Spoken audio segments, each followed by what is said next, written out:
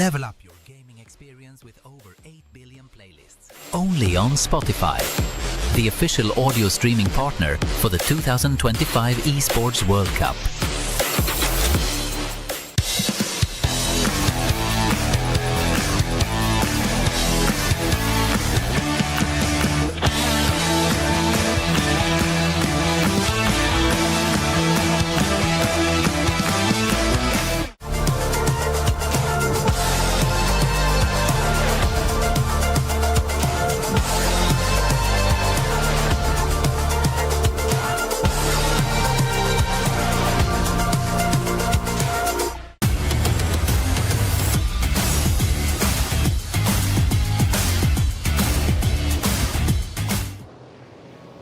I'm on the concrete now. What's up, Free Fire fam? Here's your favorite duo. I'm Carol Bombshell, and I'm happy to be here with Yusu. We are here for Free Fire at AWC 2025. Yes, and we are very, very happy to be here. And here's our player launch. Me and Carol are going to catch some of our players to do a small interview. Shall we go? Yeah, let's go! Let's go! Next to me is Fluxo, and I have my translator here, Carol. Bombshell Carol. Yeah. Okay, so let's ask them a few questions, shall we? So we will start with Bob first. Okay, Bob, so since you were the champions of our Purgatory Global, so do you think that they can finish the road here with another victory with a trophy very pretty of our EWC 2025? Já que vocês foram os campeões do ano passado, né, do Free Fire World Series, vocês acham que vocês conseguem manter a mesma rota de vocês para serem campeões do EWC? Eu acho que sim, esse é o nosso objetivo, é vencer novamente, não só o EWC, como também todos os outros campeonatos que estão por vir. Então, se Deus quiser, vamos seguir a mesma rota e ser campeões de novo. For sure, that's our goal, to win all the championships, all the tournaments, and basically that we want all the trophies that we can get. I would love to see a trophy belongs to Fluxo at this moment. So, okay, so how's Riyadh? Is everything good here? Do you enjoy your stay? Como é que tá sendo o Riyadh aqui pra você? Tá curtindo? Como é que tá sendo as coisas por aqui? Tô curtindo bastante, é uma cidade bem quente, né, do que eu tô acostumado lá no Brasil, mas tô gostando, coisa nova é sempre gostoso de viver. Riyadh, for sure, it's really hot. It's a little bit different of Brazil. Brazil, it's hot too, but Riyadh, it's out of it. But we are enjoying our stay here, main focus on the tournament. Okay, so you guys have only been staying here for, I think, 1.5 days, right? What do you like best about Riyadh? Vocês estão aqui só por um dia e meio, né? O que vocês estão achando de Riyadh? Qual que é a coisa que você mais gosta de Riyadh? Nós estamos gostando muito por enquanto. 1.5 day was enough for us to go to our favorite restaurant. We went to our favorite restaurant. Since we got here, we went to our favorite restaurant and we are enjoying it. I love that everyone is enjoying the moment here in EWC 2025. And this is the end of our interview with Fluxo. Thank you, Kara, so much. And now we're going to find another team and start a small conversation with them. Hi guys, look who I just found here. Cougar from Core Memory Team. His previous team was AAA. Welcome for Free Fire at AWC 2025. And I would like to know, how does it feel to come for Free Fire at AWC 2025 in a different team? รู้สึกยังไงบ้างที่ได้มาแข่งขันในครั้งนี้กับทีมใหม่ที่กำลังจะเกิดขึ้นครับก็รู้สึกว่าจะมาเอาแชมป์อีกครั้งหนึ่งครับที่ริยาดกลับบ้านประเทศไทยHe said he want to bring the champion to Thailand and excited, happy to big tournament EWC. Okay, it's not about the team, it's about Thailand. All right, who is the toughest team to face here at the AWC? อยากจะเจอทีมไหนเป็นพิเศษครับใน EWC Fluxo. Yeah, Fluxo from Brazil. Okay, he has said it. Fluxo team. Okay, I'm gonna leave you to finish to get ready for the day, and we will talk more later. And here is Syro, our captain, and this is Crime, the best player from Onyx. So let's jump into our question, shall we? Syro, how do you feel right now in Riyadh? Is it hot here? And how do you feel about Esports World Cup 2025? I think it's too hot in here. We're gonna bring the sunscreen, sunblock, and lip balm. Yeah. And I think I'm excited to be here because I want to become the champion again. I love that vibe. Since a new format, Champion Rush, I think Onyx is really confident with this. So, Crime, since you were the champion of Free Fire World Series C 2025 Spring, do you feel confident that you will become the champion in Esports World Cup 2025 again? Apakah lu percaya diri juara lagi di EWC? Aku percaya diri lah untuk juara lagi. Yes, he confident to be a champion again. Oh, I love that vibe. So, what have you prepared with your team so you can become the best yourself in EWC 2025? Persiapan di EWC. Persiapannya mungkin lebih baik dari sebelumnya aja sih. The prepare is better than before. And I think that Onyx is really, really ready for EWC 2025 because look at them, very confident, and with the championship from the previous tournament, I think they're all good. I'm Yunso and really happy to be with you guys. And now let's catch up later, shall we? Bye bye. Look who I just found here, Cougar from Core Memory Team. He's getting ready for the day, but do you guys remember last year he was a champion? Last year he was representing Team Falcons. Right now he's representing a different team. Let's talk to him about this, all right? Okay, how does it feel to come for Free Fire at AWC 2025 representing a different team? รู้สึกยังไงบ้างที่มาแข่งอีกครั้งหนึ่งแต่ว่าไม่ได้อยู่ทีมเดิมแล้วทีมใหม่แล้วก็รู้สึกว่าจะเอาแชมป์อีกครั้งหนึ่งครับในรายการนี้ He want to bring the champion for new team. Yeah. A second victory. Okay, that's good. And who will be the toughest team to face here at AWC 2025? อยากจะเจอทีมไหนเป็นพิเศษครับฟุกโซครับ Oh, Fluxo team? Yes. All right, has said that. Okay, thank you so much. I'm gonna leave you to get ready for the day, and we will come back with you guys right after. Thank you. Free Fire at AWC 2025. Hello, can you introduce yourself and your team as well, please? So my name is Tasin Hossain Rudro and my in-game name is RHK Kutus and my team is from Bangladesh. Name is Team RedHawks. Okay, so is this your first time representing Bangladesh to our AWC 2025 this time? So we are not that much nervous, but it's our first time. We are gonna represent our country very slightly and we are gonna give a banger. Okay, so I'm really glad to hear that since a new country that joined to Free Fire again, which is Bangladesh. So how do you feel about EWC 2025? Was it fun or you feel the hype? Do you feel the heat in it? That is too much fun for us and that's our first time. We also feel hype on this matter, but this is good. Yeah, I do feel like that. So how was your stay in Riyadh? Riyadh, we are traveling here for the first time and this is quite good. Because I feel the same as well. So, since this is the first time I saw Bangladesh in our tournament, so yes. I wish all the best to you. Thank you very Good luck much. to your team Thank you. fighting. Thank you. And we are back at the Players Lounge with Team Vitality. And I have here Koja and Chris. Okay, I would like to know Koja expectations for the debut day. Oke, Koja, kamu bisa bantu jawab gimana ekspektasi kamu buat di match day nanti? Ekspektasi aku sih yang pasti pengen lolos grand final dulu terus bawa piala. Okay, his first expectation is gonna qualify to grand final first, and after that, in the grand final, he wants the trophy. Okay, since we are talking about grand finals, I would like to know what are his main strategies. Okay.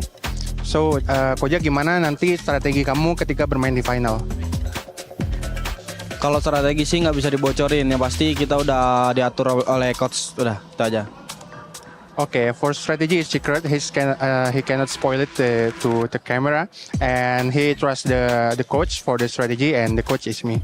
Okay, since he is a support player, I would like him to tell me 3 names of one of the best support players. He can be from different regions. Okay, Koja, kamu kan sniper nih sekarang atau support. Nah, kamu bisa sebutin 3 pemain support yang menjadi terbaik versi kamu. Number 1 MT7 Fluxo, number 2 Evos Russia, number 3 Koja. Good. Yeah, that's what she talking about. Okay, we have it. Thank you so much, Koja. Thanks so much, Chris. Enjoy your stay here. And that's it, guys.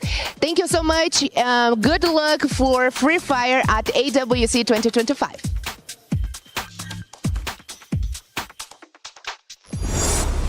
Welcome to the Esports World Cup, the pinnacle of esports competition, waged over 7 action-packed weeks, featuring the world's best players competing in the best games for a chance to take home a share of our life-changing prize pool.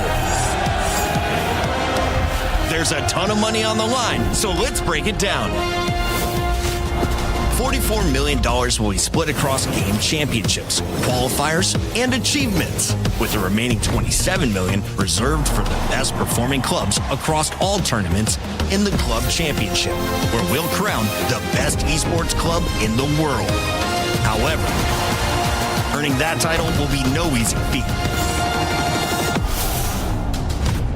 Throughout the Esports World Cup, clubs will earn points based on their placement in each title. At the end of the Esports World Cup, the top 24 clubs will earn a share of the $27 million, with the winner taking home a staggering $7 million, and of course, the title of Best Esports Club in the world. And it doesn't stop there. For these 7 weeks, Riyadh Boulevard transforms into the ultimate gaming festival, featuring everything from heart-pounding community tournaments and creator meet and greets to all-star show matches and live performances from global music icons. Bigger, bolder, and better than ever before, all kicking off with a jaw-dropping opening ceremony. Who will rise above and write their place in history? Watch it all here at the Esports World Cup.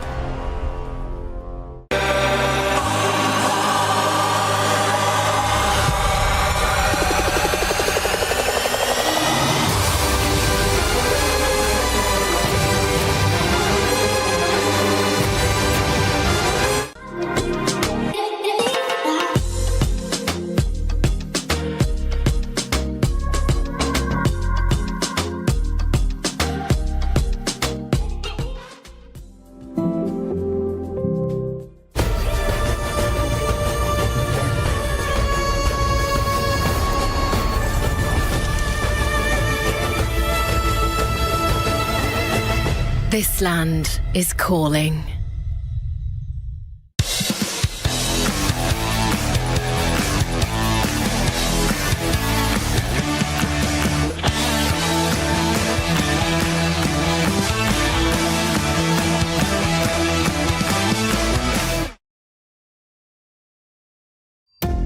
We're in Riyadh for EWC, and this is how we prepare for Media Day. You think people gives MVP points for perfect hair? Bro, you were supposed to be reviewing the left zone rotations. I am. I'm rotating from left to right. Welcome to the first day of AWC Free Fire 2025, where strategy meets style.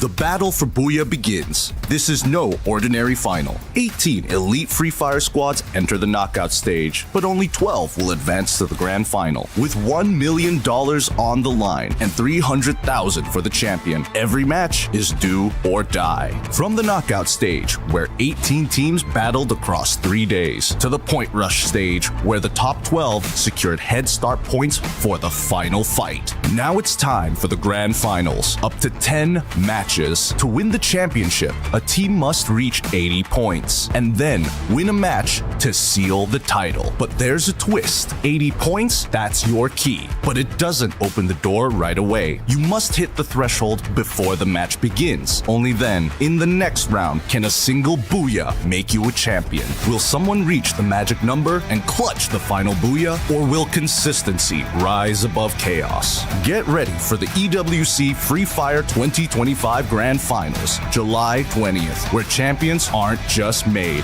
they booyah.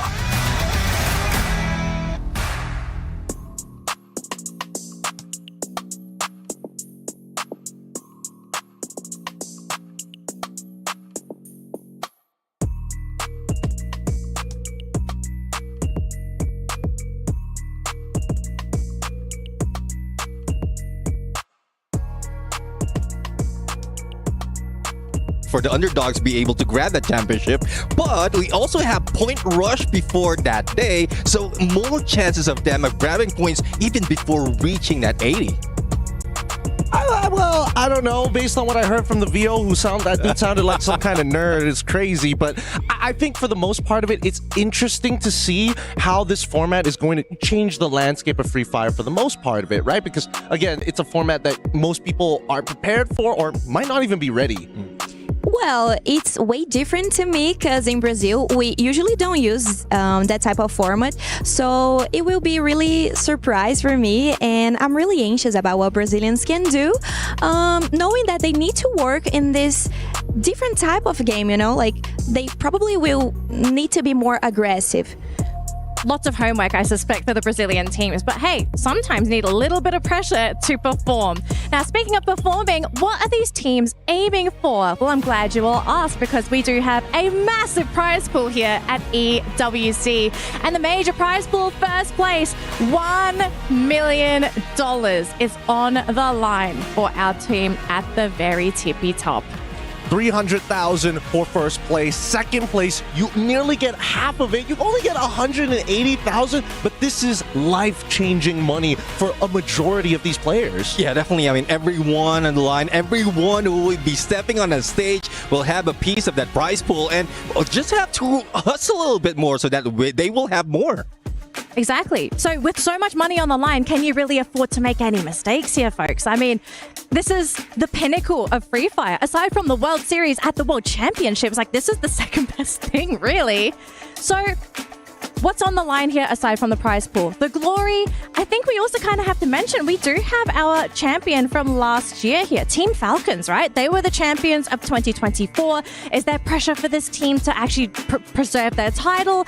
Or are they maybe, you know, sort of a little bit lower on the stepping block here? Because to be fair, we did have a conversation backstage about this. Falcons not looking great this season, gentlemen. Yeah, I mean, it does look like they are not that prime team, especially when the OG teams from last year are playing. Two of them are new, but had some experience in terms of dealing with those in the World Series. So I guess we have to find out right now. It might be smokes and mirrors for Team Falcons just to throw us off in our game. I don't know. It sounds like you're pulling off the smokes and mirrors for them. You're already sprinkling the smoke screen, Neptune. I see what you're doing here because, again, I think that Southeast Asia is looking at this tournament after seeing what the Free Fire World Stage has given to these players. And not to mention that Brazil was able to take the World Series last year. So therefore, I mean, this is a tournament we want to win bad. Yeah, I think that you really won that, but I think it's good to remember that it's a type of it's a different format for the last year, right? So maybe Team Falcons can do the same as they did in the last year. anything can happen at EWC of all places, you know. Got to pull out some of those tricks. Now, speaking of tricks, we're not going to have too much of a trick here because this is today's schedule. If you keep up with competitive Free Fire, it's pretty standard in terms of the map order, so nothing too crazy, but this is the order of maps we're going to play for today's games. And remember, folks, we are playing with teams in Group A and B. We are not having everybody play today. We have split the teams into 3 groups, and A and B, they'll be playing the maps in this order. Neptune, any kind of words you want to add here for the maps? One thing I would say is Bermuda is mostly scrappy because everyone knows the map. It's an OG map, so you would know the rotation, you would know how to work it out for each compound, but some teams use this as an advantage because of all the chaos, and it's day number 1. So we don't have the drop spot specific yet for each team. So if you can stay away from everyone, just watch them out for the edge of the circle, you might get a lot of eliminations, similar to what we've seen Falcons did from last year. Well, that sounds boring. I think they need to start right from the get-go, prove that they are the best team, that everybody, this is our drop spot, nobody else gets to play here for free, not without a cost. Absolutely. Now, speaking of Free Fire, it's not just Free Fire here at EWC. We also have the Club Championships. Now, we're going to be jumping into the STC Club Championships update so you guys know what is currently happening with the point system. Throw the video production. This is the Esports World Cup Club Championship, the ultimate cross-game competition that will crown the best esports club in the world. Let's break down how it works. Clubs will be able to compete at the Esports World Cup and as many titles as they can qualify for. The clubs will then earn points based on their placement in each title. To qualify for the Club Championship, a club will need a top 8 placement in at least 2 competitions. But to win the championship, a club must place first in at least 1 competition. At the end of the Esports World Cup, the 24 clubs with the highest number of points will earn a share of the $27 million, with the winner taking home a staggering $7 million. And of course, the title of the best esports club in the world. Who will rise above and write their place in history? Watch it all here at the Esports World Cup. Hello, I'm Yunsul and welcome to our Club Championship Weekly Recap. What a week 1 thrilling it has been across the Esports World Cup 2025. And last Friday, we saw Team Red Light emerge victorious in Ren Sports. Then, on Saturday, Detonation Focus Me Goat 1 claimed the inaugural Fate of Fury tournament title, going undefeated and denying Quaishou Gaming Shanghai his bid to become the first 2-time EWC champion.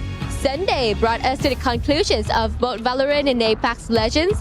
In Valorant, Team Heretics secured their first 1,000 points in a club championship. While they have had a strong start, they are not yet eligible for the prize money, as they only VK Gaming who were crowned the championship. Looking at the updated club championship standings, we now have 5 clubs tied for the first place. 4 of these, Team Heretics, Detonation Focus Me, BMW M Team, Red Line, Red Bull Sim Racing, and VK Games this past week. Genji Esports is the only club in this leading group has yet to win a game title. Further down the board, 5 clubs are tied for the 6th place. 4 of Team Virtus Pros, ROC Esports, Fnatic, and Quaishou Gaming secured the 2nd place finishes in titles this week. Team Falcons is the only club in this group that did not place 2nd. Crucially, after week 1, only 3 clubs participating in the club championships are currently eligible for the prize money, having secured 2 or more confirmed top 8 placements. These are Genji Esports with 1,000 points, boasting 3 top 8 placements in Valorant, Apex Legends, and League of Legends. Team Falcons with 750 points, having achieved 4 top 8 placements in Ren Sports, Fate of Fury, Dota 2, and Apex Legends. AGAL with 400 points, with top 8 placement in League of Legends and Honor of Kings.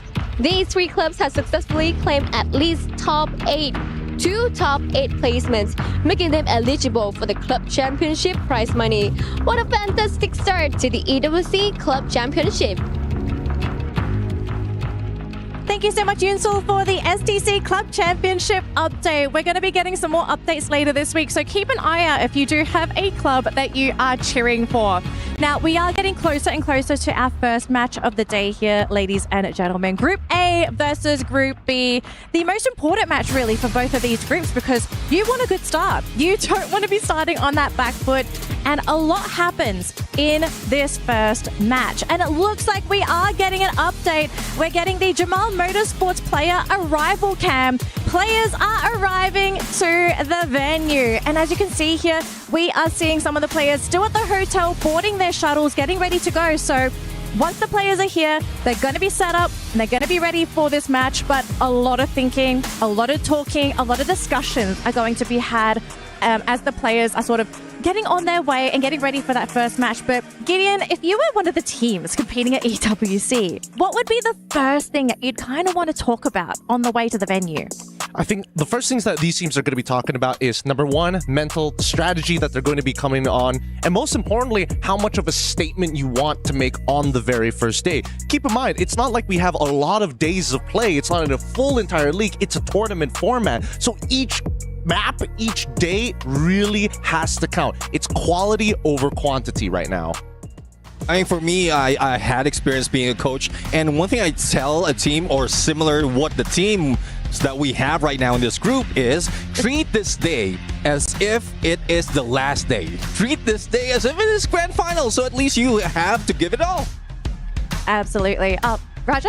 I agree with everything. I think the first day is really important, even for the Brazilian players, because they need to understand like the landing spots and this type of stuff, because it's going to be really important at the final. So they need to know what to do in the beginning of the game.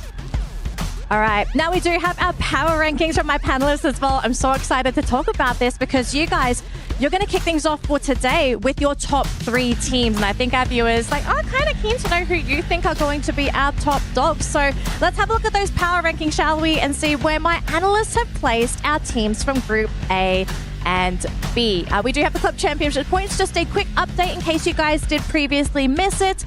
But we will have our power rankings in just a second. But before the graphic pops up, I do know that you guys all had the same top 2 picks. Walk me through this.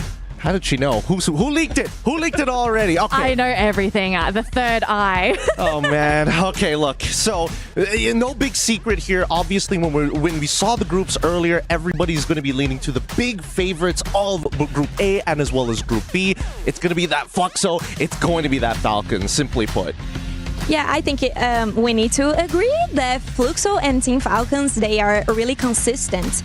So that's important, and we need we need to see everything, and we need to point this. And I also put Alpha 34, but I was being optimist. I was trying to put another Brazilian team. I could put like Pain Gaming, but I don't know. I like Alpha 34 too, so I don't know. That's my pick for my 3 picks for today. Neptune, I want to hear your third pick. Yeah. Why did you go for EVOS? Not only did it go second place from last year, but we also are about to see the Wonder Kid, Russia, play in here. So I want to see this guy beat up like a lot of snipers in this stage, and just a kid being the best. Kid being the best? If we're talking about kids here, Vitality, they have shown us something else, right? Throughout their own regular season, especially when we're talking about Southeast Asia, they take an Indonesian style that has continued to develop and honestly proven to work, but they're adding their own little flavor on it. If they are looking to play for those final zones like most Indonesian teams are going to do, they are the most aggressive amongst them. They are the ones who are going to say, we are going to die on this hill, and we're going to fight you tooth and nail until we take it from you. I would agree with that. We've seen RRQ as well, not only from last year, but in their regional matches as well. So their adaptability is being taken by Team Vitality, and this is the first time that they will be coming here. Compared to RRQ, they have seen all those struggles, all those mistakes, and I guess they have a counter for that. Yeah, I love hearing your thoughts and opinions there for the Aramco Power Ranking. So thank you, ladies and gentlemen, for sharing your top teams for groups A and B. But we do have an extra story here for you folks. The road to Riyadh for Team Fluxo. Let's see how their journey was to the EWC 25.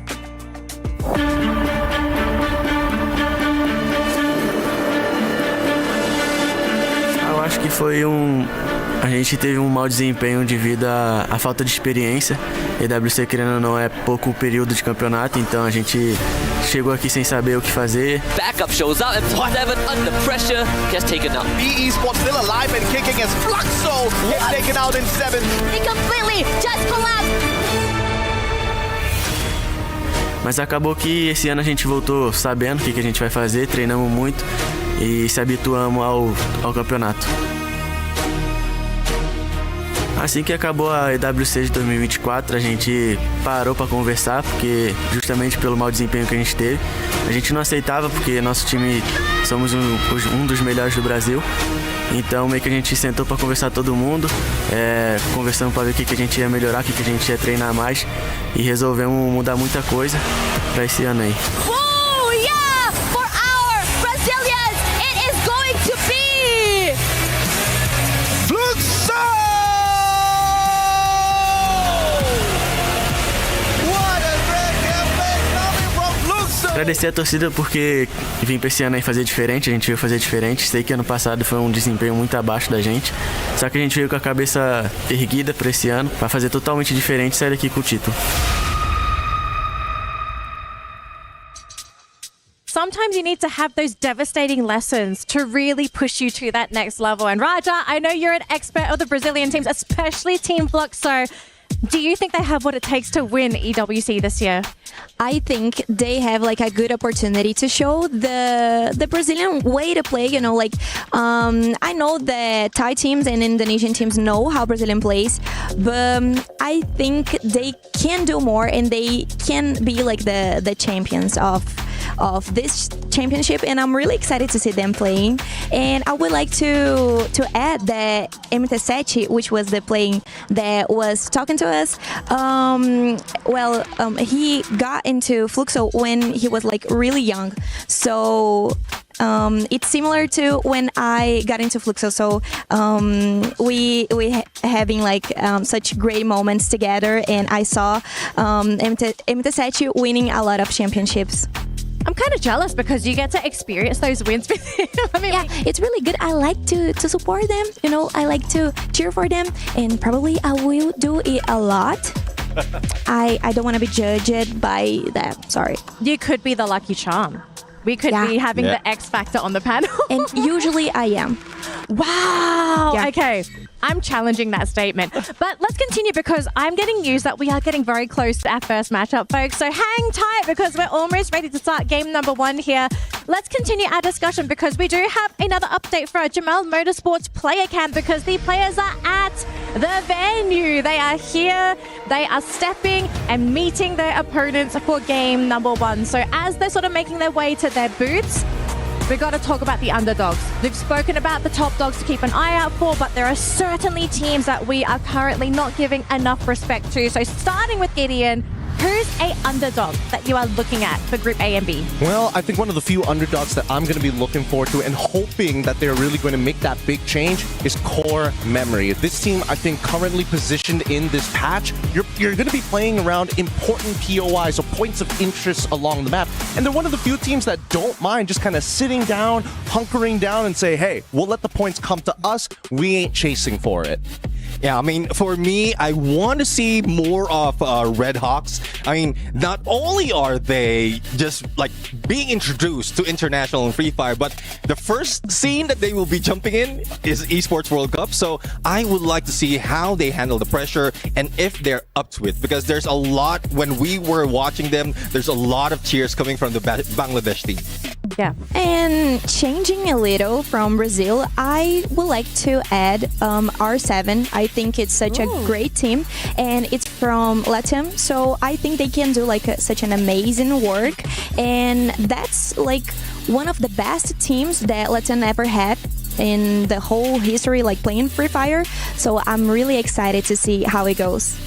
And let's talk about teams in Group A and B. Okay, we kind of had a bit of a discussion behind the scenes. No fighting, okay? We were discussing like adults. But A and B, okay, Neptune, I kind of heard you arguing with Gideon about the fact that, you know, one of the groups is a little bit better than the other one. Who between the two of you, who do you think is actually the stronger group and why? Yeah, I mean, judging from just from the like power rankings, we are seeing that Group B would be at this point day number 1, the group of death. So we'll see if they're going to bring it on, live up to that name, because there's a lot in here, even a returning team. So I would love to see that. Fluxo is part of Group B. They've been the global championship or the global champions. So I think they're going to bring it on. This is why we had the argument in the first place. Because Group B, Group of Death, yeah, sure, that's so obvious. But day 1 is where things are supposed to be a little shaky, a little more volatile, as some may like to call it.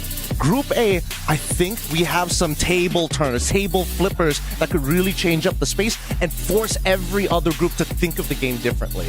Well, very exciting times here, folks, because we are about to ready to kick things off here for Free Fire at EWC 25. Whether you are here at the venue or if you are at home watching on one of our social media platforms, cheer for your team, send them your energy because EWC is about to begin here for Free Fire. As we get ready for our opening ceremony, here's a quick recap on how everything works for our trophy. No competition is as ruthless as the Esports World Cup. Its trophy system is no exception. The Club Championship Trophy, awarded to the one club that rose above the rest and reigned supreme across all EWC games. The Game Trophy, when a competitor closes their eyes, it's all they see, and it's not complete until it's sealed with a champion's key. Every participant earns a key engraved with their name. That's their right to compete. This year, returning champions hold a key unlike any other. Only one can place their key into the game trophy and become an EWC champion. The frame of the champion's key is embedded into the totem, a stone marker of legacy displaying every champion of the year. The keys of the eliminated will be crushed. The champion selects 3 broken keys as a personal token, a reminder of who they have humbled. Beneath the totem, a resin block holds the remaining keys, a graveyard of fallen contenders. Will your dreams be broken or your name carved in gold and stone? At EWC, nothing is granted, everything is earned.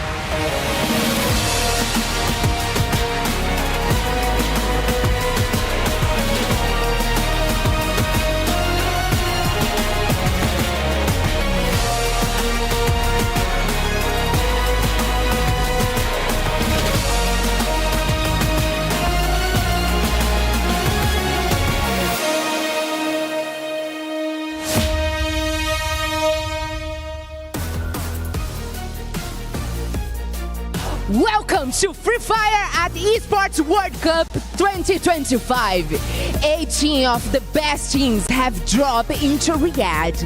Champions from Brazil, Latin America, Southeast Asia, MEA, Europe, and beyond. each fought their way here through these original battles, qualifiers, and point races. And now they are facing their biggest challenge yet. Their dreams are locked inside these keys. Those who fail will have their kills crushed and placed out to the graveyard at the totem.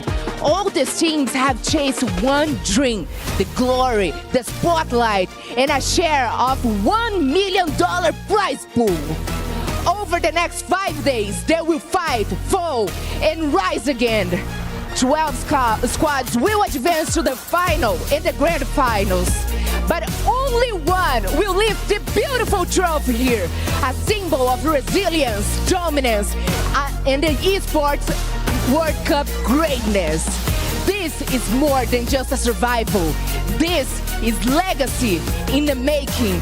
This is the moment to prove who can fight under pressure, lead under fire, and rise above. Let the battle begin! This is Free Fire at AWC 2025. Let's introduce our teams from groups A and B, starting with RedHawks. Bangladesh bold entry, hot drops, hotter M.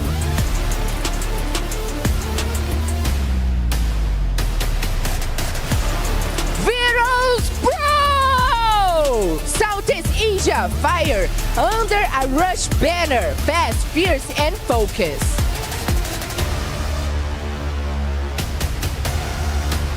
Core Memory Esports! Thailand's brand squad, smart moves, deadly plans. Fluxo! Brazil's global champs, the boogeyman of end game.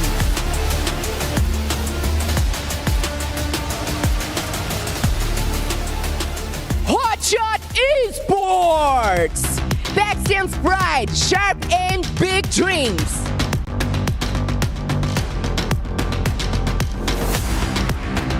Evil's Esports! Indonesia's elite, clean plays, goal decisions.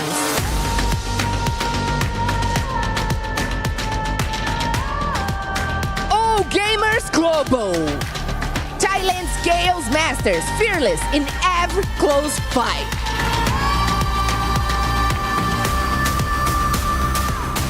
Team Fatality!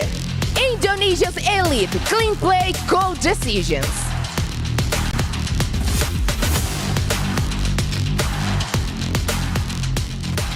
Vision System!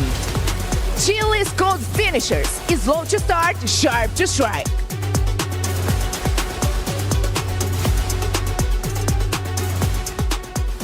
Bay Gaming! Brazilian's veterans, smart, steady, and deadly in the zone.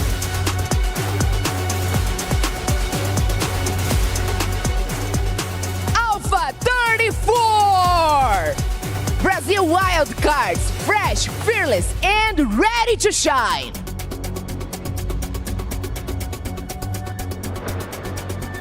Team Falcons! Champions of the club championship, now defending their AWC crown with pride, their own and only.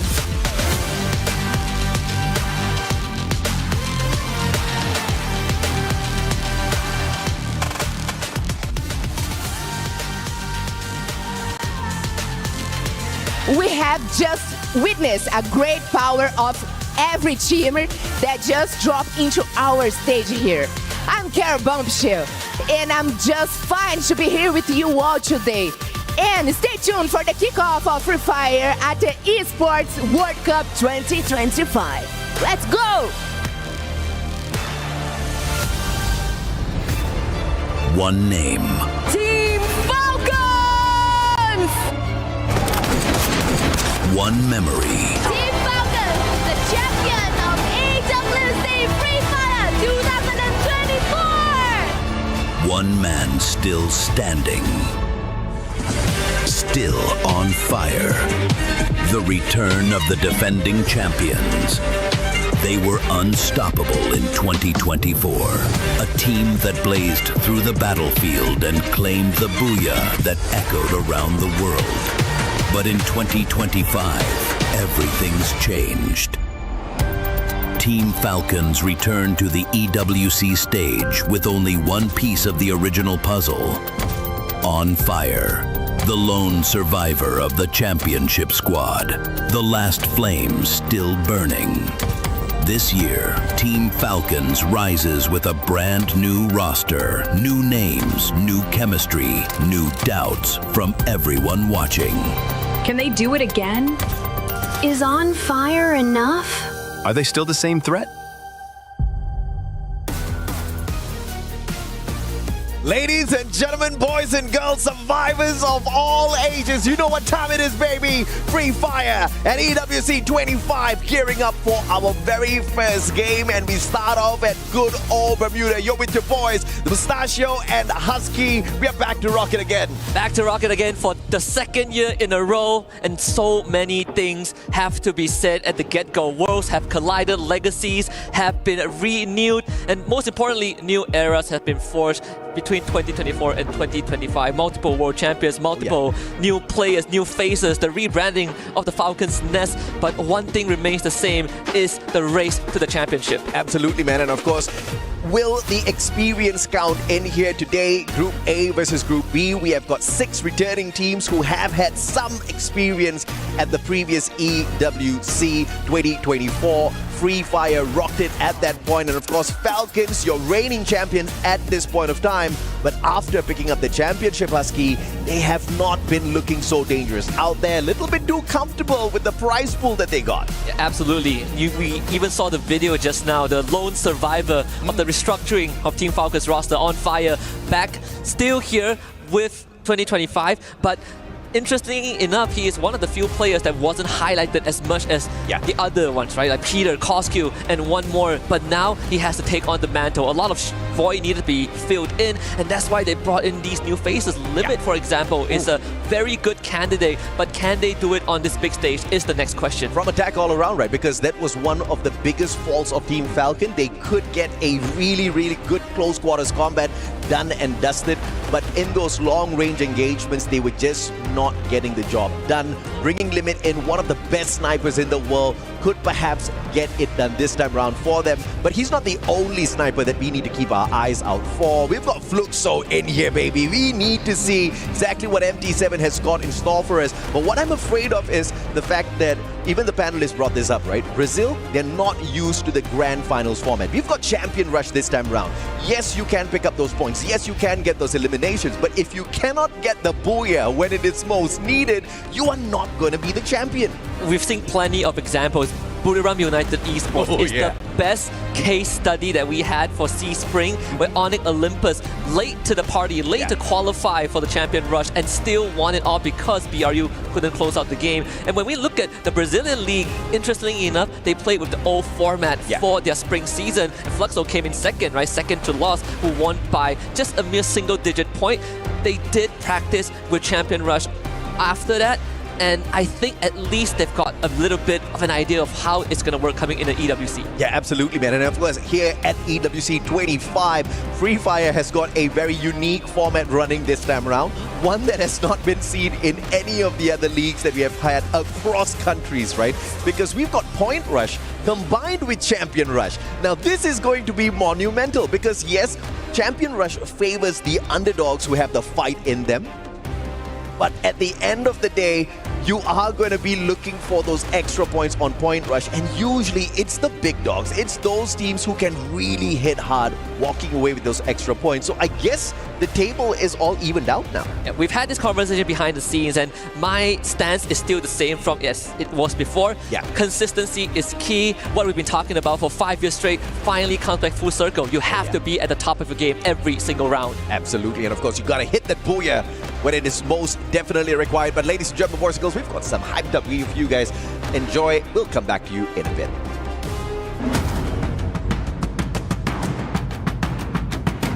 BRU are not going to give him that time. Mochi finds a bullet straight to the stadium.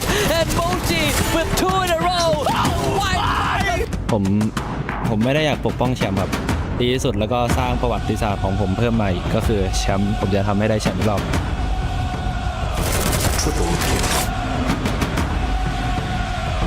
Nada, que se preparen, que vamos a ir con todo y daremos todo.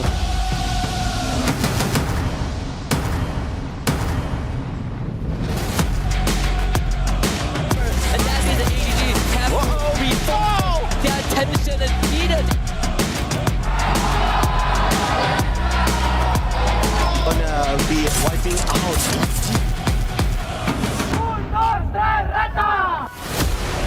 เข้ารอบได้ก็จะไปเอาแชมป์อีกครับเพราะปีแล้วก็คว้าแชมป์มาแล้วครับ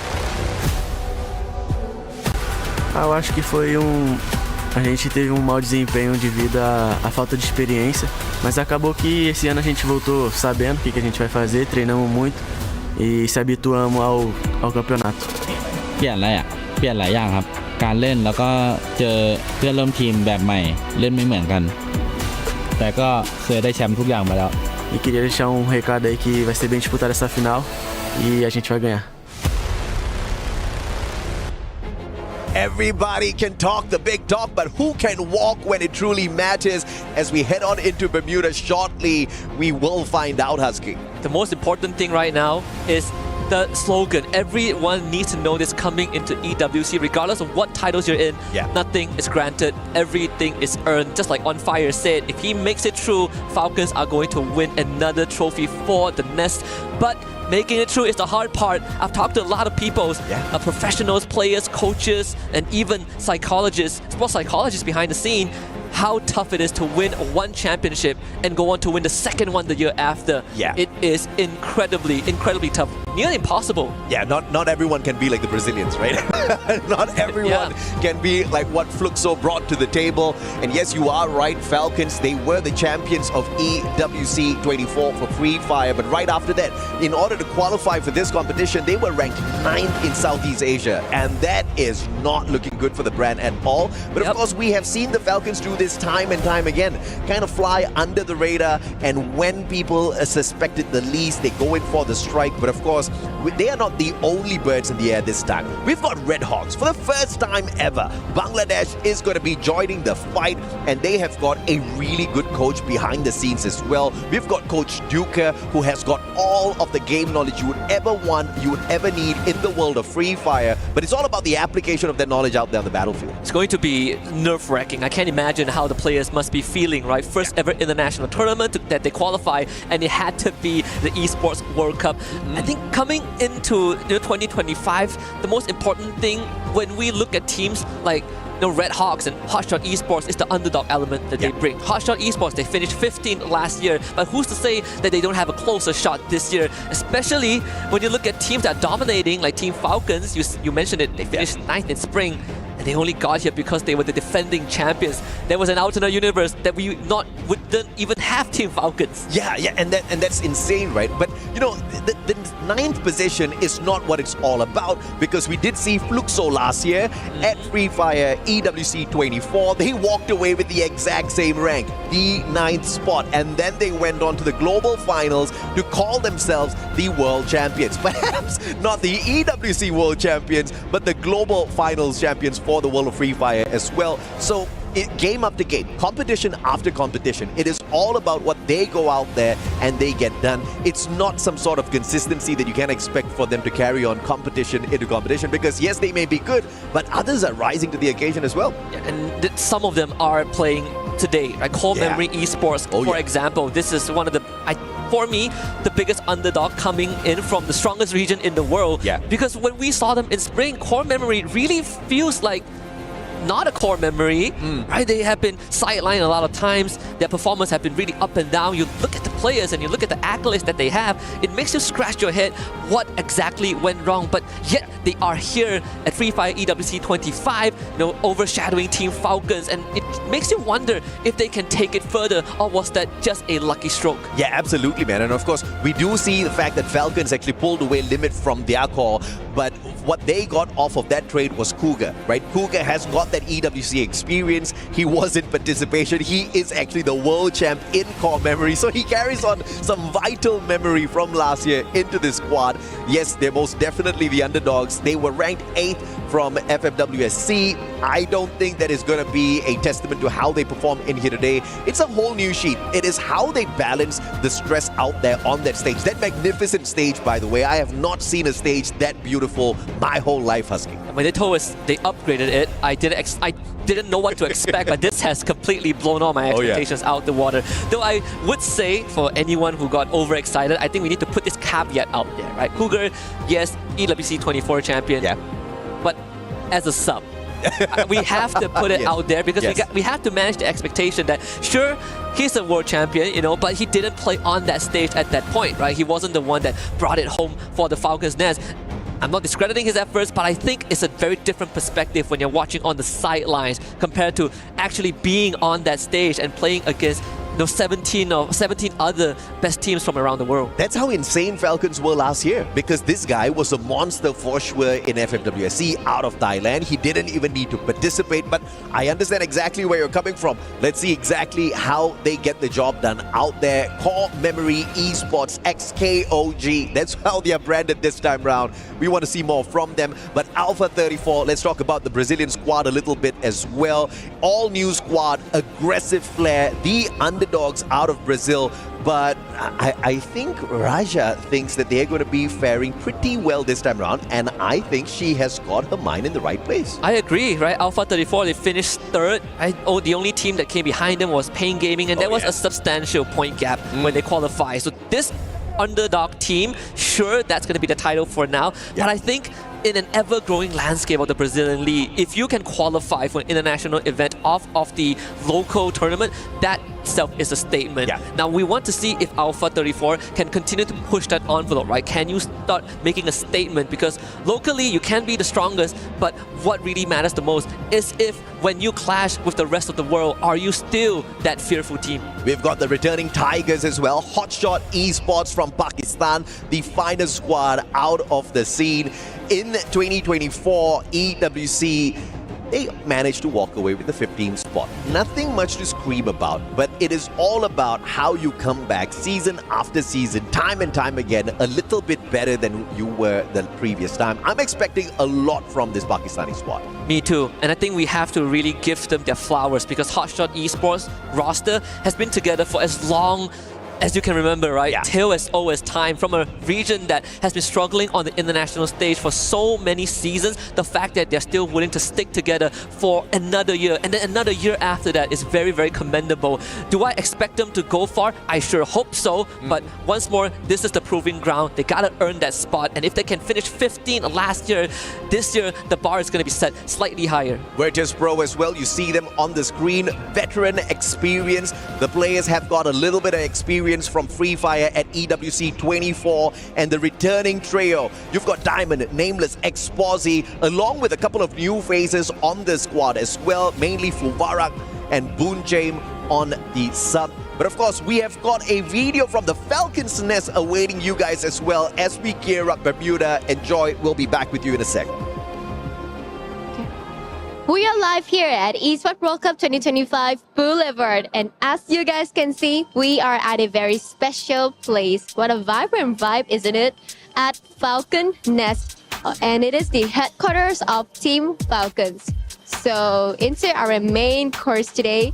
This is a very vibrant place, a very special place to who those love gaming, esports, and here is a showcase that all of the achievement and of course the academic belongs to Team Falcons. So today, let's catch up with me some little information about this thing, shall we? Last year, on home soil, Team Falcons competed in 18 of the 22 esports at EWC 2024, demonstrating impressive level of play across a variety of games.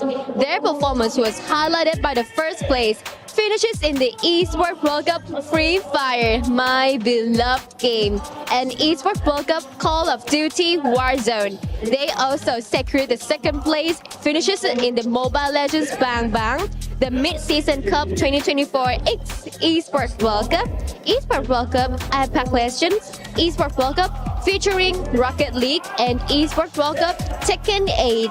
the organization's stellar results here in Riyadh were more than enough to secure them the first place to finish in the EWC 2024 Club Championship points.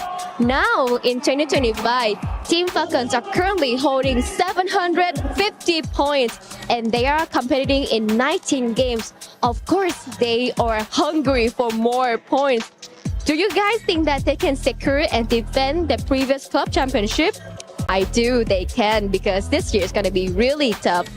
That is all we have. Well, will Falcons be the champions again? Will they walk away with the club championship? I think Yunsol had hit the nail right on the head. They are in so many titles, so many games, aiming for the top. The probability is really high.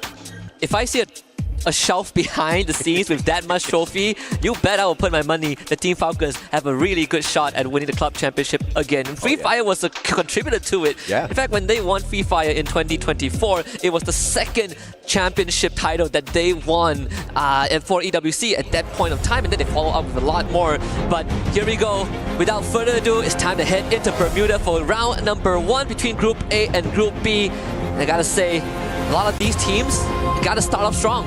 Yeah, absolutely. You see some eyes closed there. You see some prayers being made. Of course, no amount of divine intervention can help a squad when they hot drop another one and are a little starved for those weapons. Luck will most definitely come into play. There's no amount of homework you can do for day number 1 here at Free Fire at EWC 2025.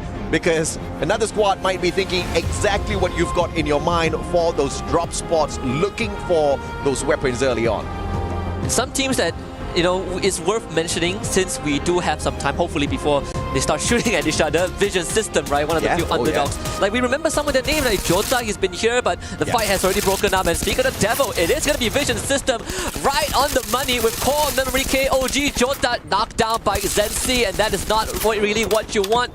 And CXK are making it work. Yeah, fantastic bait and switch there. And it is Cougar with the very first elimination of the game. And it looks like Zensi continuously on fire. 4 eliminations, the first squad to get knocked out. Vision System, unfortunately, they did not have the vision to stay away from one of the deadliest squads out there. I am so sorry. I was doing my job. Vision System, not the exit that anyone would want, but it, you know, that's how competition is. Core Memory, strong start. It is also a team that we talked about, the underdogs from Thailand, and you don't really get that title easily. And the fact that Core Memory got off to a 4-point start, it is a dream opening, especially when they have control of Clock Tower. Yeah, and we were highlighting Cougar as well as to how he was the sub out of Falcon. When you let this guy play, you see exactly what happens, right? First blood material in Core Memory Esports XKOG, picking up the first 4 points, the only squad to get into a tussle early on and to walk away clean, not allowing their opponent's vision system to get away from Clock Tower at all. But of course, that is not to the... we can't really judge vision system all that too early, right? Because these hot drops can be absolutely deadly sometimes. Once again, luck comes into play. You never know what sort of a weapon you're going to be finding out there. And unfortunately for them, luck just wasn't on their side early game at Bermuda. Yeah, could be on our side though. Sometimes we say something and it just happens. That's all the time. Yeah, it sounds scripted, but I promise you, we did not plan this at all. Kyung actually gets knocked down by Peter Afar. Vitality now being caught in the crossfire. The Team Falcons on the tail. I do wonder how this is going to turn out, right? Especially with Peter, it's going to be forcing the rest of Vitality away. They will escape the Falcons. Thanks for now, Diggs out in the air, but no follow-up shots, so Falcons only find 1. Yeah, well played by Vitality. So if anyone is wondering, like, Vitality, where did they come from?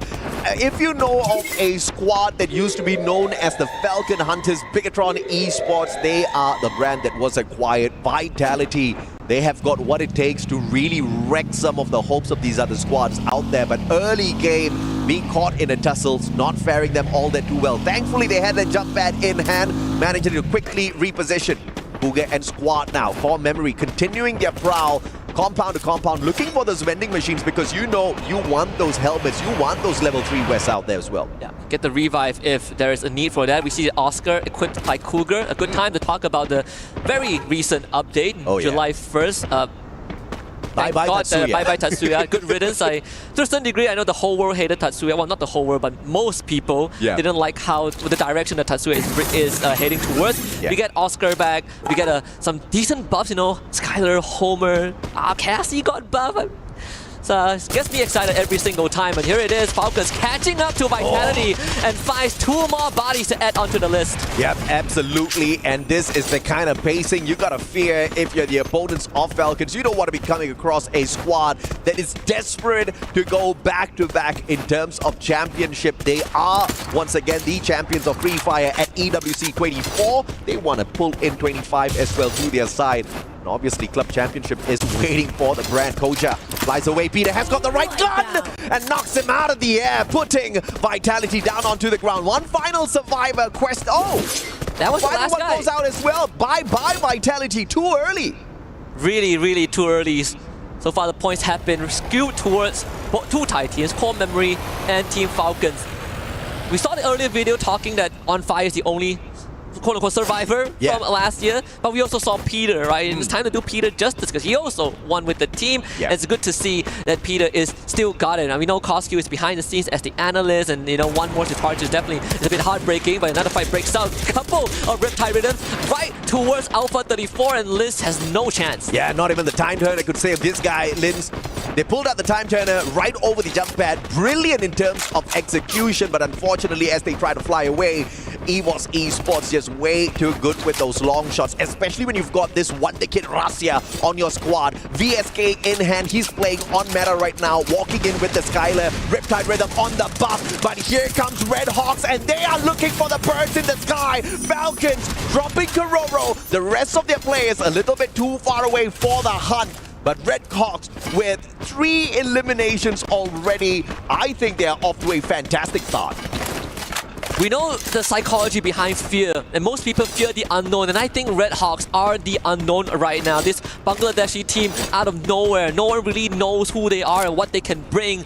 Taking 3 points for themselves at the very start, and I think when you play with this mindset that no one knows who you are and you really got nothing to lose, maybe that's the motivation that RedHawk needs to push it further. EVOS Divine now arriving at Factory, and that other occupants, you have Core Memory, you have Alpha 34, basically scattered around this compound. EVOS are not going to make an entry just yet, but I think holding this perimeter is perfect. Yeah, absolutely, man. And of course, you've got Liu here as well. Alpha 34 managing to get away from harm's way just moments ago, but perhaps out of the pan, straight into the fire. They've got a good wall now, blocking off the vision of Core Memory from spotting them out in the open. But the question is, does somebody rotate behind them? And as I asked that question, thank you very much, production. You've got RedHawks heading straight in towards Factory as well. This is really dangerous.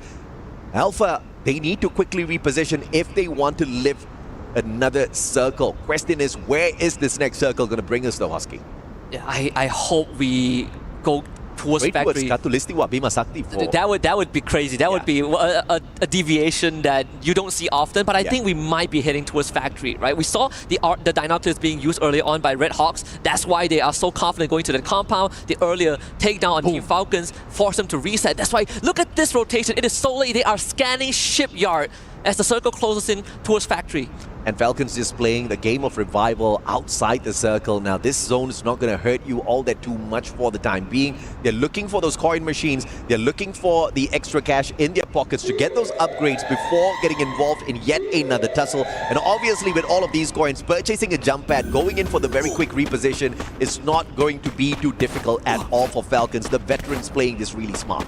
Absolutely. Even in the bigger scheme of things, there's a couple of teams that like to play it slow, right? Yeah. We heard earlier on when Carol was doing the team introduction, she said the boogeyman of the final circle, Fluxo. We see them on the map right now. They're coming in from the southern side towards Mars Electric. They're going to run into RedHawks if they continue that trajectory. But RedHawks also understand that they cannot hang around Mars Electric for too long, so they are going to make that rotation towards that western side. A fantastic read of the circle by both RedHawks and Fluxo. And RedHawks trying to flank around towards the southern side as well. Spotting out Team Fluxo makes the right decision to back away, because out in the open, it's not like they can't take a fight, but you're going to be using a lot of your resources, losing a lot of your glue walls, medkits, just absorbing those shots. That's not a fight you want to take.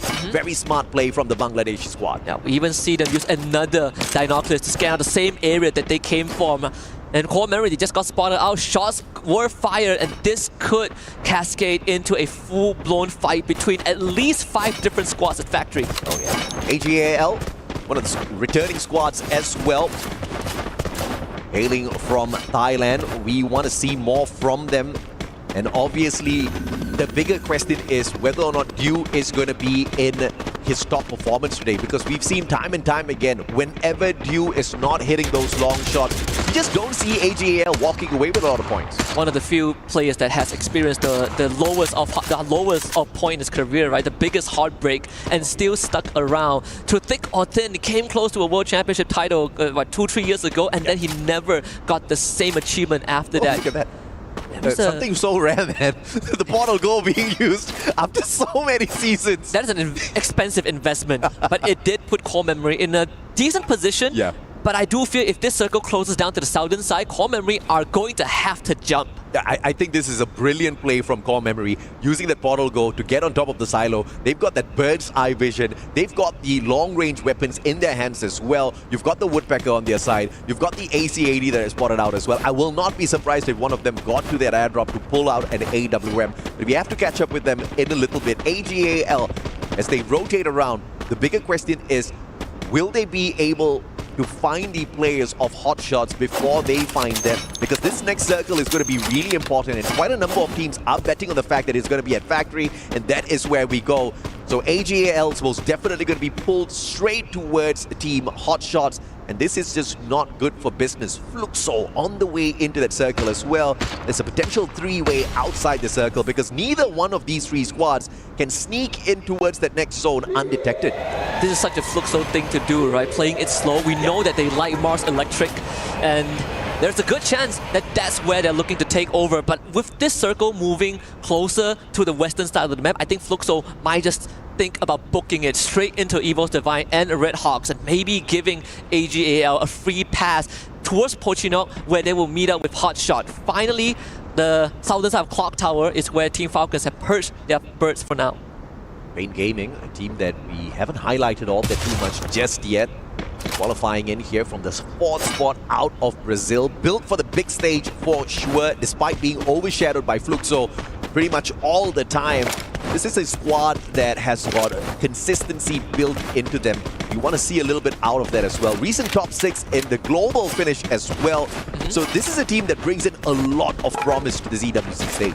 You see the airdrop collected by Team Falcons, so they were able to finally take their time and get ready for the end game, right? Yeah, that's a big play there. It's incredible. The fact that they were able to really read the situation right, understanding that most teams are going to head for the circle, and Fluxo likes to play south side. Yeah. Falcons got the entire north arsenal to themselves, and now they are ready to begin a potential siege into Factory. But I think the smarter way is to wait for Alpha 34 or Evo's Divine to start an engagement. Yeah, and you know we are on standby for some pandemonium. 12 minutes in, 10 squads still alive and kicking, each and every single squad stacked with players. 40 players out there on the battlefield right now, and this circle is going to get a tad bit too tight in a couple of seconds. This does not look good for some of them who are outside of Factory, baby.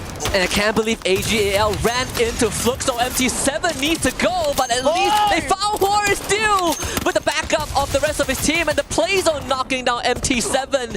Fluxo down to just Bobs against the might of AGAL. This could be his final resting spot on Bermuda. Bobs has nowhere to go, takes the launch pad, wants to escape, but Cypher says no. Fluxo are out. As anticipated, they bump into each other on the way towards Factory, and Fluxo, unfortunate in the first bout, the first engagement they get into, they walk away with just 1 point on their side. But of course, they've managed to take away a player from the side of AGAL, perhaps that will punish them a little bit later on. Virtus Pro circling on in. Hot Shot can't get the job done just yet, and Pain Gaming showing them exactly how to get the job done. Action stealing away Diamond from their hands. Pain Gaming a tad bit annoyed, but they will go all out to shut down Hot Shots as well, who have not gotten into the Factory compound just yet.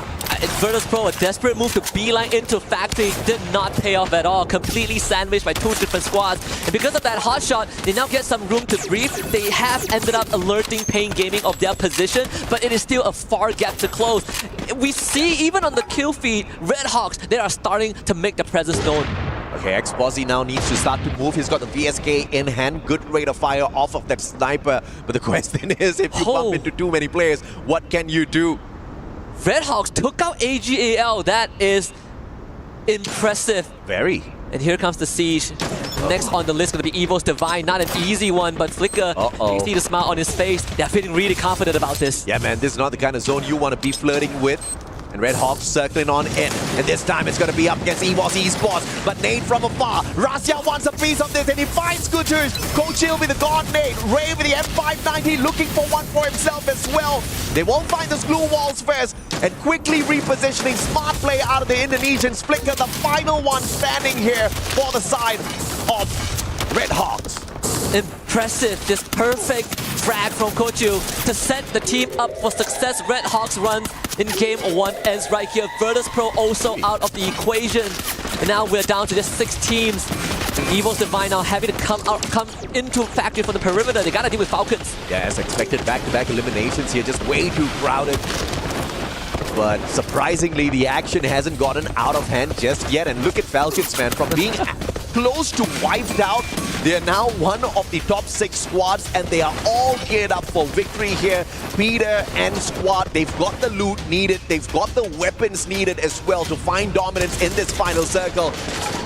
See exactly how they circle around as Core Memory Esports needs to now get out of this factory. That silo play early on is paying off. They get such a good position to work with, eliminating Hotshot Esports in the process. And we see now the battlefield is starting to light up. Team Falcons making their presence known, taking out the members of Pain Gaming and Alpha 34. The Brazilians completely vanquished. Yeah, 6 eliminations, make that 8 now for the side of Falcons. Core Memory Esports circles around, looking for a victim. They will find nothing except an empty part of this circle. Great position to hold on to. Falcons up against EVOS on the other hand. From the wall, those FGL shots are going to find the connection, but for the time being, there's a little bit of a peace treaty between the two. Core Memory is just going to let this play out on the northern side. There's nothing that they need to worry about except for a moving circle, which they will start to lean into. But for Evo's Divine, making it past this wall is going to be a mountainous task with Falcons guarding it. Oh, fantastic. As the circle now looking for the reposition. 3 squads left in here, all from Southeast Asia, 2 from Thailand, 1 from Indonesia, who walks away with the very first booyah of the day. Kororo has got the weapon of doom, the M79 grenade launcher in hand, trying to lob those nades over the wall.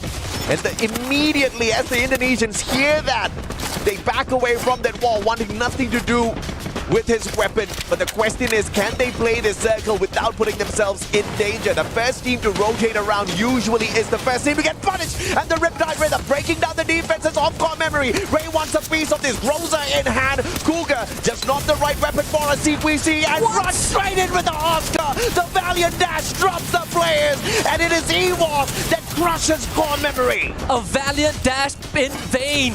And Evo's Divine now stands toe-to-toe with Team Falcons. We've seen this play out last year in the final round of the Grand Finals.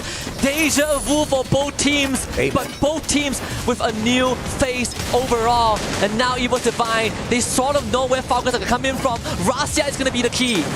First time the Valiant Dash making its appearance here at EWC, and it's such a solid play as well from the side of EVOS. On fire, has got the weapon of doom. M590 in hand, aim god, looking for one, but all he finds is the floor. Coach Shield finds the back of a player from the side of Falcons. Peter hanging on for his dear life alongside On Fire, and Falcons from champions of the previous year, EWC 24, to champions of Bermuda as we open up Free Fire at EWC 25. Just like what most people would expect, Team Falcons once more rings in the first ever opening win, setting another benchmark for the Free Fire EWC 25. But I gotta say, this final circle brings back so many core memories from last year. Evo's Divine once more came close, but the kryptonite have always been the Falcons. Your number 1 and number 2 squads from EWC 24 appearing in the final circle of the very first opener match. Dude, it seems like we scripted this. It cannot get any better than this, Husky. There's no way that we could write a script that is as good as this. But but it really sets the precedence for the rest of the team. And even when we look at some of the competitors that were knocked out early on, I gotta say, teams like RedHawks also made a splash. Hotshot Esports also made an impact by threatening teams like Virtus Pro as we approach the end game. I think if you're Evil's Divine, there's nothing to be disappointed about that round one. Rasia put up a hell of a show, but at the end of the day, when you're up against Falcons, you have to be at 101%. And RedHawks managing to shut down AGL as they would desperately try to get in towards that factory compound. That was perfect. We wanted to see more from the squad out of Bangladesh, and we get to see exactly what they're worth. RedHawks definitely in the top half of our leaderboard, as we're going to spot it in a little bit. But this was a phenomenal start of the day. We're going to be taking a quick short break, guys. When we come back, it's game number 2 at Purgatory, baby.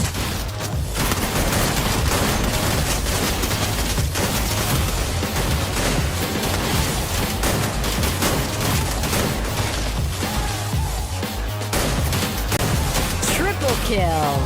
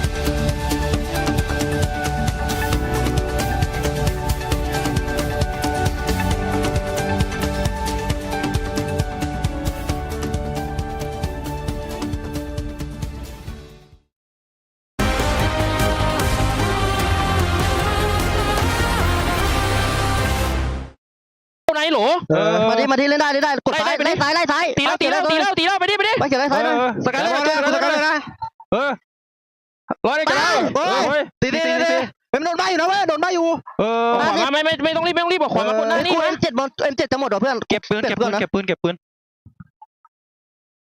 รอดูกูหน่อย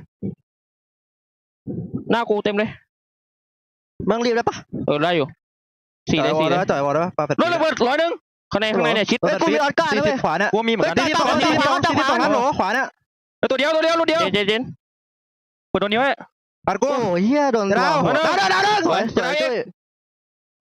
แต่ได้บ้านเตอร์กูหน่อยพีเตอร์กูหน่อยดิตัวเดียวกูแล้วพีเตอร์เจน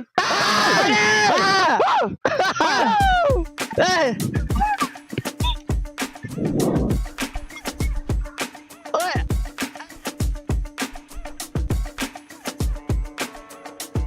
The calm before the storm as we see Falcons' point of view before they secure the first ever booyah here at Free Fire at EWC 25. And one of the storylines for the team going into EWC was the fact that there was a lot of uncertainty. The roster had changed vastly. We only had On Fire left. And so people questioned whether Falcons were going to be able to bring it back. And I mean, I think this is enough proof in the pudding, gentlemen. Yeah, I mean, definitely. We were not expecting Peter to go back. Thus, like, it's only On Fire that we only saw in that video. But Peter finally showed up. Finally, like, really ramped up the game of Team Falcons, and this is the result. I think for the most part of it, at least we see that On Fire. As soon as they got that initial pick, I wish we had like an English Thai member a part of our group, because then we can understand what's going on with the comms. We saw them take it really slow, but that sudden pick onto Aim God just opens a lot of opportunity for the team to start flooding on in. Well, I felt them like really energetic, right? So I think it was like good words, maybe, but I would like to know too. Absolutely. Now here's the match rankings for our previous matchup. Team Falcons sitting on the top of the nest, because we did have the Falcons nest here in Riyadh, and already off to a great start. First game of the day, first on top of the leaderboard, securing a whopping number of points. Some other teams, though, not so great performances. I know, Raja, we had a quick discussion during that break just now. The Brazilian team's looking a little bit slow today. Yeah, I think it's because the AJ team, the teams from Asia, they normally are more aggressive, and I think Fluxo is feeling something now that they just got wiped out really fast. So I think they need to improve more the game, like be more aggressive maybe, because as I'm saying, like right now, Thai teams and Indonesian teams, they are really fast. Like they wiped every squad like really fast, and I couldn't even like blink my eyes, and then everything just it's done. It's done. Yeah, right. Yeah. Gideon, Yes. you mentioned to us just now on the panel during that break, lots of active skills being utilized this match. Yes, no. Again, after we saw the initial patch come on through, we're thinking that maybe Tatsuya is just, dead in the water, right? Is there any use for him still, especially unless, you are guaranteed to almost secure a kill? You must always go in as two. You must always look to try and find these eliminations fast and then start kind of snowballing out of control. But now I feel like the game has taken a more tactical approach, right? Great utilization of Oscar, and not to forget, of course, you got to pair it up. Those Riptide rhythms still as deadly as ever to open those holes. Yeah, definitely. I mean, if you have a great sniper, the Skylar, the Riptide rhythm, that is a must. Now, the Oscar, though, probably it's because of the 1st of July changes for Tatsuya, so we barely see Tatsuya being used. Oscar, that's a great play. It was pointed out by the caster earlier how they managed to use that in perfection. And as you mentioned, Raja, I mean, as quickly as that, they managed to eliminate a squad. Yeah, and then Neptune, I think you put EVOS as one of your top picks, right? Okay, why did EVOS really fall short in that matchup? Because they looked really good in the initial fight. It was just that last closing battle with Falcons. Like, where did they kind of fall short here? Was it positioning? Was it a weapon disadvantage? Like, what really held them back here? I think they're trying to keep distance because Razia, the sniper of the team, usually it's a 3-1 split for them. And because it is a small circle already, there's not so much of space, even the position of those silos and the wall, so they couldn't get away from that. And once Team Falcons managed to use that Oscar against them, they just started falling down. Only Cold Shield was remaining, and there's not so much that you can do in a 1v2 situation. Well, I mean, that's not it. And that's not the only part of the story, because I feel like EVOS Divine notoriously aren't a team that kind of plow through multiple teams at once. They're always, hey, I'll take you on. Okay, quick reset, and then we go back out again. And unfortunately, the call from Aim God was like, all right, we got to take a step back. Had they just taken a 0.5 moment to, hey, show some presence against them, maybe Falcons would be a little bit more hesitant to walk up or force them to use a couple of glue walls, get those resources out early. Well, I think we need to see for the next matches, because they need to keep they need to keep the same game that they did in this last one, because I'm not sure if this will affect, for example, the Brazilian players. I think they can be like different from the next match, and I'm really anxious about it because I don't want to see this things happening, but of course, we all had like high expectations from Team Falcons, and they really did it. They did an amazing job, actually. I think not only an amazing job, but I think, I feel like just based off of not only the landing zones, but a couple, even, Alpha 34, taking their time, they denied points at the very end. So it feels like Latam as a region is looking to kind of download how everybody else wants to kind of move across the final few, especially those last 3 circles before anything else. I mean, one thing I know for sure, especially for Falcons, they want to ramp up into points. And then after that first match, they will study the opponent. So I think there will be a slowdown on the next map. The other teams will be ramping it up, but they will just be like the Falcons, like flying through the sky.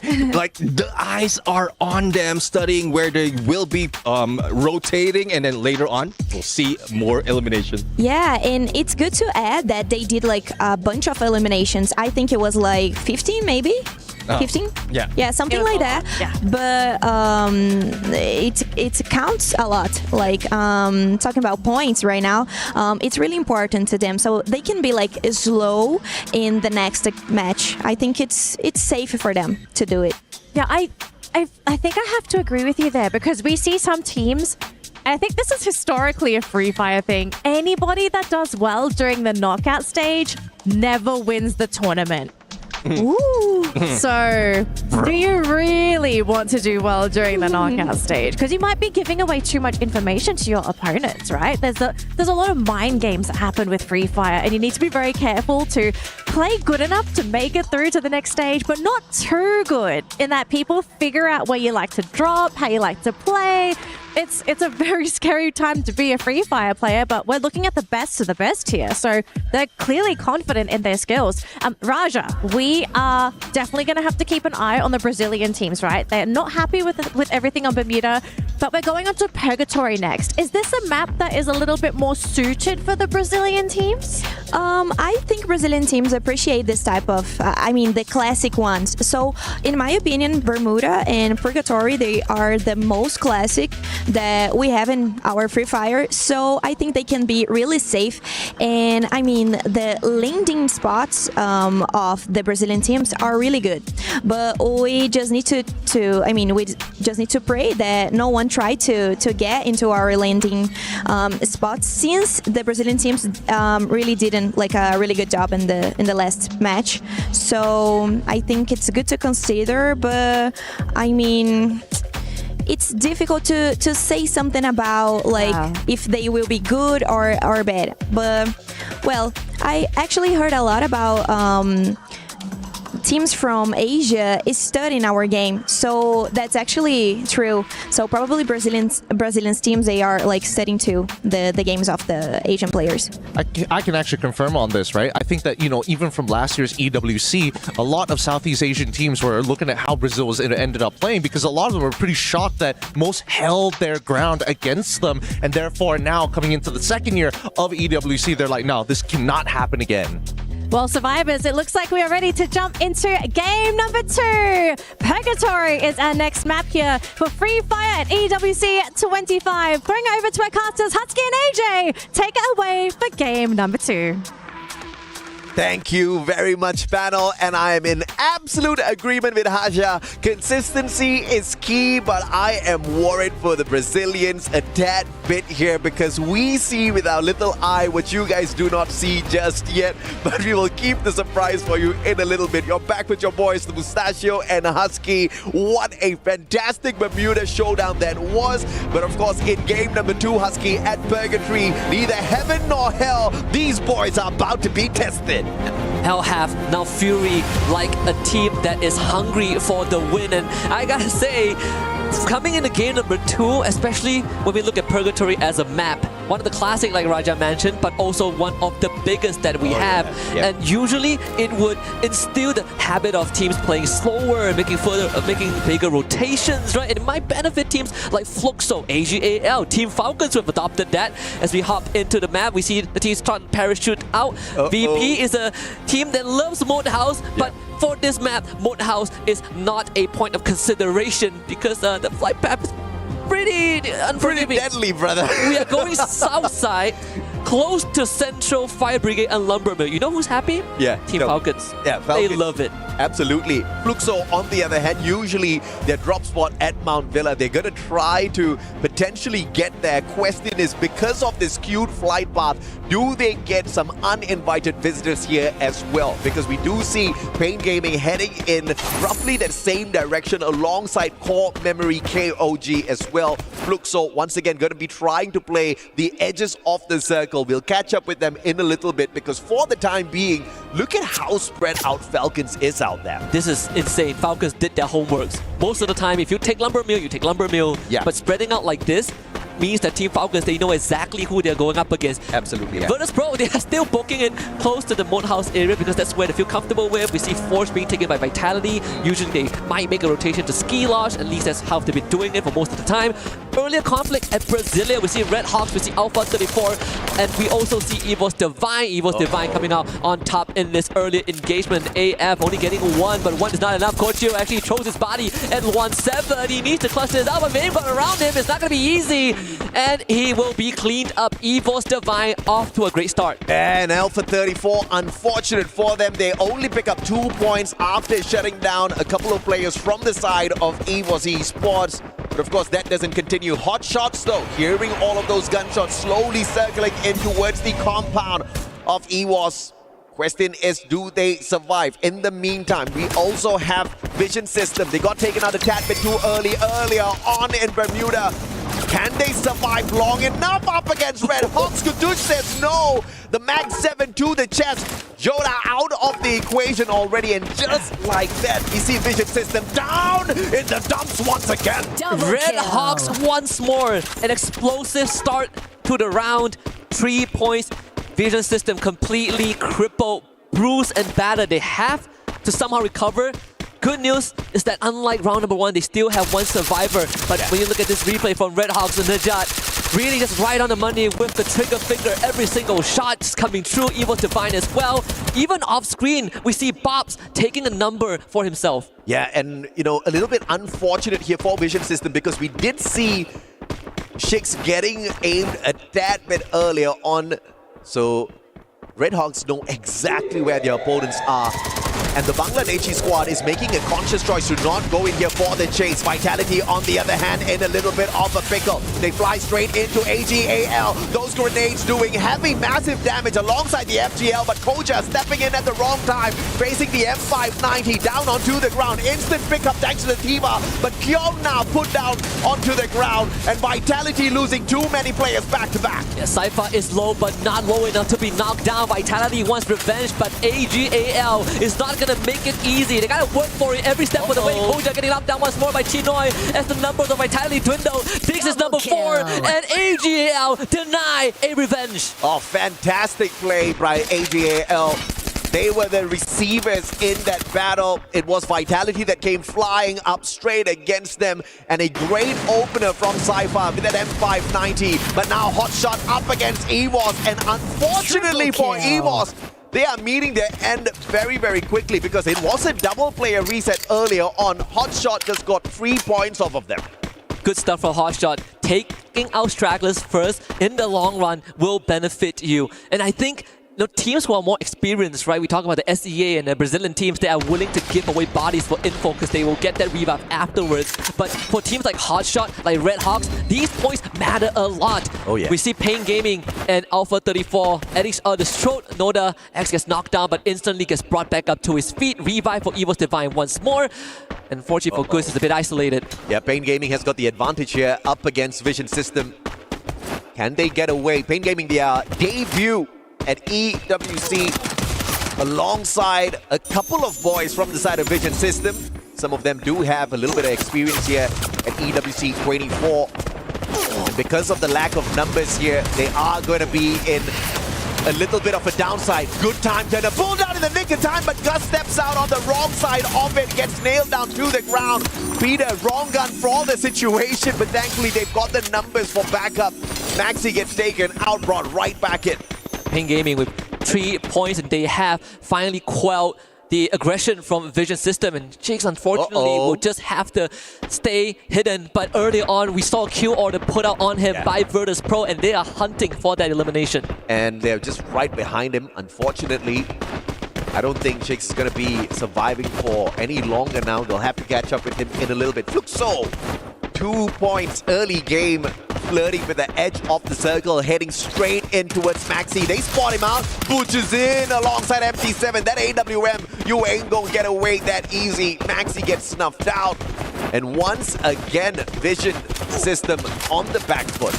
Core Memory right across. Jump taking a heap of damage. Now they can try and spam that glue wall. It goes down. Jump trying to play some footsie work. Actually gets to cover. But Fluxo now kicks into high gear. Running straight at Jump. But they have no idea where Cougar is just yet. Jump not able to buy enough time. And Bobs finds that knock. A beautiful play with that XM8. Gets the headshot. Puts Jump down on the ground instantaneously. Core Memory XKOG, they've got the numbers overall for the survival, but Cougar is in hot soup right now.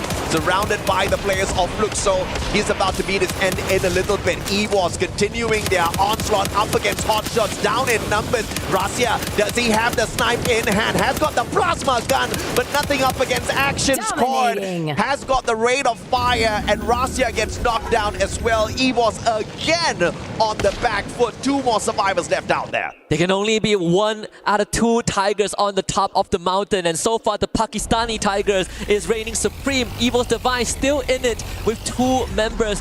Very, very crippled in terms of manpower as we are heading deeper into the mid-game. 7 minutes. Evil still has some time to bring the members back and restructure, but it has to happen quickly. Virtus Pro not really hunting much out there, looking for those coins, still outside the blue zone, just tanking a tad bit of damage. This one's not going to hurt that too much just yet, but in 18 seconds they will feel the pain.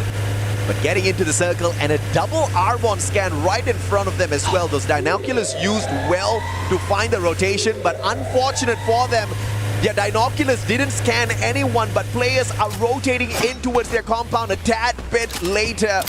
They're about to be in for a surprise. X-Posse on that high ground. AWM VSK in hand. A double snipe setup for one of the most dangerous snipers, Motovia. Riptide Rhythm breaking down his defenses, and Ray from the back takes advantage. And Ray should know that there's more than just Pain Gaming, because more than just Virtus Pro. Pain Gaming is right around the corner.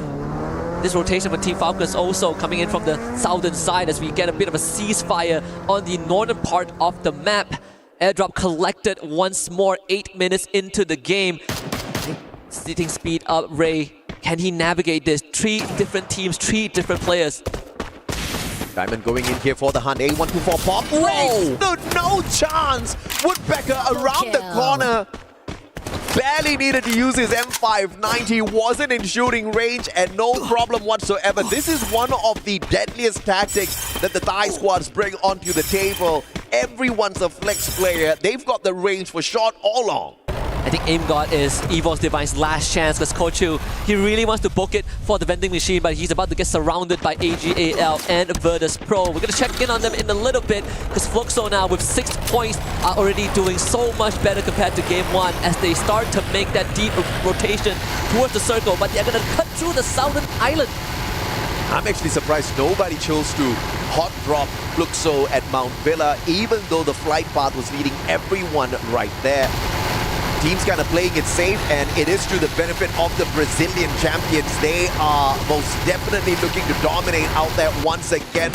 Driving straight in towards Core Memory, hopping out of their vehicle a tad bit too early here. Don's all alone, but some warning shots fired straight at them for him to rotate back in. But unfortunately for Don, man has got no backup. Jum and Zenzi are on the other island. Like you said, backup is not going to come easy. There is a huge distance to cover. They actually put down the launch pad. Let's see what the call is going to be. Bobs will just order them to go towards the rest of Core Memory. Bobs realizing it's too late. They got to back off as Don springs into action. As the sleeper agent activates, Zenzi finds punches in. Fluxo right into the fire, and they are out. They had the right intention, the right idea. What they did not expect was for the rest of the Core Memory players to be on the opposite island. Shot them out of the sky like little ducks flying around. It's barbecue time later on for Core Memory, but the question is, can they get into the circle as well? We'll catch up with them in a little bit. Virtus Pro now in a 4v4 up against EVOS Esports. Virtus Pro, though, has got that high ground advantage. Both of them about to be pressured by the circle in 10 seconds. The difference is that leverage, that bird's eye view that they have. Because the levitation favors Virtus Pro. Arasia takes a big hit to the back, thankfully makes it out alive. The vest that he has, but for Evil's Divine, at least they could make that beeline straight into the circle if they want to. There is still some room to work with, but for Virtus Pro, if they can stall this out a bit more, it is going to be a nightmare for Evos. This is unexpected. Aim God, who was outside the circle, far away earlier on, now slowly circling in. He could just be the one that dismantles this squad. We'll have to catch up with this action between Virtus Pro and Evos in a little bit. In the meantime, it's AGAL taking on their brothers from Thailand. Falcons, no eliminations just yet, playing the slower game this time round. A lot of nades commitment. Sci-Fi is about to get flushed out. Multiple ice grenades and even frag one showing his face. Sci-Fi needs to relocate. Gotta spend a couple of glue walls to make it happen. He is the first contact, but Chinoy gets blasted back on the fire. That is not within the playbook of AGAL. And now they get thrown into shambles. Falcons surrounding Sci-Fi from all angles. He needs to somehow hold on. Yeah, Sci-Fi desperately holding on. M590 is the right weapon in his hand. Has got the inhaler as well to top his life back up just a little bit, and as he tries to burst himself out of there, Dew finds him, puts him on the ground. Barros though traded out, Dew being found. Final player on his feet for the side of AGAL, and Falcons about to eat another one right up. Limit with the VSK, that's the distraction. Riptide Rhythm breaking down the defenses as well, as Limit takes advantage with that long range capability. VSK finds a victim, and unfortunately it's the final player of AGAL. Surgical as always. The circle now again shrinks with Pain Gaming against RedHawks. Pain Gaming taking the fight straight to the Bangladeshis, but not really sure if that's a right idea because Pain Gaming don't have the help to work with. Motovia, he stands back up and the play zone is gonna knock him down again. RedHawks are in an advantageous spot. Flicker just needs to play around this building and hold ground. And Cougar's just hoping and praying nobody spots him out just yet. A back and forth between Peter and a player from the side of RedHawks, but the pickup is instantaneous. They're playing the Thema like a champ, and Pain Gaming now just trying to stay away from the rest of them as RedHawks barricade themselves into the house, but the rest of Core Memory dropping on two of the roof, and Pain Gaming wiped down. No rest for the wicked if you are RedHawks. Core Gaming here, Core Memory here, up the mess. Dawn with the ice grenade knocked out Ninja, jump gets flickered out, and that's already 2 for CXK. Number 3 comes right through. RedHawks, they do not stand a single chance. Blade instantly dealt by Jump, and Core Memory continues their warpath. Yeah, an unfortunate run here for RedHawks. They did phenomenally well up against Pain Gaming, but Core Memory just swooped on in, all thanks to the information Cougar gave away, sitting down on top of the roof, really comfortable, waiting for that opportune moment, and the jump pad leads the whole of Core Memory to their compound, and RedHawks gets taken down as well. Not knocked down by the circle. They did have the Thema, so picking him up shouldn't be too much of an issue. As Jump and Sensi tries to get up the hill, but Russia, unsuspecting outside the circle, tanking damage from the blue, pulls away a core person from the Core Memory Esports squad. That's why you tie up loose ends. Evil's Divine. Now the fate rests all on this Wonder Kid. Wow. The new addition to Evil's Divine. We know what he could do. We've seen him in action even before he was legally allowed to play due to age restriction. And here he is. CXK with 12 points. They're not going to make it any further. Rasia also perished to the blue. We're down to just 3 teams. Falcons. Can they go for a back-to-back? 100% top 3 rate for this squad. Up against, believe it or not, Pakistan's Hotshot Esports and Virtus Pro. Virtus Pro, we expect Riptide Rhythm, courtesy of Pakistan, breaking down the defenses of Peter. Yet another Peter exposed, but has got enough glue walls to keep himself protected. The crossfire being set up here by the players right at the back. Unfortunately, Exposy tried to get involved. He will get involved and puts on fire and Limit down onto the ground. Anas takes advantage, and Falcons getting mowed down by the 2 squads. Such good tactics from Hotshot Esports. They knew exactly how to dismantle the defense of the Team Falcons. Anas is putting numbers on the board. Team Falcons are no longer in this game. 11 eliminations for Hotshot. The Pakistanis might have a chance to make a statement. It's them and Virtus Pro. It's the Polar Bear and the Pakistani Tigers. Oh, Pakistan's in the butt, baby. It is 4v4, all equal on both sides. And Hasuex has got the right gun as well. And what a pull on that Cassie. linking them up. Action is ready for a little bit of that. The Steffi blocking out the damage from those grenades as well. Brilliant play thus far from the Pakistani squad.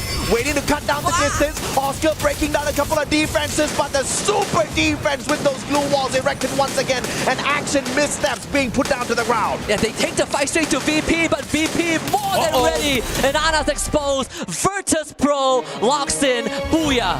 What a play. A little bit too aggressive from the Pakistani side, but that's exactly what we wanted to see out of them. They delivered. Virtus Pro just proving to be the better squad. Patience paying off towards the very end. A little bit unplanned with that Oscar, and that's one of the downsides of using that Oscar. The Valiant Dash, you gotta be valiant enough to get a knock right after, but you never know what's awaiting you behind those glue walls. And I think Hotshot Esports, they definitely have made a statement piece coming into this. Remember, the goal is not to finish number 1 in the group stage, is to just finish top 12. And this is going to catapult Hotshot Esports into a good position. And not just them, right? RedHawks performing like champions. I mean, a tad bit unfortunate in that bout between Pain Gaming as well as Core Memory Esports showing up. And, you know, once again, brilliant play by Guga as the guy that scouts out the situation, but had the wisdom to shut his mouth and not get involved, waits for the backup, calls for the backup from the rest of the team members. They use the jump pad, landing on the roof, wiping out Pain Gaming from the back, and like champions, took the fight straight up to RedHawks. And unfortunately, the Bangladeshi squad could not do much up against the barrage of grenades that found them in that house. Overall, Virtus Pro showing us what this team is known for, right? The potential of Virtus Pro. You look back at the roster, aside from Saming, who is not playing, and EWC 25 replaced by Huwarat. Previously, the first ever Mobile Masters, they were the champions. They were the first one to lock in a slot for EWC 24. And now with this Booyah, they're in an even stronger position. Absolutely, man. Diamond, Huwara, Nameless, all jumping on in here. Brilliant plays overall, but of course he was a tad bit unfortunate. We'll have to wait to see what they can do later on, but of course a quick short break. We'll come back with game 3 in a bit. Double kill.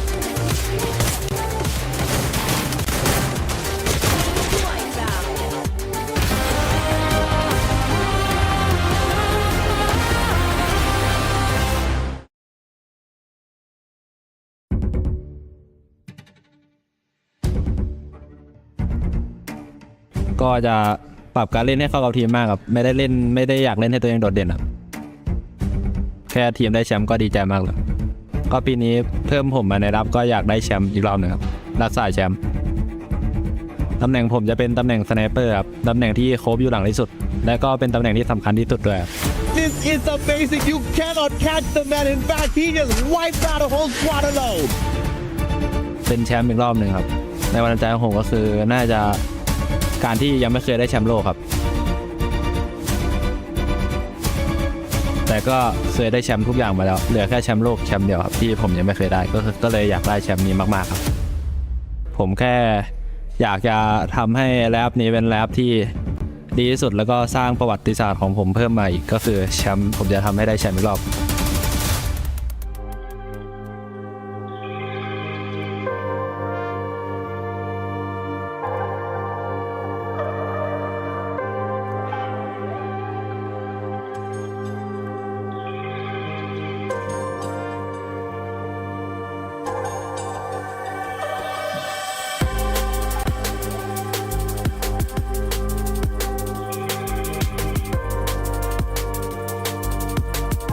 Double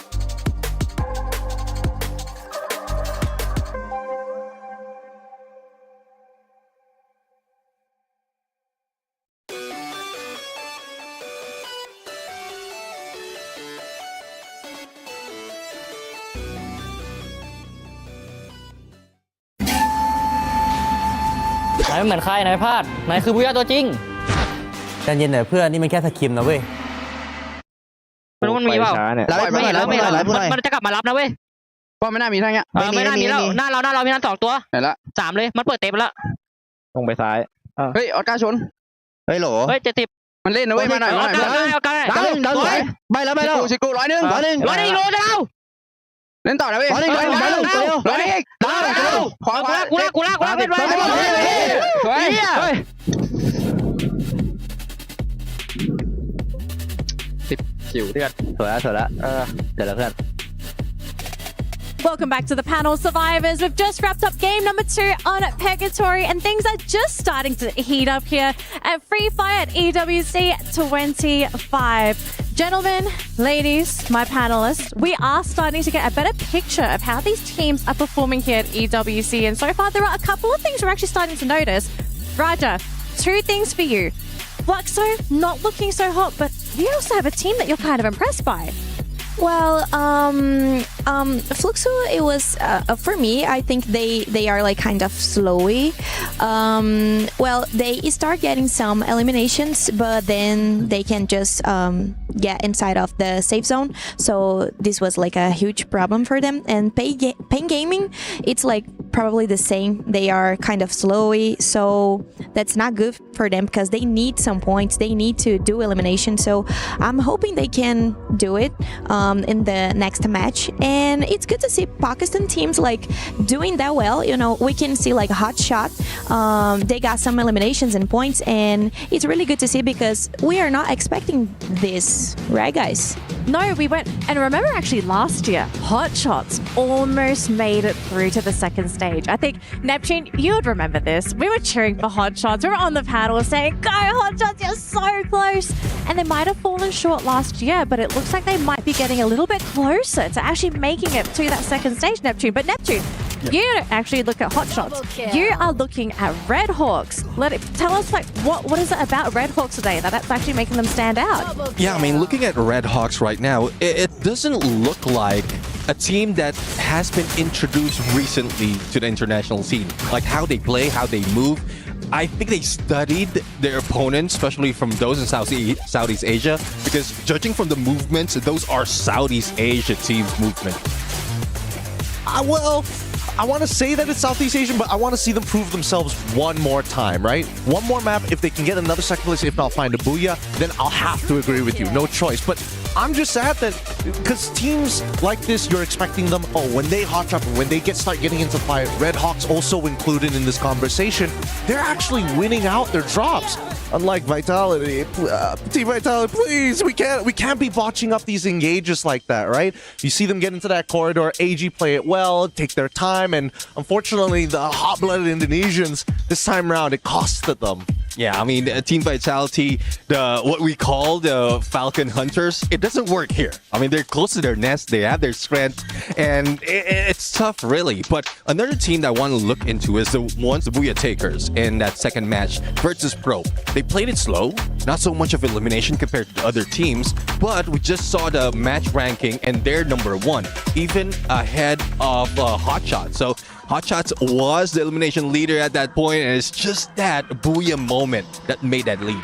I feel like I think at least for me, the rotations are really good. And also the ring did pull in their favor. I'm not gonna lie. They had high ground for a majority of the game. But I think at this point, right, a lot of teams are starting to figure out, okay, sure, you may lose a couple of engagements here. Our mechanics can be a little bit better. But any mistakes from this point onwards, you're gonna need to, call a doctor to fix it up. And talking about Booyah, that's the reason why it's so important, because our format, it's probably all about it. You need to get that Booyah. So it's good when you see like a team that can do it really well and can do like eliminations and get the Booyah and everything. So I think Virtus Pro, probably they are like really happy for it. Well, we have to see if the momentum is going to carry for that team, because we've seen in the past, if you grab that booyah, all of a sudden, mentally, you're looking good going into that next game. But we have a bit of an exception because, FYI, we got Kalahari coming up next. But before Kalahari, we're going to give the players a bit of a break just so they can get ready for the hot desert of Kalahari. And instead, we're going to have a little bit of fun with you guys. We have the Dr. Sulaiman Al Habib hot takes. Let's have some fun, survivors. What's up, everybody? We're back with some more content here at Esports World Cup 2025. You're back with me, Gideon. This time, we are going to go for some hot takes with none other than Hot Shot Esports. Hey, don't worry, boys. You don't have to be so nervous about it because it's time for some hot takes. Let's first talk about teams. Do you have any hot takes on some of the teams playing this time round? मेरे ख्याल से मुझे falcon काफ़ी अच्छी लगती है, लेकिन उनको मारने में ज़्यादा मज़ा आएगा। And R7 भी मेरी फेवरेट है। Oh, R7. Okay, I'm gonna put you on the spot here. Who do you think is the worst team coming into EWC 2025 Free Fire? Pain Gaming मुझे अच्छी नहीं लगती। I'm so sorry I put him on the spot there. That's on me. That's on me, Pain. That's on me. Okay, but let's talk about meta now, right? Do you have any thoughts on the meta? What are some of your hot takes for it? I don't like this meta because of some teams like मतलब मेरे ख्याल से अगर 120 point कर जाती है एक team और दूसरी 80 पे अगर पहुंचती है और वो कर लेती तो सामने वाले की तो मेहनत ही था जो इतनी टाइम मतलब इतनी गेम्स उसने खेली है उसे ट्राई नहीं तो एक भुइया की वजह से पूरी चैंपियनशिप चले जाना इससे कोई बुरी फीलिंग नहीं हो सकती. So it's like very unfair. Yeah. Oh, but then wouldn't it feel like really good to not have that, even though you didn't do well during the point rush, but you just smash it at the very end? अगर आपका luck हो और अगर आप मतलब zone अच्छा पकड़ लो ऐसे भी होता है कि कोई टीम ना आप पे घुस जाती है मतलब आपके रश कर देती है वो आपकी पूरी गेम ख़राब कर देती है लास्ट जोन में तो वो 3 टीमें रहती हैं वो उस पर डिपेंड करता है टीम पे कि वो रश करती है नहीं अगर गलत रश कर दिया तो अपनी तो गेम ही गई. I agree with what he says. It's good. It's a good opinion. Very good opinion. Thank you so much, Hotshot. This is again. Hey, let your fans know who you are, what you're expecting to do. Give some final words before we close this out. हम लोग अपनी पूरी try करेंगे ये world cup जीतने की जितना हो सकता है अपना बेस्ट देंगे. हम अपना बेस्ट देंगे 100% देंगे बाकी रिजल्ट हमारे हाथ में नहीं हमने अपनी पूरी कोशिश करनी है बाकी अल्लाह मालिक है इंशाल्लाह. Thank you so much. Well, thank you. Appreciate it, man. This is sick. This is sick. Thank you. Hope you guys enjoyed the hot takes because the reaction on Raja's face when they mentioned baby. I disagree with that because I'm a Brazilian supporter, so I really appreciate Pain Gaming actually. They have like Noda, which is like a player, a really traditional player in Brazil, and he had like a good experience about like playing global tournaments, you know. So I think he's kind of confident about it. So I wouldn't like worry about Pain Gaming. I think they can do like a really good job. And they have a Peter also, which is a really good rusher too. And well, I'm excited to see them playing. As well, they are not playing so good right now. She smiled it. I could see it. It's just the rage behind her eyes. She's like, oh boy, just wait. They're coming for you. They're coming. Well, before we jump into our next matchup, it looks like we are going to be having a little bit of fun on the main stage with Admats and Tash Bunny. Guys, what's happening? A lot of things are happening, Danilee. Yeah. The first 2 maps are incredible, explosive starts. But for me personally, the 2 teams you look out for, is Hotshot and RedHawks. What about you? Yeah, they have been one of the greenhorns in our tournament, especially from Bangladesh. RedHawks have been having good games. Game number 1, even though they didn't get the booyah, but damn, being at number 7 for the first game is an achievement. And continuing to the second game, they just dominate the team. However, sadly, could not get that top 3 spot, but still managed to take out Pain Gaming, almost taking out Team Falcons and more. honestly, it's looking really good for them. A lot of teams are maybe underestimating them, not sure about what to expect from this team. Regardless, this is their debut into the international stage, and a lot is still in the dark for these two enigmatic teams. And for now, guys, we're gonna go back over to the casters for Game 3, so get hyped. Go, AJ Husky. Thank you very much to the panel and of course our colleagues at Mass and Tash Bunny. We're about to head into the desert of Kalahari, so put on your dusters. Is about to get hot and heated. Is your boys Husky and Mustachio AJ back on the mic and got a lot of things to cover. First of all, Raja ain't happy with what Hotshot said. But what are the odds that Hotshot faces off against Pain Gaming right off the bat? I mean, Raja, it's called hot takes for a good reason, right? And it was a really good hot take. I mean, you got to take your shot at somebody. Pain Gaming unfortunately took the L this time around, but at least they said they love Fluxo, right? They want to. I believe what they said was, you know, Fluxo is good, but beating them would be better. They happened to actually get that done. Yeah, and they also like R7, so I guess Pain Gaming takes the short end of the stick going into this game. But so far, all the results that we've seen in the first 2 rounds have been unpredictable. Right? I mean, of course, we have the Thai team dominating, sure, but teams like Hotshot Esports, RedHawks, from the 2 regions that are more underdog than underdogs, are now one of the pack leaders. Yeah, absolutely. And I think you called it out really well the previous time before we went in for a break. It's not about getting that #1 spot. It's just about squeezing yourself into the top 12 and earning a spot at Point Rush later on. And of course, you're automatically in the grand finals already if you are in the top 12. And that's not so difficult, which is also a good reason why the Brazilian fans don't really need to worry, because we've got 2 days of play for Fluxo, and this is the kind of squad that ramps up really late. They're just warming up at this point of time, and you know, you don't want to piss the Brazilians off. The fact of the matter is they're getting beaten down right now. You are happening to piss them off unintentionally. This is going to be bad. These lobbies are just going to get more and more chaotic as we get into the competition. Yeah, and it's also a good time to remind everyone that 3 out of the 4 players from Fluxo are 2-time world champions. Oh yeah, right? yeah. Aside from MT7, you know, the first one was Yago, but overall this team is not a team to be trifled with.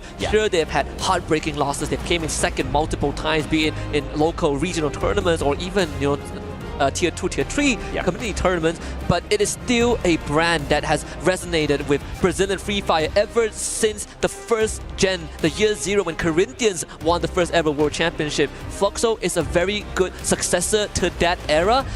It's just my only gripe is how slow they play, and I think I want to see a bit more, because I know Fluxo can get aggressive, they can get down and dirty, but with how slow it looks, at some point you have to switch it up. Maybe this round 3 is going to be the turning point. I think that's key what you just said there, right? Aggression, but it's always calculated aggression. They are capable of it, but they are always calculating as to when to get in and to get into some of these hot battles. They've been playing it very slow for the first 2 games. Obviously, in Bermuda, they kind of got caught off guard a tad bit outside the circle as they were heading into Factory. Second game, it's always a Thai team at this point of time. But obviously, we're looking for more from them, and I'm very sure they will show us exactly why they are your 2-time world champs. We haven't even seen those great shots from MT7 just yet. This should most definitely be those warm-up rounds, but you take a little bit too long to warm up, and these teams that were starved of the championship, starved of opportunities, like we also talked about off-screen, Hotshot Esports. Last year, they didn't even get into Point Rush.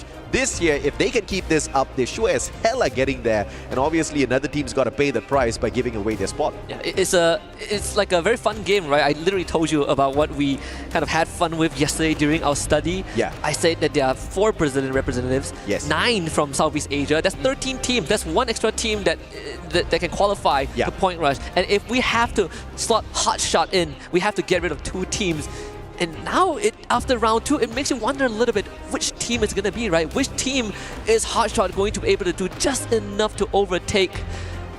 For me, I think it's too early to say, but there's a good chance it happens. And of course, you talk about hotshots, but I think Tash Bunny brought up a really good other team as well, RedHawks. Duca Gaming, one of the best coaches out there. He's so full of wisdom and intelligence. And the bigger question that I had in my mind was, is the application of that intelligence going to fare well on the world stage? And holy hell, RedHawks are doing super fine at this point of time. Obviously, they kind of got wrecked by Core Memory Esports because I think RedHawks were in a really good spot, right? As they saw Pain Gaming getting taken down, they could have taken advantage. That one miscalculation, playing it a tad bit too safe, put them in hot soup. I want to see more aggression from them, just like how we saw aggression from Hotshots in the final circle. But Hotshot shouldn't have gotten that aggressive.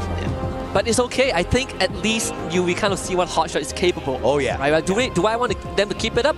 I think moderation is the key. Yeah. And hop into game number 3 is Kalahari, one of my favorite maps. But according to what Raja says, some of these Brazilian teams prefer the El Clasico. So Kalahari is not one of those maps. But at least the flight path is very forgiving. Right through the middle, Refinery is going to be a hot spot for the Indonesians. And the knockout stage leaders at this point of time will be your Free Fire at EWC 2024 champions, Team Falcons. How about that? From not performing well at all during their run at FFWSC to heading on into EWC and starting off things at the very top. They must be really excited, but of course, let's see if or not consistency would be their key to continue dominating out there. And very early on, Aim God is about to be aimed at. And that's the brutality of competitive Free Fire, right? Yeah. It really doesn't matter how you start. The only thing that matters is the end result. As much as it sucks to hear that, only the end result matters. Only those who can step up when all the chips are down is going to come out on top. And at least that's the lesson that Team Falcons taught us last year. Refinery used to be a hotspot for Indonesian teams, right now taken over by Vision System. And a very slow start here at Kalahari, which is going to be deadly because all the teams will have their hands on those coin machines and, you know, enough room to purchase those hook guns, and rotation around the battlefield is going to be super easy. These snipers are going to have a tough time finding their mark when everybody's hopping up and down. Oh, okay, the airdrop's a little bit upside down this time around, but it's okay. For us scoring a jackpot right off the bat, getting an airdrop. Could not have a better start. He was the one that just instantly got into a vehicle and started driving the moment he dropped, right? Around the maze, which is one of the few deadly areas, at least in SCA. For some reason, people like to fight in the maze, but if you get control and you get access to a vehicle early on, you get these kind of luxury. And let's hope it pays off for Virtus Pro. They have a good spot to rotate to. They're scanning north side, well, at least I think it's AGAL that dropped the Arvon and scan Nameless. AGAL are on the northern end of Foundation. And we get a quick shot here of Vision as well. They had Vision that they perhaps may be able to find a few extra points out here up against Virtus Pro. And straight in they go, looking for the hunt at the maze. AGAL would have definitely seen them flying on in as well. So it doesn't mean Vision System has got the upper hand here. It's all up until AGAL decides to drop by and say hello, Nameless. Almost got put down there. And I just said that teams like to fight here, and you know, it's good to see it being quiet, but Vision System is here to change it, that they don't want to play by the book. Vitality against Team Falcons. One body for another on fire. Blasted from the back by Evo's Divine. Falcons surrounded by the Indonesians. Absolutely. Falcons were going in for the hunt onto Vitality, but saved by the appearance of Evo's Esports now. Angor Rasya all up at the top, dropping player after player limit.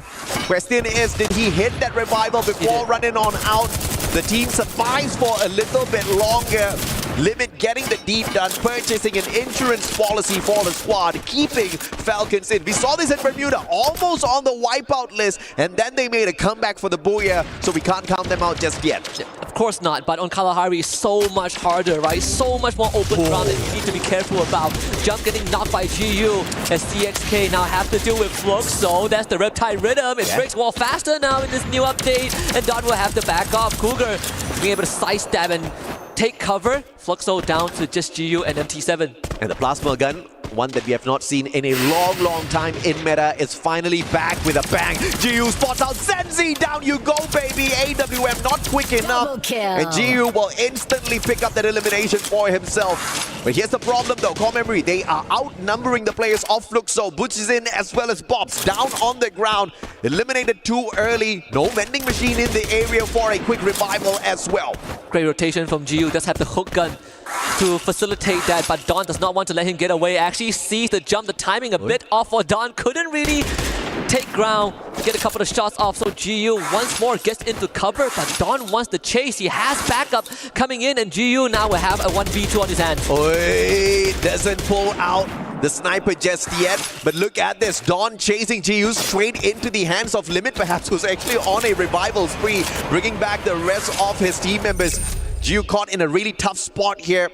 And the impressive thing is Core Memory just sending in 2 players on for the hunt. They do understand that Fluxo does have another player alive and taking out there on the battlefield. GU has the right gun, but doesn't have the numbers on his side. Too low on HP. Cougar with the M590 puts him out. Double kill. Pretty tough to fight in this environment when you are outnumbered, but a good attempt from GU. Fluxo still in the running with 2 extra members, so a revival must have came through at some point. A couple of highlights from the earlier stage of the round. We see Falcons and Vitality duking it out before Evo's Divine shows up and just shut the show down. Yeah, absolutely. And Vitality obviously really happy with that situation. They got to scurry away, hit those revivals, and back in here with a full squad. Unfortunately, though, they haven't brought any points up onto the board just yet. Vision System spotting out potential opponents here. Went in for the chase earlier on, but will drop back now to check out what AGAL is all about.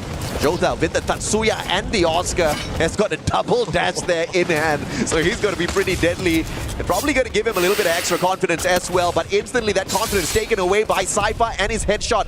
AC-80 to the head, and will put the players of Vision System on the back foot as they try to get away. Instant disengage from Vision System. Virtus Pro will have to face up against Pain Gaming right here at Mammoth. Plenty of open grounds, plenty of crevices that you can hide yourself in and pop up for an ambush. Blue wall melted, nice grenade both thrown out at that singular glue wall. Goose and Peter drops another 2. It's gonna take some time for VP to break right through, but enough time for Exposy from behind.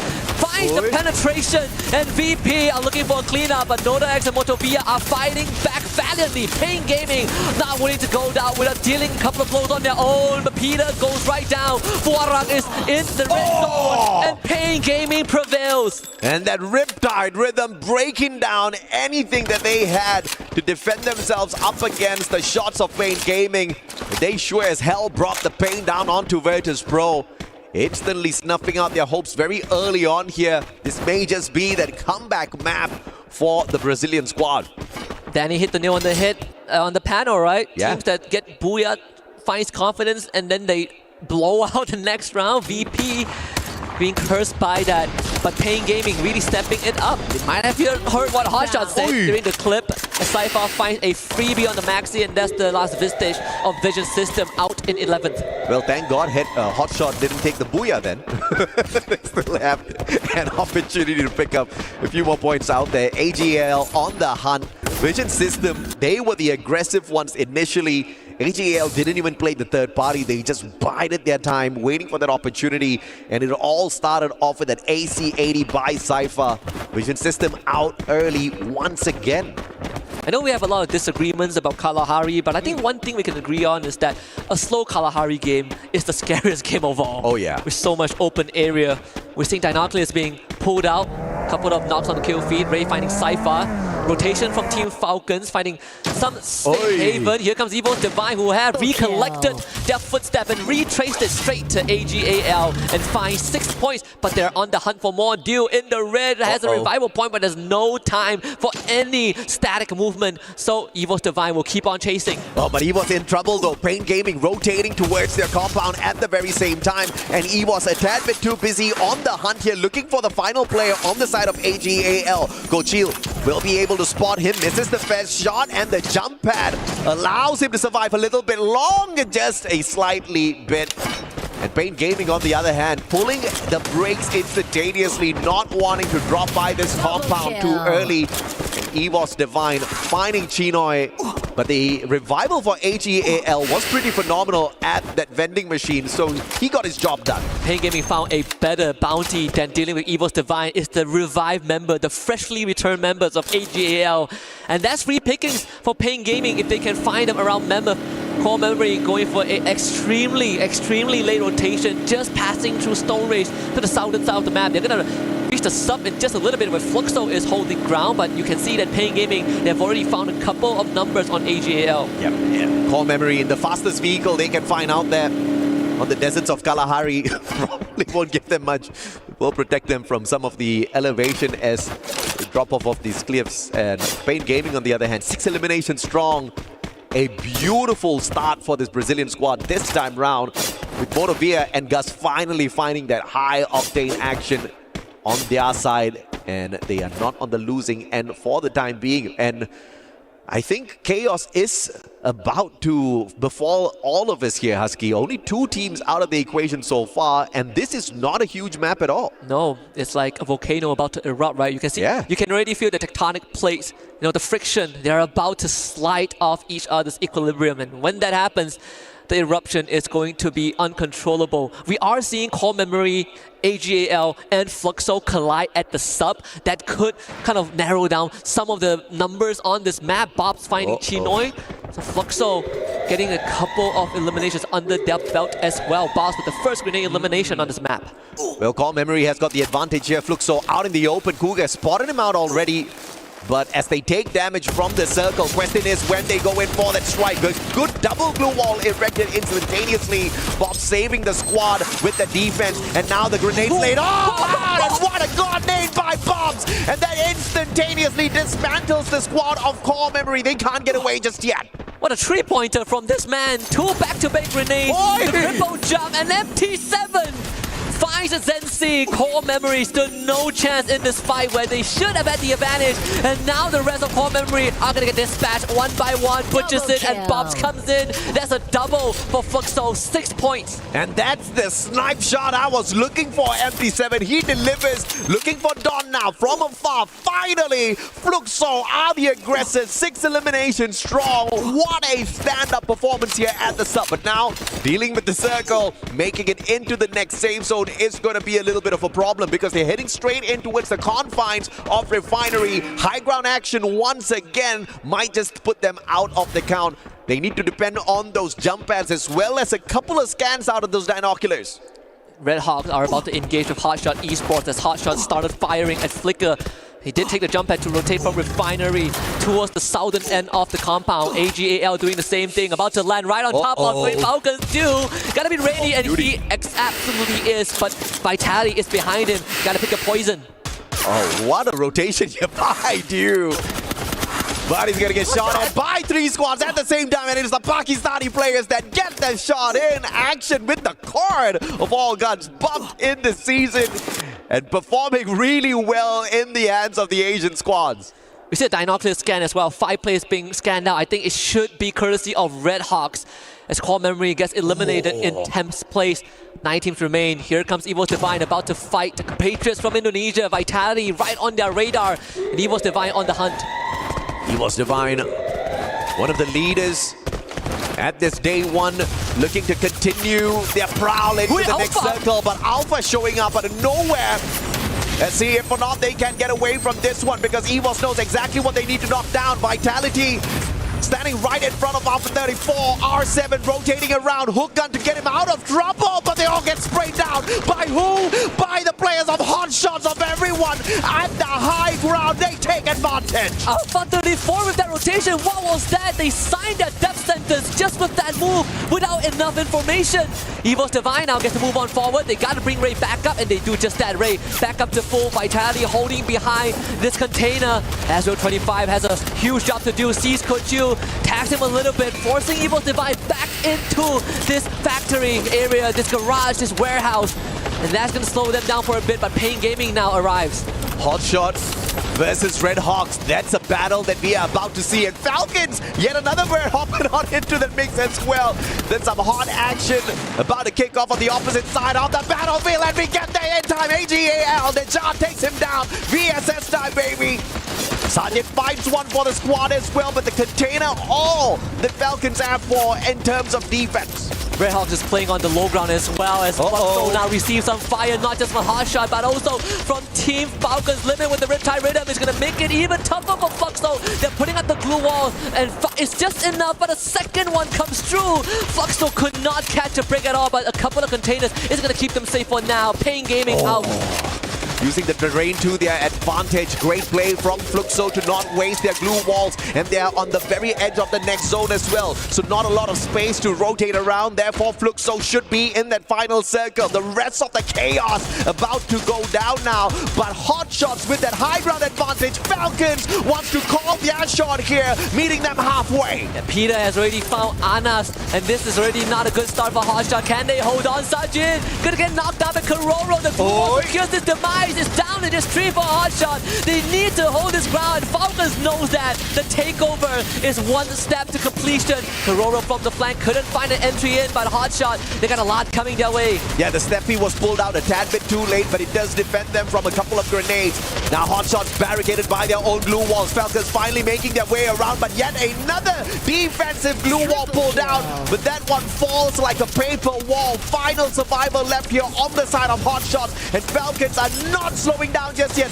Action gets away for the time being, but that's about the end of it as Peter pulls away the final player from the side of Hot Shot Esports. It's either death by the hands of Falcons or by Fluxo. But with that takeover, Falcons currently, at least for this moment, is going to have some space to breathe. It's a good area to be on this high ground, but the circle is going to move away from that. Evil's Divine, 14 eliminations as they now face off against RedHawks on the low ground. Come on, man. Consistency is key, and RedHawks are kicking it out there. Still alive, but 5 squads remaining here. Make that 4 as Cypher shows up in front of Peter, who's on absolute fire in this final circle.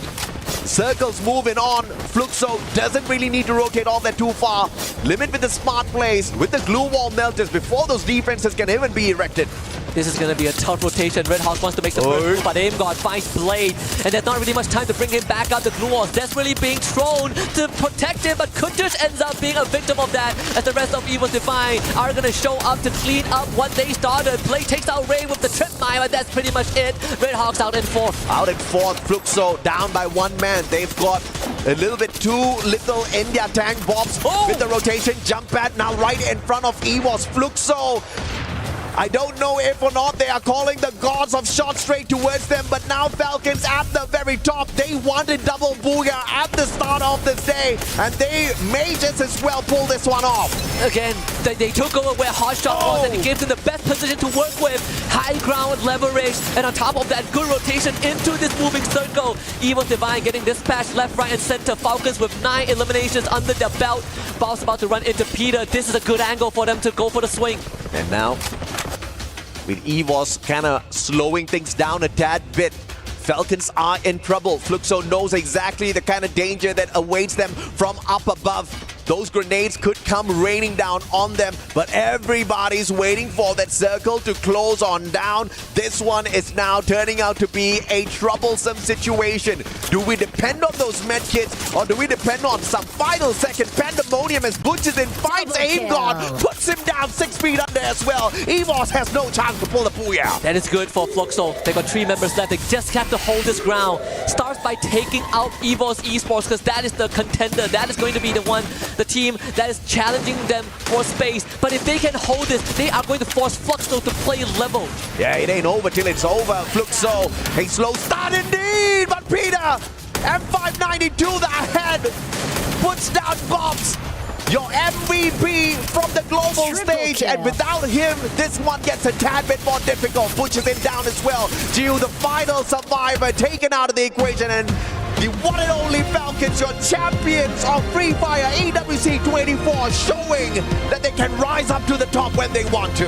2 booyahs in 3 rounds. Falcons built to withstand hardship, built to withstand altitude, and built to withstand the deserts of Kalahari. Another clean round, great understanding of rotation. Hot Shot Esports was the key, and Falcons swoop in on that. Brother, in Bermuda and in Kalahari, history repeats. They almost got wiped out. 1 single survivor. The comeback is holy hell real with the Falcons here. It's just the Riyadh buff. They know how to absorb that extra energy from the sun. I tell you, we need to figure out how they're doing this. I don't know. This team is Team Falcons are the closest to the headquarters, right? You feel the energy from all the trophies they collected, the plaques from last year. But there's another team that I want to give special credit to. Just a tad bit of mention. Evo's Divine once more stepping it up. Sure, they didn't finish with a booyah, but they finished in 3rd place with a heck of a lot of eliminations. And once more, the top 2 teams from last year are stepping it up again. Absolutely, man. And with Rasya on their side, the Wonder Kid finally able to play on the big stage. The only thing stopping him in the past was his age. He's just 16 years old. He's got millions of fans on YouTube all through Free Fire, and he's now here to show the seniors how to play the game really well. And unfortunately for him, the Thai team still a step ahead of the Indonesian squads. EVOS Esports, although they do beat them in eliminations, they just could not grab the booyah for the first time in the day. But of course, they are dangerously close to that final circle. Time and time again, consistency is key, and they've got that. Yeah. It's the best definition of your worst enemy is yourself. Fluxo stepping it up in round number 3, right? We needed to see them really pick up the pace, but thankfully in round number 3, not just Fluxo, Pain Gaming also showing us that Brazilians are not to be trifled over. Yeah, the cold start kind of sucked a little bit, but now the engines have warmed up. They're able to start shifting gears, and Fluxo being able to hold their ground for so long is mad impressive. Yeah, man, Haja tried to trick all of us. They were like, she's like, you know, the Brazilians won't do all that do well on this map. They were rocking it, right? And Fluxo getting into the final circle shows us the fight in them. But of course, we have got the stage. Let's bring up the interview with the winners. Wow, what we have seen so far. Double booyah for Team Falcons, and of course, some incredible Free Fire matches. So right now, let's talk to Peter from Team Falcons. Last year, he won AWC with his previous team, but also with Team Falcons. And right now, let's throw him some questions. I have him here, his translator, and we're gonna do this communication between us. Okay, first question. What was the talk or strategy that helped you start the day so strong and end up at the top of the standing so far? ก็สำหรับคำถามแรกนะครับอยากจะถามว่ามีแผนอะไรบ้างครับที่เตรียมมาก่อนหน้านี้ทำให้การ performance ของทีมเนี่ยอยู่บนท็อปของตารางเลยครับตั้งแต่เปิดแข่งมาก็แผนไม่มีอะไรมากครับก็แค่ยิงให้เขารู้จักครับว่าเราก็ไม่ได้มาแบบเป็นหมูให้เขาเชื่อครับ So there's no plan at all. We are here just like to hunt everyone down one by one and show them like what we got. Wow. Okay, that's a good answer. I like that, Peter. And the second question is, you are the defending champions, the reigning champions of AWC 24. How much pressure is there to repeat this title this year? ก็ในปีที่แล้วเราเป็นถึงขั้นแชมป์นะครับของ EWC 2024 นะครับและในปีนี้เนี่ยเรากลับมาอีกครั้งเพื่อเป็นทำหน้าที่ป้องกันแชมป์นะครับผมแล้วก็พยายามที่จะได้แชมป์ในสมัยที่2อยากทราบว่ามีความกดดันอะไรบ้างไหมครับก็ไม่ได้กดดันอะไรมากครับก็แค่เราก็เล่นตามสไตล์ของเราครับถ้าป้องกันแชมป์ก็จะป้องกันแชมป์ไม่ได้ครับ Actually there's no pressure at all for him or like for anyone in the teams. We are here just like to defend the champs. Okay. No pressure, hunter other teams. We have heard enough from Team Falcons. And let's wait what else we are gonna watch for the next matches. But right now, it's time for a quick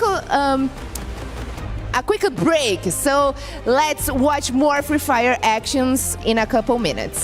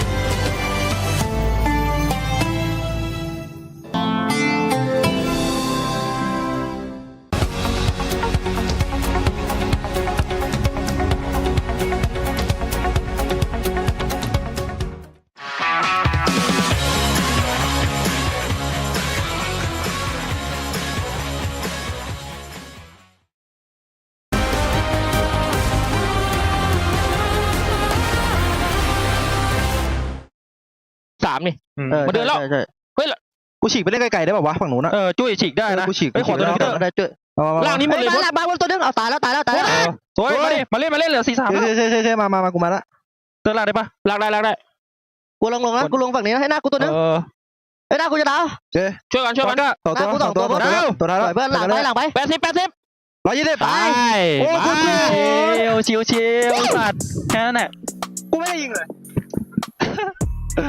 What an incredible comeback coming from Team Falcons. They were almost eliminated at the beginning of the game. They managed to come back and they even got revenge on their arch nemesis, Evos Divine. They were so close to getting rid of the Kryptonite, the team that's caused them the most issues, but unfortunately, again, just falling short. Another thing to note as well, folks, Fluxo, this team, unfortunately, having a very slow start today, is starting to wake up. And I know, Raja, you are very excited for this because you know the potential of this team. Let's go at Fluxo. What did they do right in game number 3? Yeah, first of all, I agree with you. I believe a lot in them, but I think they are like kind of waking up just right now, which is a little bit early. But okay, I mean, we still have other matches to play, so I think he can decide a bunch of things and we can wait for them like to grow. But I'm really happy at all with this match from Fluxo. At least Alpha 34, it's not clocking to them. I don't know why. I don't know what's going on with them because they have like they have good players. I actually don't know what's going on. Neptune, I know you have something that you're really wanting to bring up on the panel. Yeah, definitely. I mean, other than Team Falcons taking 100% in the top 3 rate, because, yeah, they don't show up on the board when it comes to second map, but they're still in their top 3. Now, another team is RedHawks. Again, I couldn't emphasize it. New to the tournament, international tournament, but they are rocking it this time. I mean, that's not the only team who's rocking it just as hot. Hot shot! These, again, both of these teams coming into this tournament, yes, one is more veteran, the other is looking to kind of make their name here at EWC itself. It's great to see that these youngins are full of energy and are moving in with a lot of momentum in this game. But speaking of gas and momentum, we're noticing that a lot of the squads who are getting bowed out early on generally are, I don't know, even Vitality getting a little overhyped. Core memory as well, especially since they've consistently faced up against Fluxo in the past 2 maps already. I think it's really between the 2 of these teams to predetermine who makes it into top 3, if not top 4. Yeah, maybe a factor as well, it was Kalahari. This is kind of a different map compared to all the other maps in Free Fire, so fundamentally it can be a little bit confusing for some of these teams, and I mean, if you can specialize in Kalahari, you are good. Now, our overall rankings. Can you guess who is at the top? The king of EWC. It is Team Falcons sitting in first place. Our champions of 2024 already off to a fantastically strong start and followed by their arch nemesis, Evos Divine. Look, Evos have played great, but I kind of wonder, what is it doing to your psyche to know that you are just being beaten by the team that basically stole your dreams last year? Yeah, I mean, it's tough really for the side of Evos Divine. It is seems like in day number 1 they want to go for a repeat. But I know there's a little bit slowdown that will be happening later on because judging from the scores, elimination-wise, they have more compared to Team Falcon. So they just have to play with more elimination they can bring it on and then consistency in the placement. I think, at least for me, you might as well start off hot today. You need to make that statement, right? Again, we heard in the interview itself that Falcon's like, we're hunting for people. That is our goal. We want to put a red target on our backs because then it's just easier for us to hunt you. We don't have to go out of our way. You'll come to us. I just want to add that it's good to see Evo's playing better because at the global finals they weren't doing like an amazing job. I don't know if it's the right squad that is playing right now, like the same team, but well, they weren't like really good at the global finals. But right now they are doing an amazing job. I can say it. I mean, they look great, right? They're getting so many eliminations. Their kills look very clean, right? It's very well planned out. It's very strategic. It's not I think we sometimes see teams when they get very desperate for those eliminations. It looks a little sloppy. They just kind of go like, YOLO, just shoot anything that moves, and sometimes you get lucky. That's not what EVOS is doing. Very calculated, very calm. They're hunting for players, but they're doing it in a way where they don't really get caught out. It's just they're hunting players, but can you also get the placement points to overtake Falcons? I think they need something to just...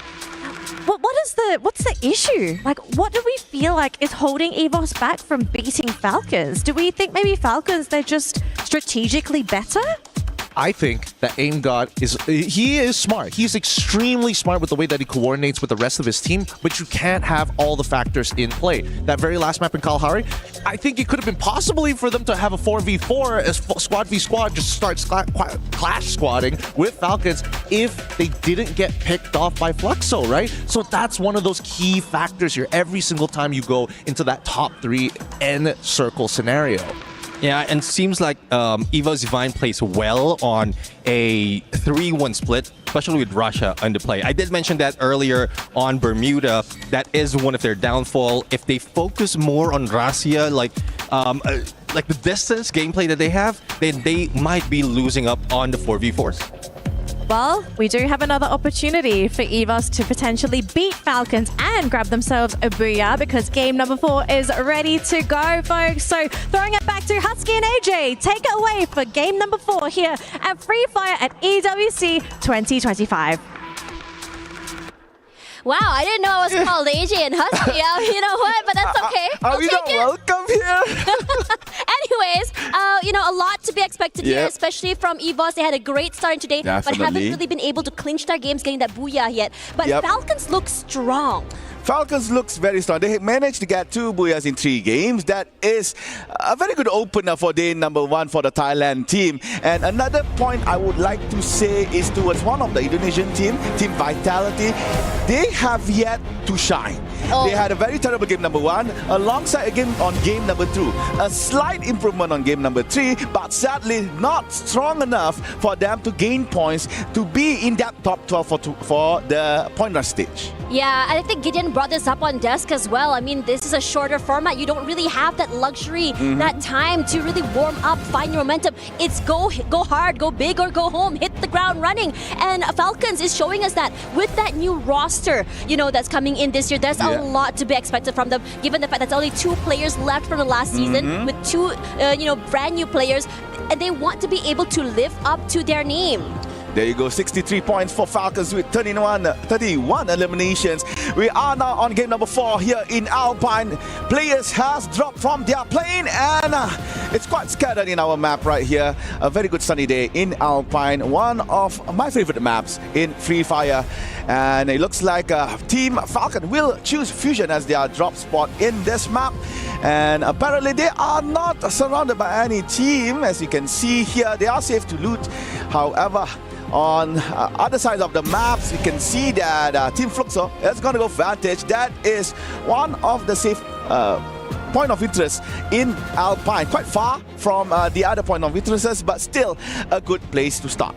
Interestingly enough, I mean, today has been really big tempo. I mean, even before AJ and Husky could even do their first introductions to the game, we already saw a big fight happening here. But anyways, most eliminations coming in from Rasha, Keroro, and Action. You know what's interesting? I think we were hearing a lot about Rasha for many years now. The only thing that's stopping him was just his age, right? And, this is his first international debut, if I'm not mistaken.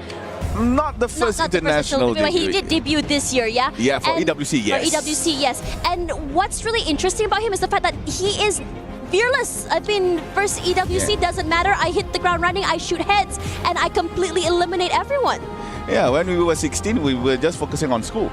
And he's here in Riyadh playing for a $1 million prize pool. So that is something very remarkable. And ladies and gentlemen, it looks like in the early stages of the game, not much is happening. However, Ducks, it looks like Vision System PSA has eyes locked on towards a hot shot. But apparently, Hot Shot made a very nice pathing inside Ducks, trying to actually avoid a VSE.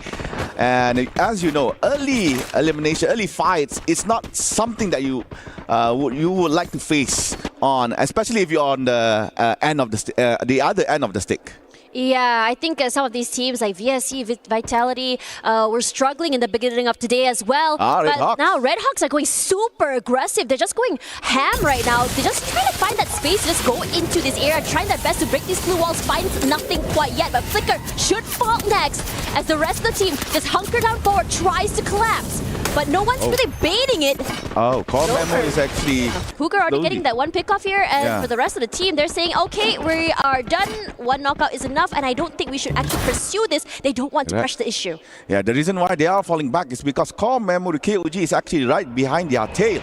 And it is a good decision from both Team RedHawks and also Team Pain to actually just fall back to avoid any kind of predicament. Sorry, not Pain, Alpha.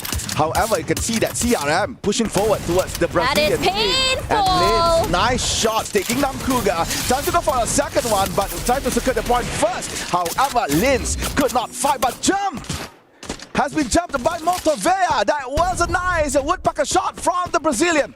They are really great at just holding down holding the ground. They're not going to back off. Jump falls. But they're not done quite yet. The rest of the team now on fire. Zen's will be the next one to go down. Quickly eliminated. No mercy. All kills. Motovea shining bright here in Snowfall with 3K on his name with that one woodpecker. However, Core Memory has second life, so you can see that Don managed to revive all that is fallen from his team. So yeah, for Pain Gaming, a very good start. They have been very shaky for the past few games, but game number 4, they are clearly in a good spot. Try for the angle. See whether or not he can just really launch himself onto these players here. Don alone. Motovea, he is going super aggressive, getting another pickup already. This guy is a monster. He's just taking names, getting kills left, right, and center. You can really tell that this game, he's very hot right now. He's very aggressive. The momentum definitely in his hands. He feels good. But as for Don, he's just hiding for his life, hoping that these two players do not find him. They might eventually do as they quickly make their way to him, but his teammates are rallying, slowly taking up space. Don or Dondu, a member from King of Gamers, transfers in towards Core Memory. Made it out safe, was not spotted by Team Alpha 34. Meanwhile, Team Alpha Linz is in quite a trouble here. You can see that he was low HP for some reason. Meanwhile, hot shot on Sunside, looking very nice, looking very cool here. Sunside, this place is, for me, it's very weird. Because the looting here is just so small, but I don't know why it's still a point of interest in the map. Really not. A lot of four-way fights happening right now over in that area that no one's really relenting over toward the area where Falcons were before. There you go. Long-range fights happening here. As the rest of the team just hoping whether or not they can get that knock they really need it on fire. It's just putting in damage onto Kutush as well. Looking to reposition himself. They jump away. Kutush is very low. Surprised he wasn't able to be knocked out of the air here. The Flicker should fall. Getting sandwiched between two different players. Just unlucky for him to be out there in the open. That is the second death here for Flicker. Nejad managed to actually jump on his own, but it was found by R7 Alpha 34, so Nejad goes down as well. I believe there's only 2, or is it 1 member from Team RedHawk 2? Yeah, 2 members of Team RedHawk still alive. So the Bangladeshian team is still in our game. And yeah, quite unlucky here for Flicker. Could not actually flick his shot properly. Meanwhile, Vitality is still alive in Malaysia. Nothing much to be saved by them. And there you go. As you can see that the first circle is about to close. However, on Snowfall, we got Core Memory KOG, we got Pain Gaming and Virtus Pro all in one spot. They have to fight their way into the circle. Nothing is given, everything is earned, and this circle shifts more toward this central side with EVOS having so much of the space in the middle side of this circle. Things are getting very interesting here. We're seeing a lot of shots happening, but no really big kills happening quite yet, and it's a hard terrain to work with as well. All right, Snowfall, we still have 3 teams all here. 1 team from Brazil, 2 teams from Thailand. You can see Peter from Pain. Tries to take aim on towards Virtus Pro, but could not get the angle correctly. Finds Fuara, only a shot hit with that SBD. Let's go for the launcher. Uzi with the Skylar, but nothing to contribute over that active skill. Meanwhile, Payne is still holding Team Virtus Pro in their clutches. Diamond pushes towards the front. Fuara and Aimless providing space. However, jump from the back knocks down Motovea. And Motovea has been eliminated. However, Payne Gaming is still alive. Peter is trying to find space to fall back. Gus manages to actually return to his teammate. Oh, but nice at the shot. same time, hunting towards the Team Virtus Pro. Dawn trying to get that chaos kill and manages to steal one from Team Payne. So, Core Memory tries to go for the third party, but eventually Team Payne as well as Virtus Pro exited Snowfall. Honestly, they've been really hunkering him out here on Snowfall for quite some time. They're battling with the area out for the damage from being outside the zone. And on top of that as well, Payne Gaming tried to be the team to gatekeep these teams outside of that circle. And it really bit them back in the butt. Now they're in trouble. They're getting surrounded from all different sides and areas. Core Memory is making life hell from them. Zen's trying to find that perfect flank with his teammate, finds nothing quite yet. But the jump shot forward from Gus, that high ground is giving him a lot of value in terms of intel. Yeah, Gus, the lone player from Payne Gaming, still surviving alongside of Team Core Memory. Here comes Noda to provide support. But however, Zen has anticipated the push from Noda. Motovea as well has been revived back again into Alpine. And what will be Zen's next step? Because he's the only one here from Team Core Memory, but managed to get that jump pad over. Meanwhile, Fluxo and Falcon, the double Fs are at it. Very aggressive. Gio quickly just eliminates on fire here as well. As the rest of Falcons scramble, forced to leave the zone, forced to give away their space. But Fluxo's work is not done quite yet. They're looking to find any other pickups they can from Falcons, really stop their domination. They've been doing great right now for Falcons, but a bit more quiet in the start, and I don't blame them. Hotshot has been quiet here in game Alpine. They only get one elimination. Same goes to Vision System. SPA, VSE is still yet to show what they are worth here, because they have been having bad games up until game number 4 here. Meanwhile, Zen takes down Nameless. That's on the kill feed. Meanwhile, MT7 gets a point here for Fluxo, taking out Najat from RedHawks. And we are back on Zen from Core Memory. He's still yet together with his teammate Jump. Just got revived back. Only Cougar is still on the spectator side. So Zen has a lot of work to be done. But yep, it looks like the circling nicely actually. If you can get the map in, it's actually circling nicely towards Team Evor's Divine. Evor's Divine has been in that circle for quite some time. They didn't really have to do much rotation. They didn't have to go super aggressive in terms of moving around the map as well. They're so comfortable right now. The only team that's looking to really challenge them is Vitality. But meanwhile, over on this side, a lot of teams are getting knocked down, falling to their deaths. As for Core Memory here, looking to challenge Falcons, going to toe right now. Nice sprays forward, but it's actually going to find Peter in the end. It's doing a great job of strafing and moving around those blue walls. And he's not done. Spots out Limit, anything that moves, he shoots, and Limit barely survives the initial skirmish. And we have just found out Alpha 34 is the first team to be eliminated here in Alpine. That Brazilian team could not survive any longer here in game number 4. So we're now looking at Team Core Memory. I believe this is Jump. Looking for space to go to the front. It looks like Cougar has been found by Vitality.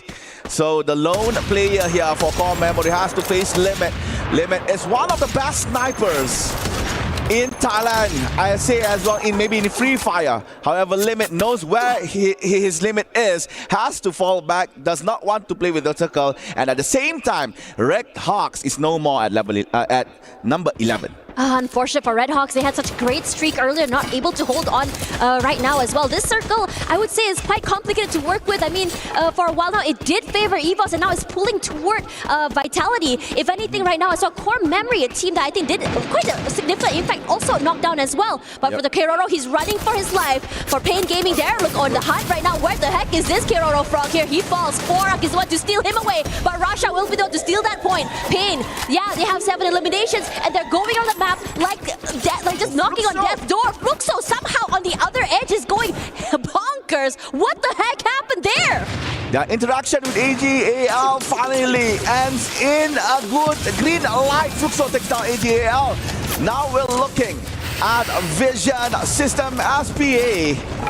Tries to take a good strike onto a Hotshot, but Hotshot defending their fort quite well here, forcing Vision to actually fall back. However, Vision manages to actually conquer the first floor, awaiting Hotshot from below. A lot of things are happening here onto the eastern side circle. It's not going to be easy as well. The top side of this building completely covered as well. Just trying to really, I would say, box the players in the bottom side of the compound. Finds nothing quite yet. But Hotshot's gonna get a bit more active and adventurous. Gonna try and peek outside. All right. Pre-fires are good right now. Rushing up forward here. The rest of the team in trouble. But this may be their problem right now because Noda will be the one to get knocked down. He fell down to his death. But action goes huge. Aggressive. Everyone just collapsing. But the zone is going through. Everything looking dire. Everyone looks desperate right now. Excellent blue wall placement by Hotshot, trapping Vision inside. Now Jota has to force to go outside. Andrex still on the floor. Maxi running low on HP, has been knocked by the play zone. Now Jota is the only one left here for Vision. And I believe he could not survive. Yep, Jota has been eliminated. There goes Team Vision. Now EVOS fighting against Vitality. Brother versus brother. And it looks like EVOS might shine bright here, taking down Vitality. And now we are down to 7, maybe 6 soon. And EVOS murdering Vitality. Only Dick still alive outside of the tent, but Fluxo wants blood. Fluxo wants into that fight. Fluxo is going aggressive. They didn't even allow for the teams to even get that breathing space. And Dix is doing a great job of waiting on the outside, allowing Fluxo to take this fight. Quora falls somehow. Falcons managed to find him in the end. But for EVOS Divine, they're not out of the blue yet. Rasha doing great. Big opening onto Gio as well. He's done too. And he's playing with those micro angles above the glue wall to perfection. And what looks like a very dire situation looks to be something that is in their control. They're not done quite yet. Hotshot is still alive. Hotshot might repeat this. They got second place on map number 2. They really want this booyah. It's only Fluxo, EVOS and also Hotshot left on the top 3 placement here. Hotshot has to fall back, not looking good in terms of position. Meanwhile, Fluxo waiting for that third party. Rasha jumps in, nice shot on towards action with the AWM up. MT7 stole that kill. Aim guard goes down towards MT7. Kochi gets towards Hasu, but MT7 pushes forward, disturbing what EVOS is doing right now. Rasha has to fall back. It's dangerous for them to be outside. They have to gather, they have to reset and heal. But the circle is moving. Yeah, this is a rough circle. And Hotshot's doing a great job of just delaying that rotation quite yet, allowing for these 2 big teams to fight. Kochil moving away for his life. Sajid trying to become the guy who changes the trajectory of this match. And Fluxo falls. EVOS, Esports, this is the time to shine. And revive Sajid. A booyah for EVOS Divine. Denied over and over, but finally, they clinch it. After a devastating loss on game number 2, despite having 17 elimination on game number 3. Now game number 4, EVOS finally reserved the slot in that Booyah rankings. It's looking great right now because in terms of eliminations, they were definitely one of the highest. They're aggressive. They're a team that is so proactive in terms of movement and also getting that space in that circle. This is a team that is surgical and knows what they want. They prioritize a lot. I think for them personally, they love taking up space first. That prime area circle means that they're able to really abuse all the other teams trying to get into the area. The White Tigers celebrate their first ever Booyah here in EWC 2025. And Russia with the AWM, that is something to be praised of. And with that, I believe EVOS would be on top of the overall table. Could be very exciting. I mean, looking at the fact that Falcons, looked very strong earlier today, but the readjustments coming in from many teams, I think everyone's starting to get really hot. The momentum is definitely there. But for now, let's have a look at the highlights before we go back to the panel. So Fluxo started off quite okay, but towards the end, they could not manage to actually close the game properly. Falcon Limit tries his best to hold on as long as he could, but sadly, Falcons could not do so. But however, that is game number 4, ladies and gentlemen. We're about to go to break, so don't go anywhere. We will be right back right after this.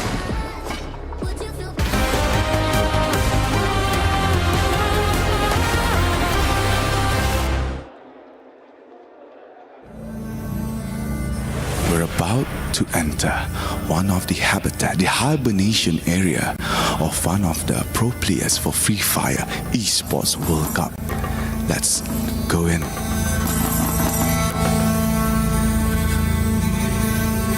Looks like they are not here. What a beautiful nest. Well kept, I can say. So we can know that one of the players for Free Fire is a very neat freak. You can see that the nest is very clean, very straight. This is maybe the observation area where they could observe the kingdom of stone here in Riyadh. What a magnificent view. The creme de la creme, the survival area of the habitat, the pantry. Our pro players cook their meal. So quite civilized, I could say.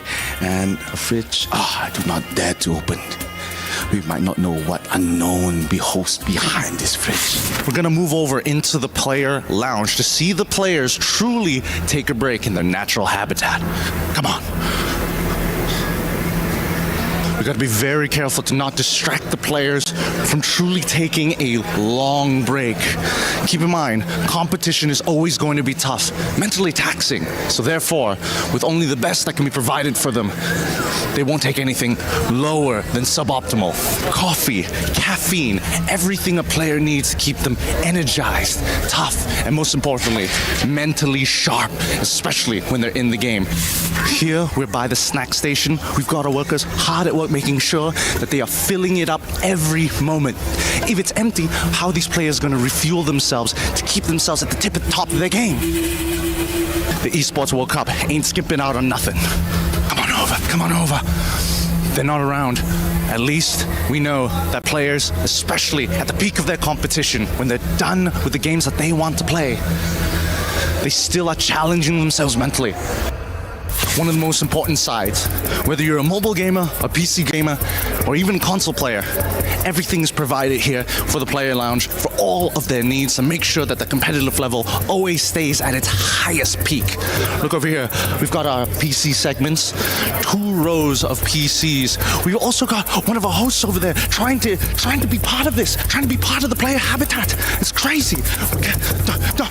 No, we can't disturb them. No, come back. And right here, we've got the broadcast playing for each of the games. Free Fire is going to be coming on real soon, but we don't care about this right now. We're going to have to take our time here and be very, very careful and very, very sneaky. And with that being said, thank you guys for watching. I got to get out of here. I'm in grave danger. I think the players have caught on to what I'm doing. I got to go. No animals, nor players, nor hosts were harmed during the shooting of this video.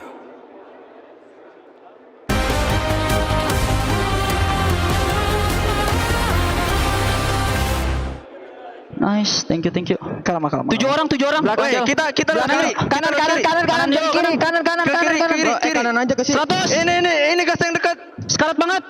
Supernya sekarat, kenok supernya. Ini satu orang lagi keluar. Gas aja, nah satu lagi. Woi, kalem boys. Biarin bocil gentot anjing bangsat. Confident boy.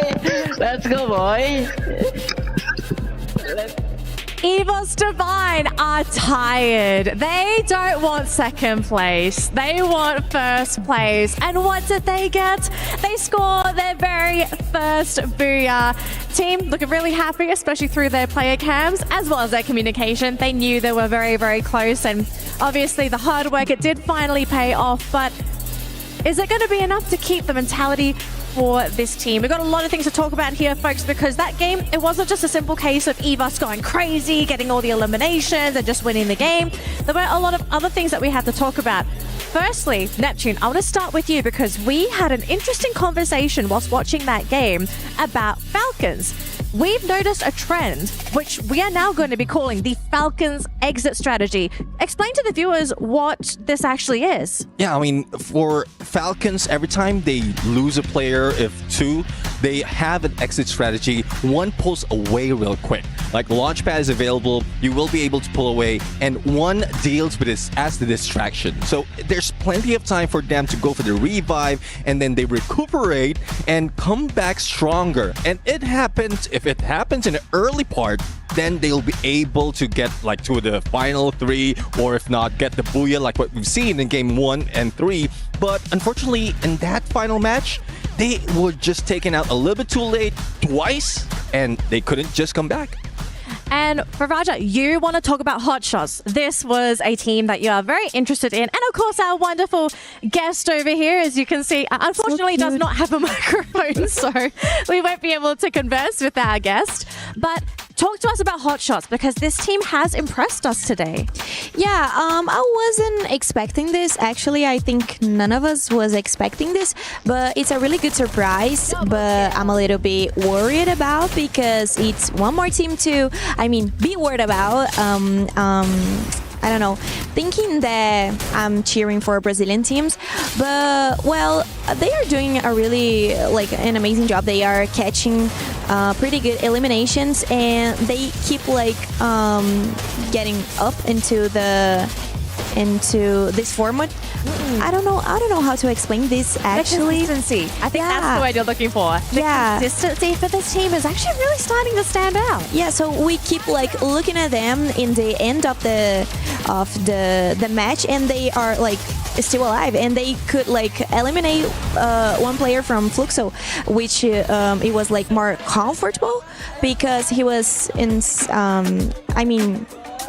he was kind of hiding, and then he just got the elimination, which it was very cool. It was a very smart hiding spot though, right? Neptune, you saw it's on the low ground, and when you're prone, sometimes it's hard to see players there. And if you see another team hiding behind a glue wall, you're gonna go after them first, aren't you? You're not gonna run around and look for the person on the ground. Unless, exactly.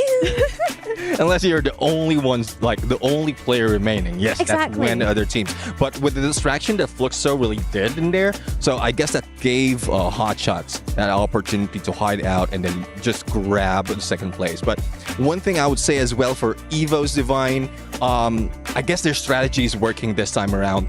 We saw, and we discussed this even while the matches were playing, that the split that they're doing, the 3-1 split, yes, it's favorable from the beginning somewhat towards the end, but if it's the final battle, 4v4, it wouldn't work. But this time, they slowed it down. They know how to deal with each player, and they just stuck together compared to Rasia just going along and being chased by the rest of the team.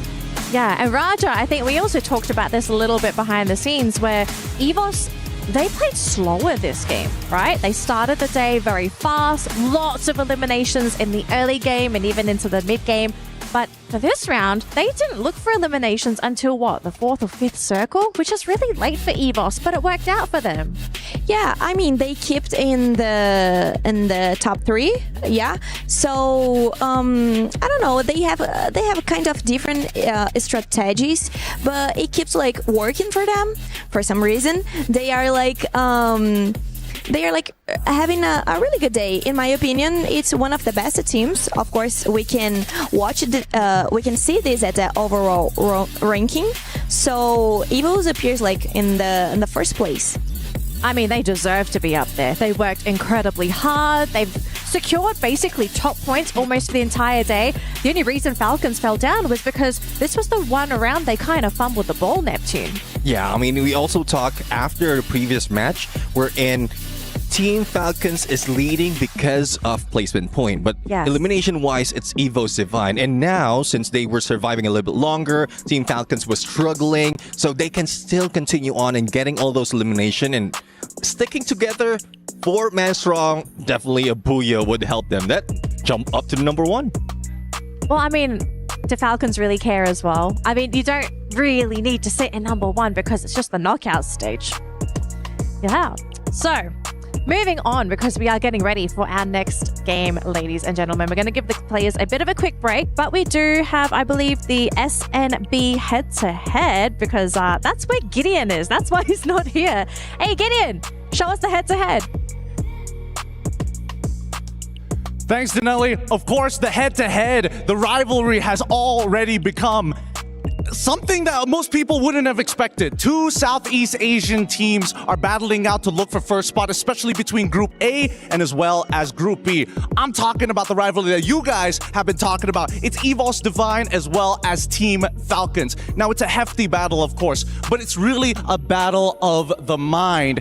The 2 IGNs that are setting themselves apart here, I'm telling you, Peter is a monster when he makes his aggressive calls, but Aim God sees everything. That's the big problem that we're seeing from these 2 teams. Too many factors are coming into play, but when we consistently see them make it to the final zone, who can stop them when they've got momentum pushing them forward? And not to mention a beautiful arena to show off what they're playing for here. This trophy is looking good, and I'm sure these players are ready to go. We're going to throw it over to the casters for map number 5. All right, going into game number 5, it's gonna be Nexterra. And yep, as said by our panelists, as said by Gideon as well, EVOS is looking very strong on the first plate with 78 points. Highest elimination among all with 43. And another honorable mention I would say is towards Team Hotshot. We don't see them usually on the first page, but this time around, Hotshot improved significantly. I mean, AJ had already highlighted them in that first map about how, you know, how the coach is a brilliant coach, how he's able to really lead the team forward. They really want to be able to make up for past mistakes before as well, you know, coming into this tournament. And for them, you know, going hard, going hot now to be able to launch them forward to the top 12 is the goal. And from there, they're hoping to ride that high into that grand finals, granted, because also, you know, we also have that Champions Rush, a change in format for this year's EWC. All right, here is some last words, some prayers from our EVOS Divine team from Indonesia. They really wish to maintain on that first place, would actually secure them the slot towards the point rush stage. And yep, again, it's not about being first place here on the group stage. It's about surviving to be on the top 12. Yeah, you want to make it to that top 12 as well. And I think that also has those challenges because you don't want to get knocked out very early. EVOS Divine is great. I mean, I think the panel, you know, brought up something very interesting. Raja especially mentioned that for EVOS Divine, them changing up the pace in map number 4 from a more aggressive, fast approach and now finally a slower one, getting active on, you know, circle 4 and 5 for the previous map. You know, it paid off for them as well, but regardless, it's still high in terms of eliminations as well, which is why they're able to overcome Falcons. Falcons, they rely a lot on those placement points. They don't get super active super early unless really provoked. And I think that for EVOS Divine, they're understanding that value you get from the points you get from those kills, from those eliminations, really, you know, putting them on top of those placement points as well to really launch themselves forward. They have quite a sizable, not super sizable, but enough points to just really, you know, maintain that lead a bit more. Yeah. If this trend continues today, EVOS will be so far in the lead and teams are going to have so much trouble stopping them. Someone needs to slow them down. Yeah, someone really needs to slow them. And meanwhile, I would like to talk about the Brazilian teams. Yeah, Team Alpha 34, Team Fluxo, and Pain Gaming. They are not doing very well here on day number 1. Maybe Fluxo, we could I mean, put in Fluxo some is looking. praise. No, they're looking great right now. They were Yeah. slower in the beginning of the day, but after that, they found their momentum. It was a Rubik's Cube for them to be playing on the international stage. You're playing outside of Brazil. It's a whole different ballpark when you play with players from Southeast Asia as well. And they finally figured it out. They're looking great. Not quite there yet in terms of a booyah, but they're starting to build that momentum, and that is something super important to watch out for. Yeah, in contrast, Alpha 34 and Team Pain, they are struggling. We can see their struggles from game number 1 to game number 4, trying to fight against Team Falcons, trying to fight against Team Core Memory. Alpha could not actually get that duel against Team Hotshot. So if they could not find that particular strategy to fight against the Asian teams, Alpha 34 and Pain Gaming would have, as said by the team name, a hell of a pain time.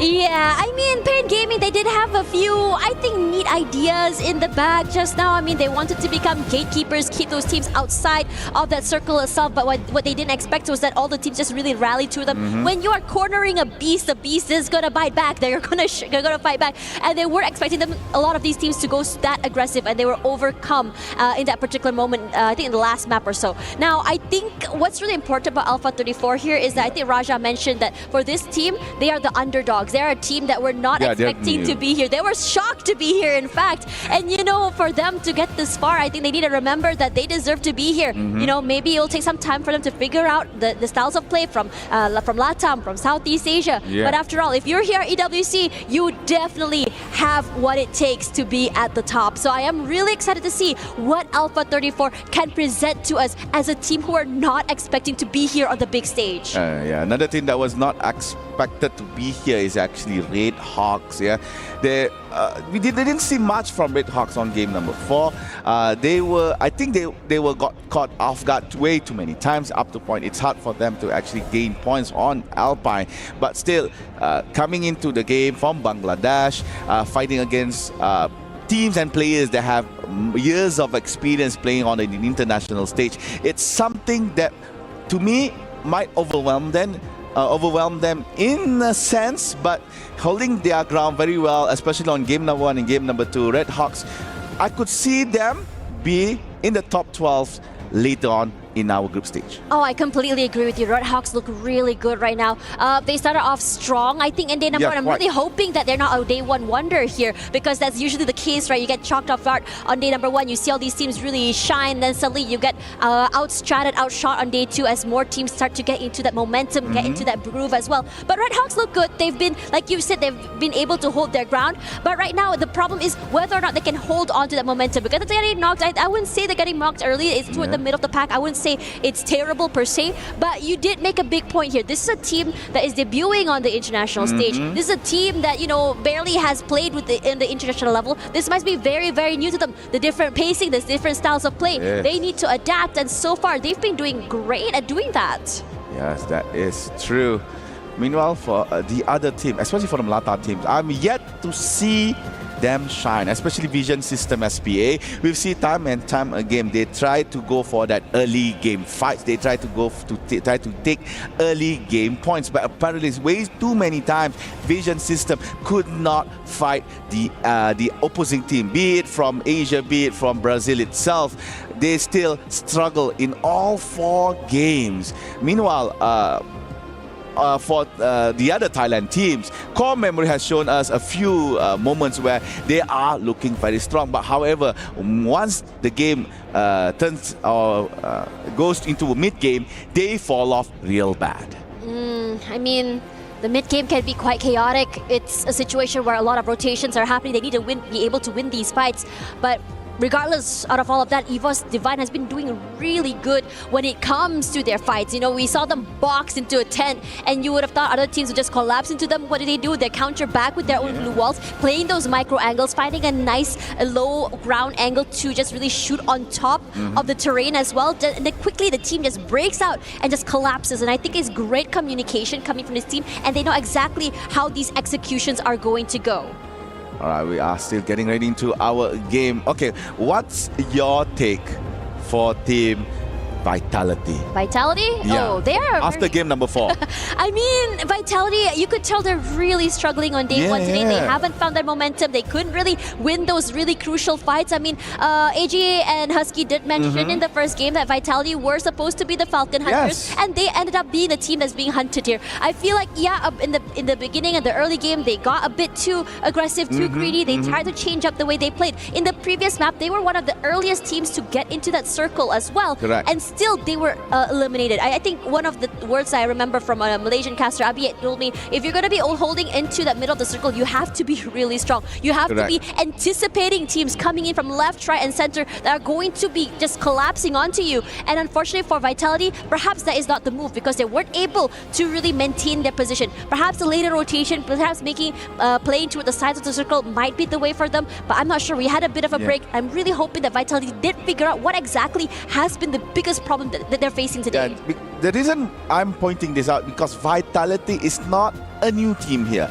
Previously, they were called Bigatron Delta, then acquired by Vitality. Now it's Vitality. This roster is a very experienced roster. They have played on international stage, on Southeast Asia's stage so many times. So every time when I see Vitality falls off, I question myself, what happened to them?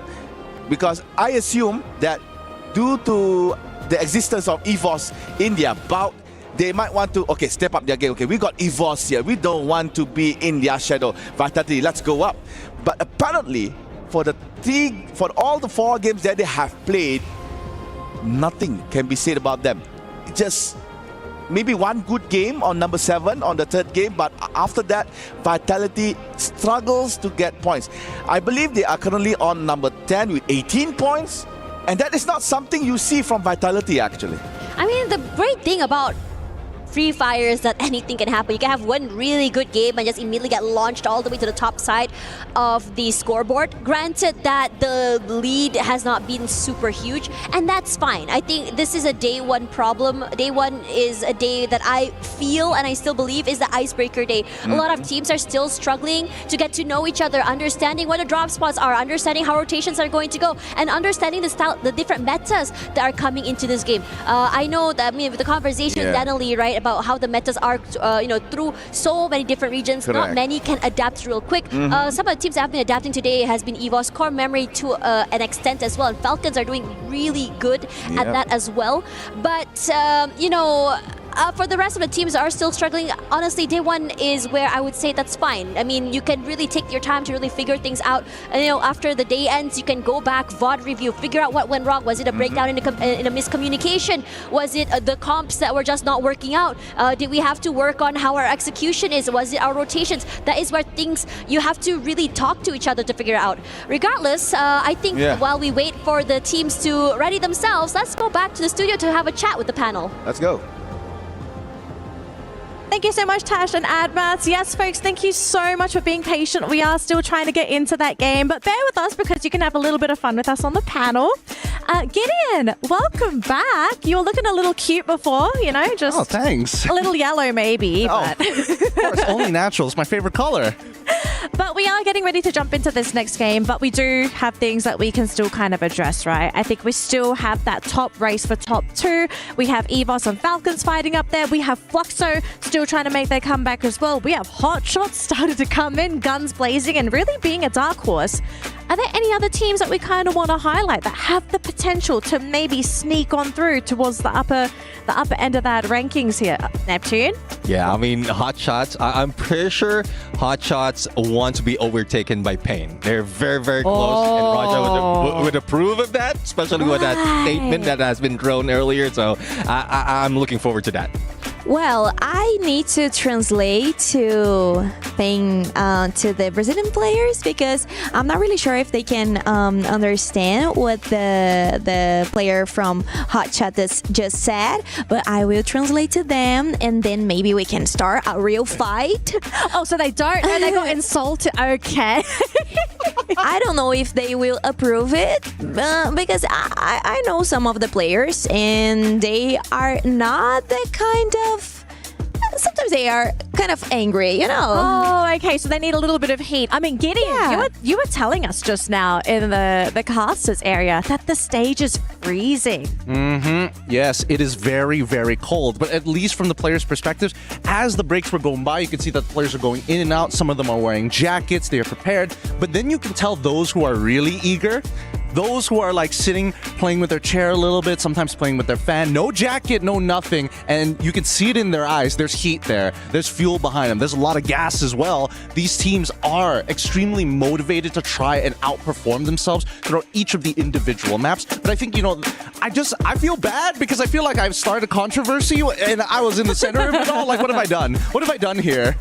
It's okay. If we get any complaints later, we'll just redirect them to someone else. It's all right, Gideon. Don't worry. We got you.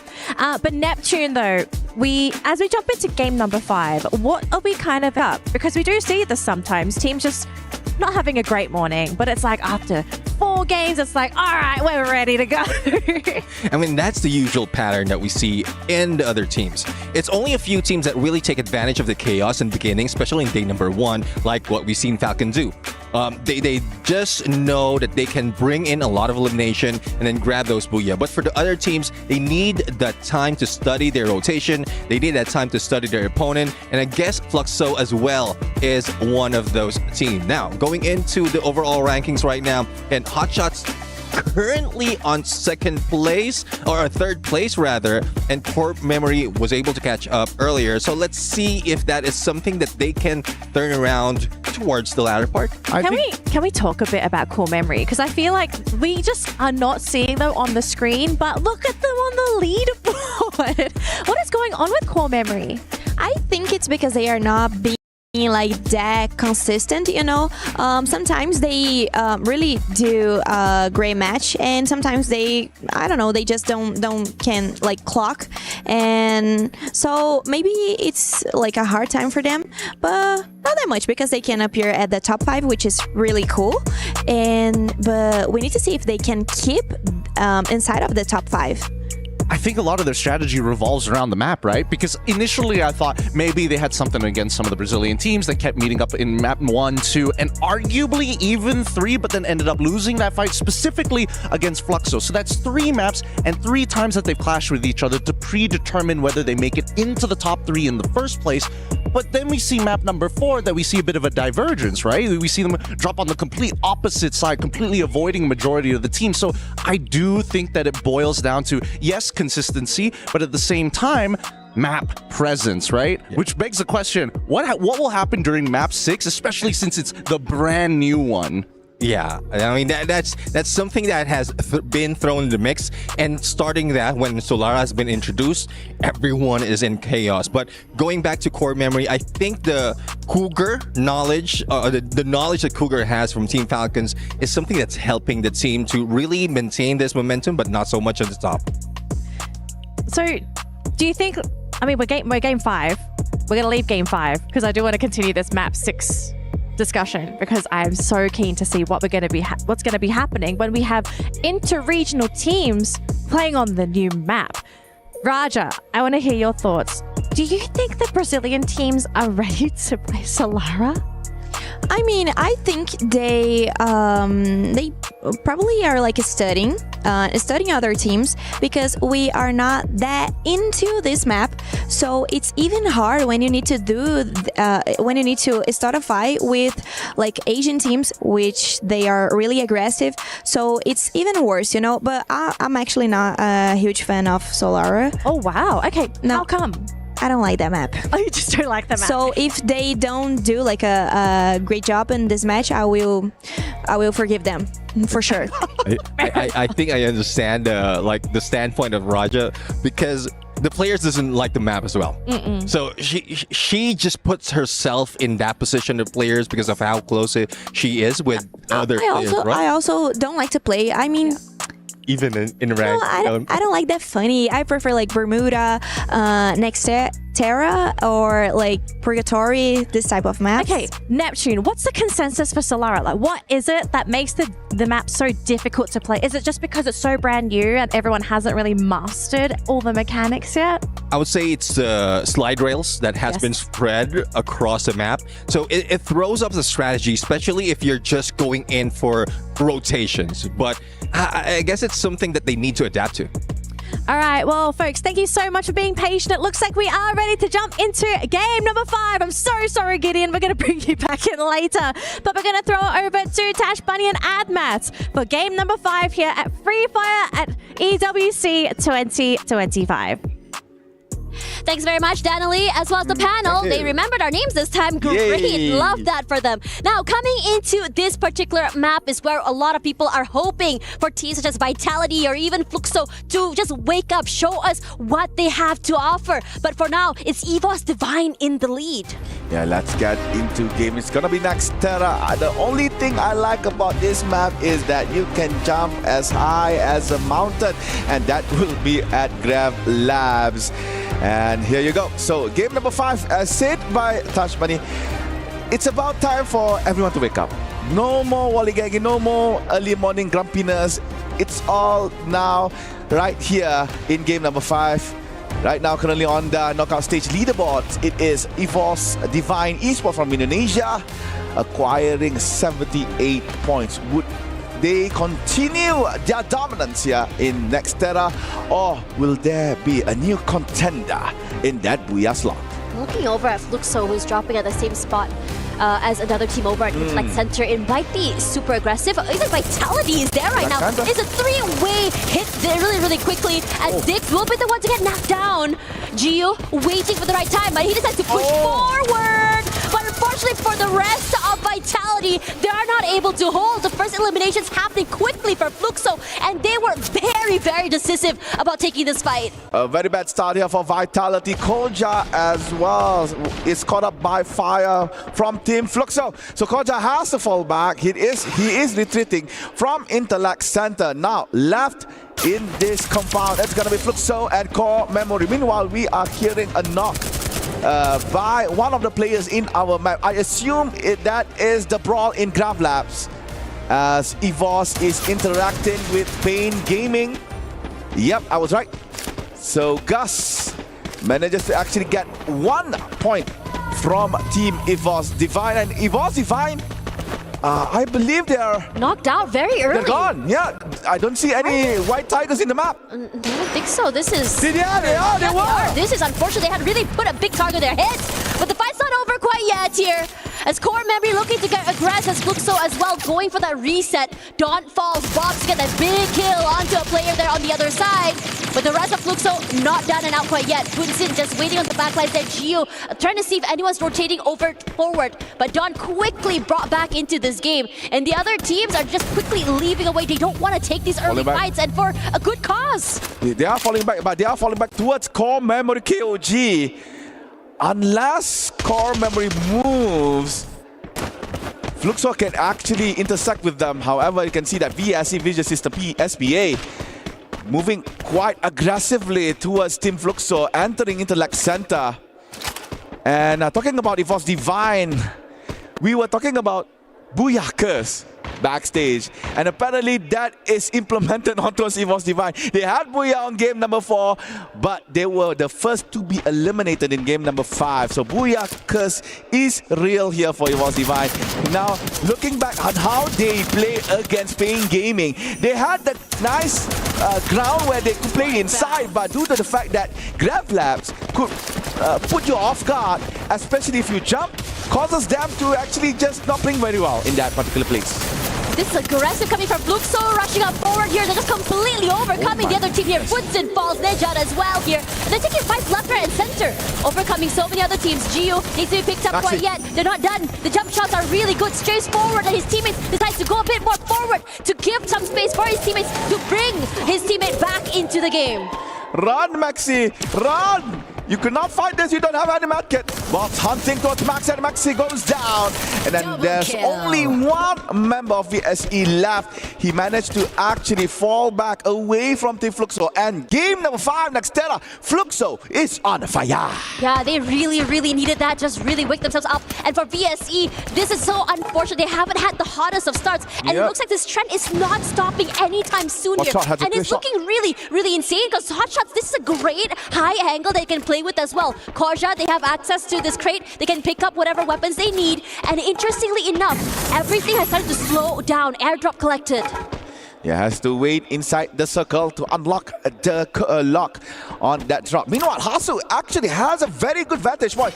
Meanwhile, VSE has been eliminated right after Divorce Divine. So again, a very not a good day one here for that Latin American team. Meanwhile, Hasu has been spotted by Diamond. Nice shot with that AEC. So right now, Hotshot, they lost that vantage point guard. Now they have to fall back, and they are falling back with the jump pad, but they will not be let go. Exposé hunt them down, pushing foot, trying to fight against action. No more blue wall as Skylar has been put down by Exposé. Diamond trying to provide them some backup here for Exposé, but Hotshot smart enough not to directly engage on towards Team Virtus Pro.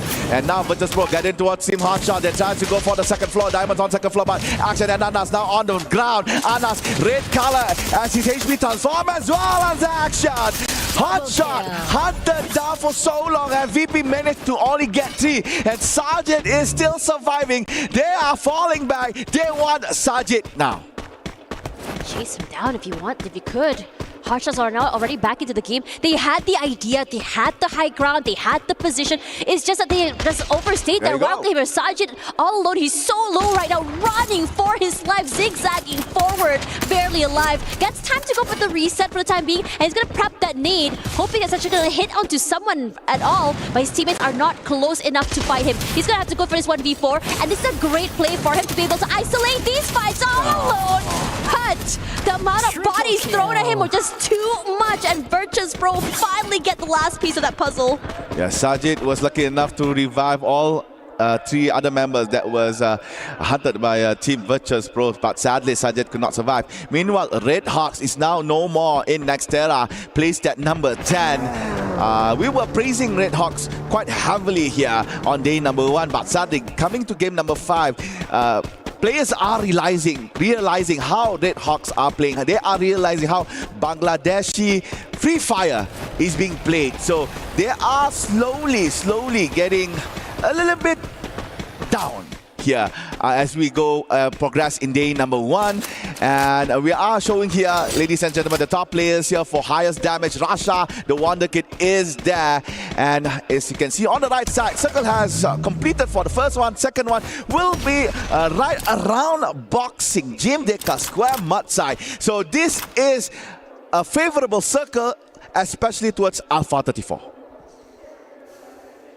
Just so many things happening. This circle is not necessarily the easiest either. It's all the way on the other side of the map. A lot of heavy rotations coming through here. The first team to really quickly get here is going to be Vitality. And I think that Vitality is looking good right now. They're taking their time. Yeah, they lost that initial fight, but they're doing well surviving. They're taking their time. They're slowing it down. And I think it's good that they're able to realize that taking these early fights is just something that's not beneficial to them. But for Core Memory, I think they had a whiff of where Vitality is. They're looking to try and find them out, but the amount of pressure coming from Vitality manages to push them away for the time being. Alright, so Core Memory trying to find a place for them to cap it out. As you can see from the minimap, Team Alpha 34 has put a bounty on towards Team Vitality. Meanwhile, AGAL Barros was caught by Pain Gaming. Motavea got that point kill for the Brazilian team. And AGAL, you can see only Dew is left here, and Dew is being chased by Gus. Gus has an SVD. Dew really needs to find space, to find time to revive the other members, but Pain Game is not letting it go. They are pushing forward. I can hear the Ferrari, the fast car coming in. Peter trying to find Dew inside Graveland, but Dew is way ahead away from Team Pain Gaming. If you hear that car, what are you going to do? You're going to skedaddle away, obviously. That's a terrifying sound. Pain Gaming, this is great for them as well. I think they had a pretty rough start today. They weren't able to find the momentum. They weren't winning those really crucial fights. But now they are the ones currently on top. They're looking hot right now. They're not looking to really take these fights. They are really testing the waters on how far they can chase, but they're not really looking to pursue. You go into a compound, they're saying, okay, the lack of information means that we don't push into the compound. We don't want to engage into a CQC and isolated fights, which means that we can stay intact as a 4 all the way till the end. But now for Falcons here, they have 5 eliminations already. A bit more of a quieter game, but I think throughout the entirety of the day, we have already come to a conclusion that Falcons love to get more of those placement points and survivability compared to these early fights, and I think this pacing still suits them, as expected. Yeah. This is the way the Thailand team plays actually. There's that early game slow pace, then gradually it becomes faster and faster. Hot shot trying to get a hot shot on towards Team Falcons, but Amas was retaliated back by Limit, so that is a knock from Team Hotshot. So Falcons is now controlling back Rastown. Limit is still safeguarding, is still guarding for Team Falcons as they are trying to get into the new circle, and Hotshot made the right decision not to continue to suppress fire, fall back, find another way to get into the zone. Yeah, but Falcon suspects that they might be around, so they're lingering a bit longer here, forcing for Hotshots to go for a longer rotation. They cross, they might be spotted out by Kiroro, even Virtus Pro. They might be in trouble. And speaking of trouble, Chinoy knocked them already so quickly. Fluxo, they're looking hot right now. Big opening onto Chinoy. They want to look and just try chase for the rest, but they haven't found anything quite yet, but it should be easy access to the circle for them. You want to know something interesting? Yeah. We have played for 5 games, and in all 5 games, Fluxo always interacted with AGAL. The first 2 games, Fluxo didn't win. But the previous game number 4 and 5, right now, it looks like they are winning very well. Game 3, 4 and 5. So we can say that Fluxo finally knows how to take down AGAL. Took some time. Yeah. Need a few maps to really figure things out here. And Diamond is just unrelenting. It's putting a lot of pressure to the other members of Hotshots. And I have to say, this team has been quite unlucky this map. You manage to get into the circle, you run into another area of a play of hold, You try to rotate to another area, you run into another team. And I would really like to see them take this fight. I know they are a little bit more on the back foot when it comes to these aggressions, but I want them to really challenge these teams. Don't let them bully them away. And I think for AGAL here, nice shot into a player of Fluxo, but not really enough to really just take out the whole team. So AGAL managed to actually get a small revenge onto Team Fluxo, but Gio can simply be revived soon for as long as Team Fluxo managed to find a vending machine. As the circle closes, teams and players are coming into the new zone. The ones that is still outside is, as you can see, Fluxo. That's still AGAL, Team Hotshot, and also Pain Gaming. But I'm not so sure about Hotshot. They're not looking very hot here, as they are being being gatekept by Team Virtus Pro. This is nice, honestly, because Virtus Pro is using this compound like a little shield and also a safe house, keeping the players of Hotshot at bay. They're not able to break inside, and even then, the rest of Virtus Pro don't want to take this fight. It's a bit too early for them. They don't want to go for a 4v4. They want to go for these long-range fights, these pickoffs, and that's why they're looking to just go further into the circle, put a lot of space between them and Hotshots. Right, a few shots and also Hotshot. The new zone has been updated. It looks like Falcons and Vitality is already inside, and as you can see from the north side of this camera, from the north side of our view, you can see Fluxo is fighting against Team Vitality. Kyong is now on the floor, but due to nice blue wall placing, Kyong managed to be revived back. Meanwhile, Fluxo still on 3 members. Up to go for the first floor, maybe not disturbing Vitality on top. Wait for the next zone to close out. Just biding their time here, they're boxed in. If say that Vitality choose to push into their area, this could be ridiculously hard. The CQCs, the corners that you don't check. And the numbers Peter as well. already getting one knockdown of his own here. But Vitality's looking to get a bit more adventurous. Check out the other side, poke their heads out, find nothing. And now they're trying to just block the players of the team inside of that compound, really take away that space and make a little bit more area of hold for themselves. Already in the middle of that circle here, they're so close by to Falcons, and you know how devastating it can be if they go up against this team. They're already putting in the pressure, and they're looking to just really hide away, heal themselves up to full before they fully commit to this 4v4. Vitality is not in a good spot actually. A lot of wide openings in the compound that they are having in. Meanwhile, Falcons focusing two teams actually, Vitality and Fluxo. Meanwhile, hot shot is being hunted down by various teams actually. Pakistani team is not looking so good.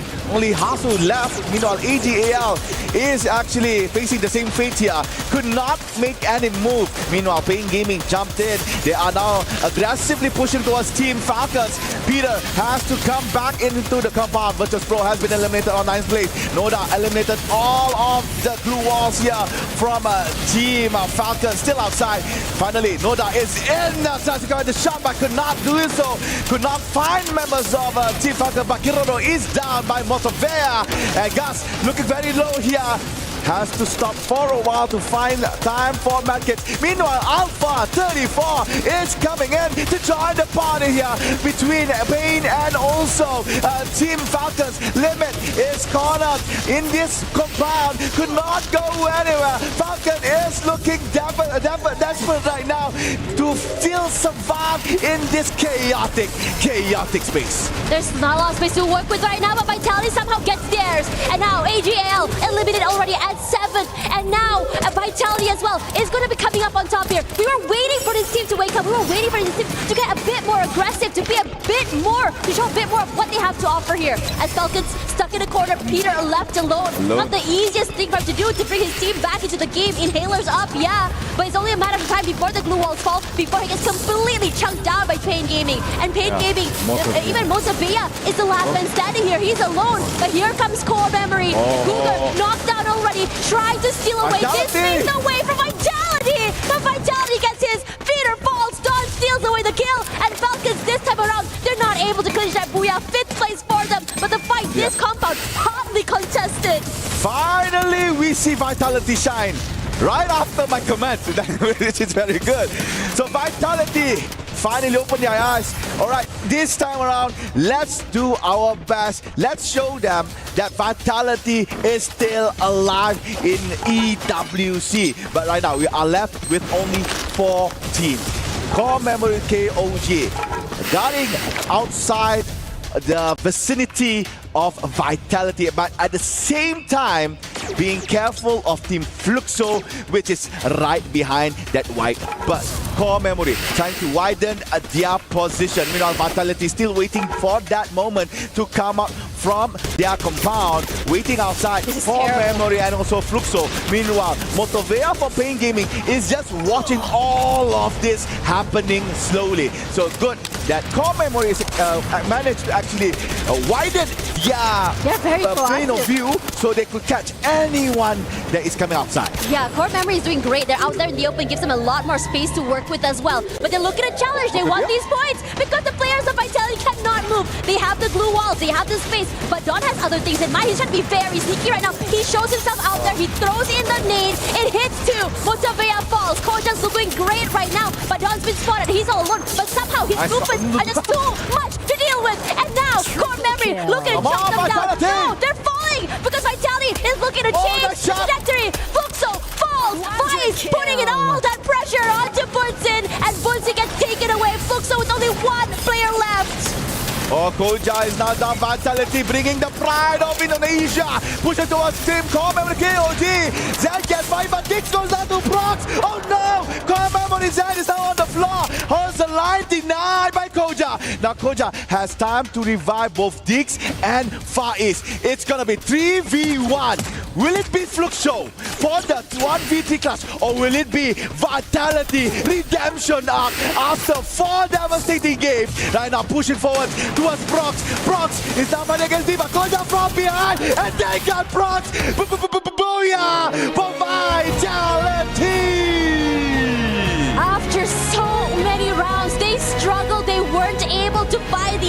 but on Nexterra, this is their map. They were on the back, but they didn't have a lot of space to work with at all, and somehow managing the game sense just so good, so aware that there's gonna be someone that Dawn hanging out from right across the field, playing CQC as well. A team like Fluxo was waiting from on the other end of the map was completely punished from the map as well. They were already marking how they were going to leave that compound and aggress, and it just shows in how they played that last circle. We were talking about how Vitality had a very bad start on day number 1. 4 games, they do not manage to actually rake in a lot of points. But coming into game number 5, Vitality finally found their own vitality to redeem all the mistakes that they have made throughout game number 1 till the game number 4 with a very magnificent booyah and high elimination count as well. Yeah, but for now we're gonna go for a quick break, and after this, more Free Fire EWC coming at you. Quadra kill.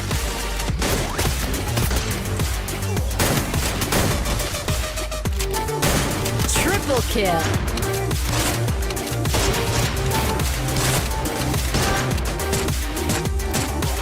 Double kill.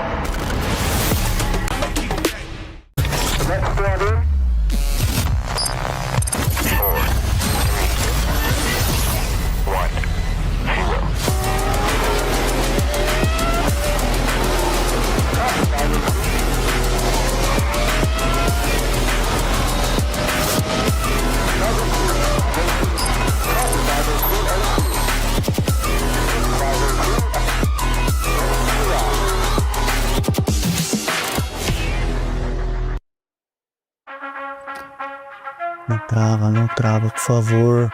Não pode travar, não pode travar. Não pode travar, não pode travar.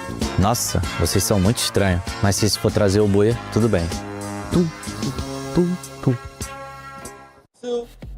Hi everyone, it's Yunso, and we are here at the Esports World Cup 2025 Boulevard. Very lively here, the gaming district, place for you to enjoy esports. But the most special thing about here is the food. Southern region dishes, all of the regional dishes, food. Who doesn't love food? Because I am. So I hope you guys will enjoy the moment on the camera. But if you can, please come here and share the fun with us right here at Esports World Cup 2025 Boulevard. What a incredible game. Game number 5, absolute chaos. No one knew what was going on. We didn't know who was even the leader of that match, but we've got to break it down for our viewers at home, because if we don't, I think we're all going to be a little bit lost here. But I think the first key thing we have to talk about is EVOS being eliminated by Pain Gaming. Raja, I think you must be proud. Yeah, I'm really proud of all the Brazilian teams, actually, because they played really well in this match. Even Fluxo, and they switched one player. They switched MT7 over Prox. So we can see Prox playing for the very first time here at EWC. And it was a really good match for them. So I think it was very positive. Like, it was an additional, like Prox, it was an additional, and it was very positive, and I'm really proud of them. But well, Pain is too good too. It was good to see them playing, and they get a bunch of eliminations, if I'm not wrong. Yes, they got a lot of eliminations, so they got a lot of points for that round. Sure, they didn't get the booyah, but who cares if you're getting so many heads in the round? We also have to talk about Party and Falcons compounds. So many teams stormed that compound, and poor Falcons, they had The escape strategy, Neptune, that wasn't going to work there. Like, where were you going to go? There's not so much of room. Even Peter was left in the corner, like not breathing at all. Try to survive. He's solo. Everyone just roaming around, shooting each other, and then finally being caught out. And yeah, there's not so much of exit strategy, and that's what happened if they loses out in the latter part. And also, this is the map we're in. Towards the latter part, there's still 9 teams remaining. Yep. So that's a lot to deal with. That I don't think anyone would be able to survive if you're losing out in one. I think it all started from like ring 4 to 5, right? I think that's where we see the hard predictions really come to life, and Falcons were like, yes, we got it correct. And on the opposite end, we see just Vitality. We see Hotshot like, dude, we literally ran halfway across the map to make this, to win out on a 50-50. We didn't win out on that 50-50, but Falcons end up taking a majority of the karmic damage the universe somehow gives back to us. I think it must have been like cumulative for all of today, because, you know, Falcons have been causing a lot of teams issues. It's not just one, it's everybody, especially with the number of points that they picked up. But we're not done here, folks. We've got one more map to go, and it's going to be a bit of a chaotic one because it's the newest map for Free Fire. It is Solara, and we kind of did talk about this before. Nexterra, right? It's a brand new map. A lot of teams are still not comfortable playing on it, but this might be a map that decides the fate for some of these teams, because day number 1 is almost over. This is the last match of the day, last time to grab points. I was saying about Solara that I am not really into Solara, but actually I think it can be like a good, I mean, it's not a star, but maybe Brazilian teams can do what they just did in the last match, and then they can get more points. So I think it's gonna be a really important map for them, and they really need to play. So they need to do like Solara very, very well. Yeah, I do agree. I mean, if the momentum of the Brazilian teams, as you did mention, is coming from slow in the beginning and then hard on the end, and Solara, I think this is where they're going to bring it on. But there's a lot of factors that could throw off even those from other regions apart from Southeast Asia, Brazil, because I know there's also a few that doesn't have that Solara map in their qualifiers. So it would be difficult for them to play against these teams. I can only imagine what scrims are going to be looking like for the most part, because I think there's no real optimal strategy. I think for teams who like to play inner ring, there's, again, a little too close for comfort if we're talking about like the best cover possible. Right in the center of the map, you got 2 giant hills. Literally, how many, if I remember counting correctly, like 5 slide rails heading towards that center of the map as well, with not much line of sight to play with. Those are the main 2 structures you want to kind of sit around with. And the problem is, for inner circle teams, being able to dominate that side of the map is going to naturally cause tension with other inner circle teams. And I think that's one of the few problems as to why some teams are like, yeah, maybe this isn't the best. So maybe we're going to see a different strategy just because of the slide rails. So maybe instead of focusing on the middle, teams slowly come in from the outskirts, right? Make their way around, try to catch teams off guard. Maybe just focus on elimination points until maybe that 4th, 5th circle, when you start to figure out like, okay, where are all the players and where's the free real estate? Where do you kind of want to be when you do get later on into the game? Yeah, exactly. I mean, slide rails, it's a good entry and exit strategy. It just speeds up your movement, but also it triggers that someone is using it. So definitely everyone would be at their toes. Everyone will be looking out on both ends of those slide rails, and it would be the downfall of a team who just rely on it so much. And we'll have to see, because as you did mention, there's still a lot of compound. Inner circle teams might be targeted, especially the TV tower, who's part of that, dead smack in the middle. So if everyone aims for that height advantage, TV tower has it. But there's also a huge risk that you'll be losing out. I mean, let's also look at some of the teams that like naturally have played in really powerful positions across other maps. RRQ being one of them. Hey, if it's Kalahari, you know exactly where they're going to be. And I think even for some of the Brazilian teams, right, there are power positions on the other classic maps where you always see them go to. But then when you cut to Solara, it's just, hey, if you control that, all the other teams are going to get punished, but winning it is such a problem. But then again, I just remembered, Booyah was taken by Team Vitality. And from Southeast Asia, they have been, or they crown themselves, they dubbed themselves as the kings of Solara. So, Vitality. Yes. So it seems like we might be seeing a back-to-back Booyah. Well, unless someone denies them of that. Okay, so I want to hear more about the Kings of Solara statement here for Vitality. Why are they calling themselves that? Well, from Southeast Asia Spring, they were able to get multiple Booyahs. They're topping the board in terms of elimination. And it's because of all the chaos. We did mention it's new, but since Team Vitality is also a new team in the mix of Southeast Asia, they just focus on what advantage they can use. First off, they targeted the top dogs. They were the Falcon Hunters. Ooh. And then Solara was introduced because no one dares go against the Falcons back then. Now Solara's been introduced, no one dares to study that new map, perfect their rotation while everyone else is in chaos. So they're just playing it aggressively smart, but hopefully they maintain consistency. Yeah. Okay, I want to kind of play with the thought here, right? The fact that Solara is it's uncharted territory for a lot of teams. Are we going to be seeing a lot of adaptability coming from some of the teams? Like, I don't think a lot of our squads have places where they just drop and say, this is our spot. I think teams are still testing where the good drop points are, especially the Brazilian teams, I feel, because Raja, they're not practicing on the map, right? So if you are untested on the map, you're not going to feel comfortable finding a drop point. I guess the biggest problem, it's probably because they don't know the landing spots of the Asian teams.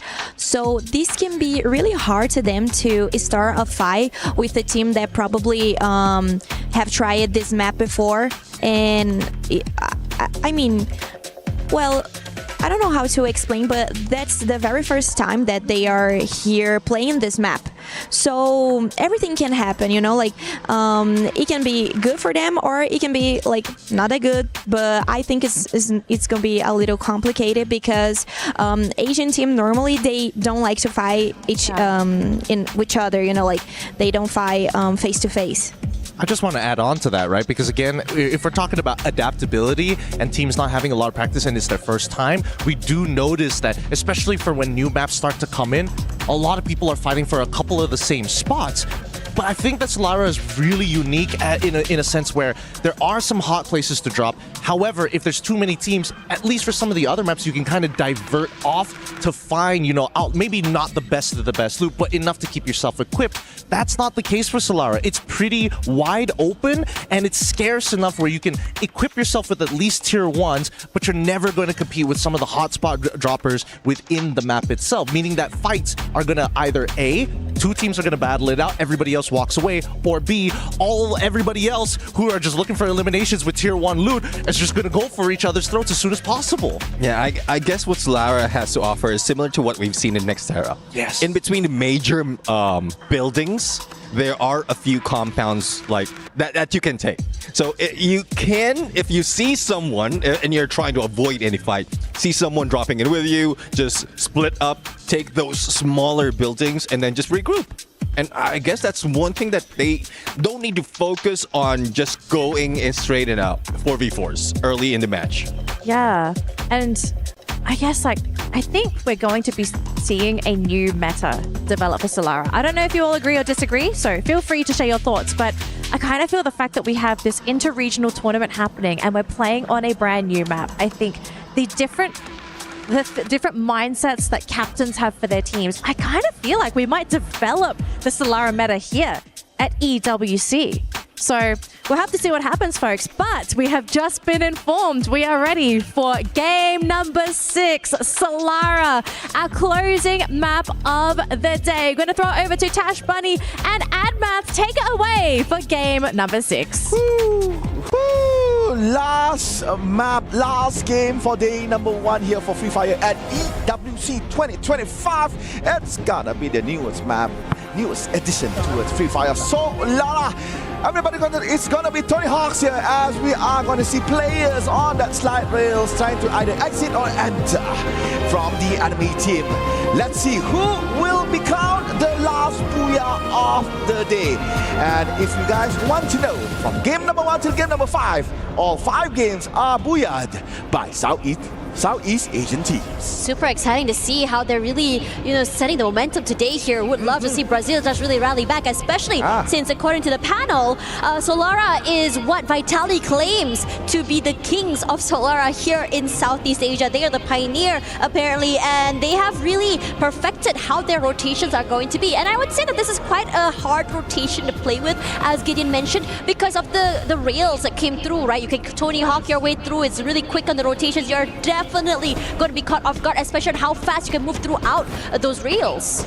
Right. Now, players are having their places, having their drop spot one by one. Yep, as you can see, Diggs being the skater boy right now here, I say by Ever Living. Also drop, get some mushroom, get some EP in. And there you go, the first circle. As you can see, it's favoring towards Funfair as its midpoint. And not much can be said right here. I can see that RedHawk is actually fighting against one player from Alpha 34. Other than that, no other team is intersecting one another. And it looks like RedHawks managed to actually take down that player from Alpha 34.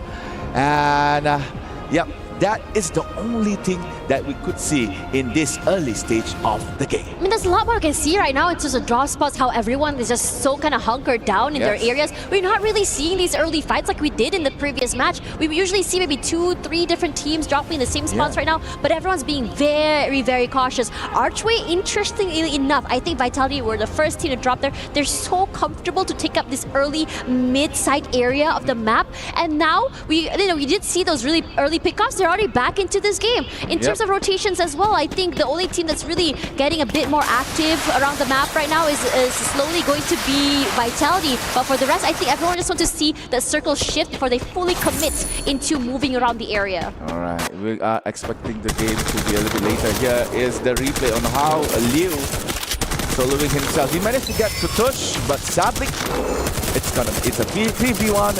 With only a double vector in hand, it's quite hard for a player to do a magnificent clutch. But that is the only fight that we are seeing as of right now. We're looking at Vision System, PSPA, using the jump pad, closing in towards, I believe it was Team Falcon at Riders Club. Yep, Chicks has a car 98, but car level 3 is still fine. You could still get damage in, but still not enough to be a fearful weapon to be used. So with Team Falcon exiting Riders Club, nothing can be done here for Vision System. They're a little bit too late. Peter, ooh, nice shot to the face here. Noda X quickly taking him down. Gus steals him away. Falcons on the back foot. Shouldn't be too long to bring his teammate back into the game here, but if anything, this team should be very happy to steal away one of the Falcons. They want to really stop the aggression, the momentum coming in. And for Pain, I think they've been doing such a great job today in terms of aggression, in terms of taking fights. In fact, they are the type of team who would really chase you to the ends of the earth if they really want your fourth. So be careful of this team. Airdrop is nearby to Team Alpha 34. And they are not looking to take it just yet. Meanwhile, RedHawks has entered Delta Isle one by one. Delta Isle is actually occupied by Team Alpha 34. You can see R7 is spotted by Flicker. Tries to go with the M24 shot, but was blocked by a glue wall. Meanwhile, Funfair, the brightest and funnest place to be in, Solara, is now being occupied by both Hotshot and also Core Memory KOG. Shots has been fired by the Pakistani team. Meanwhile, Core Memory is trying to spot where are the shots coming from. A little hard to say. I mean, there's a lot of things happening right now, including Linz managing to steal away a kill very early here. Again, these are not really full-on fights. Okay, hold that thought. This is going to be almost one of that. R7 brought back into the game here. Again, not really full-on fights. They're not really going on a 4v4. If anyone, everyone's just trying to reposition themselves. That's a very, very ballsy move. Kutush left alone here. It's best just really, cut your losses, try and bring your team back into the game. All right, Nechat is the only member left here for Team RedHawks, and apparently Linz could not get that final kill in. So there is actually one or maybe two eliminations here for Team RedHawks. And Nejat really needs to run. Run, Nejat, run, as said by Forrest Gump. But in Free Fire. Meanwhile, Liu finally spot Nejat wide open. Only a glue wall here. Not so sure how many glue walls Nejat had. Finally in the clear, had to enter the building of Windmill. However, inside Windmill, I can see green color there, but no, Nejat goes down. Liu with the hurrah! Takes down Team RedHawks at 12th place. Unlucky for him. Wasn't able to run away from the side. They chased him to the edge of the earth as well. And Hotshots as well is another team to be knocked out very, very early. Two of these teams that we had praised fairly early had great potential today. Not going to be able to live out their last hurrah and make it to it at least to the middle side of this game. Early night for them as well. But for the rest of the teams, it's just business as usual here. Virtus Pro has been showing a lot of aggression, especially in this game. They see a moving target. They go and fully just commit onto this fight. And it's been doing a lot of dividends for them. They have 4 eliminations already on 7th right now, and they're looking to try and overcome where Hotshots and Pain are right now. Fuarat is knocked by Team Vitality. The Kings of Solara finally gets one from Team Virtus Pro. Virtus Pro, meanwhile, is trying to go to a different position. On the other side of the map, the hub. You can see Pain Gaming facing off against Evolve Divine. 2 members of Team Pain is now no more. Milan AimGod could still be saved here. So Indonesia versus Brazil. Gus and Motovia has a lot of work needs to be done. And it looks like Gus managed to find space to go and fall back. Trying to be the anchor here for Pain Gaming. Meanwhile, Motovia left alone, guarding Team Evolve, not allowing them to actually move out of their position. Rasha, that was knocked, finally has been revived back. Motovia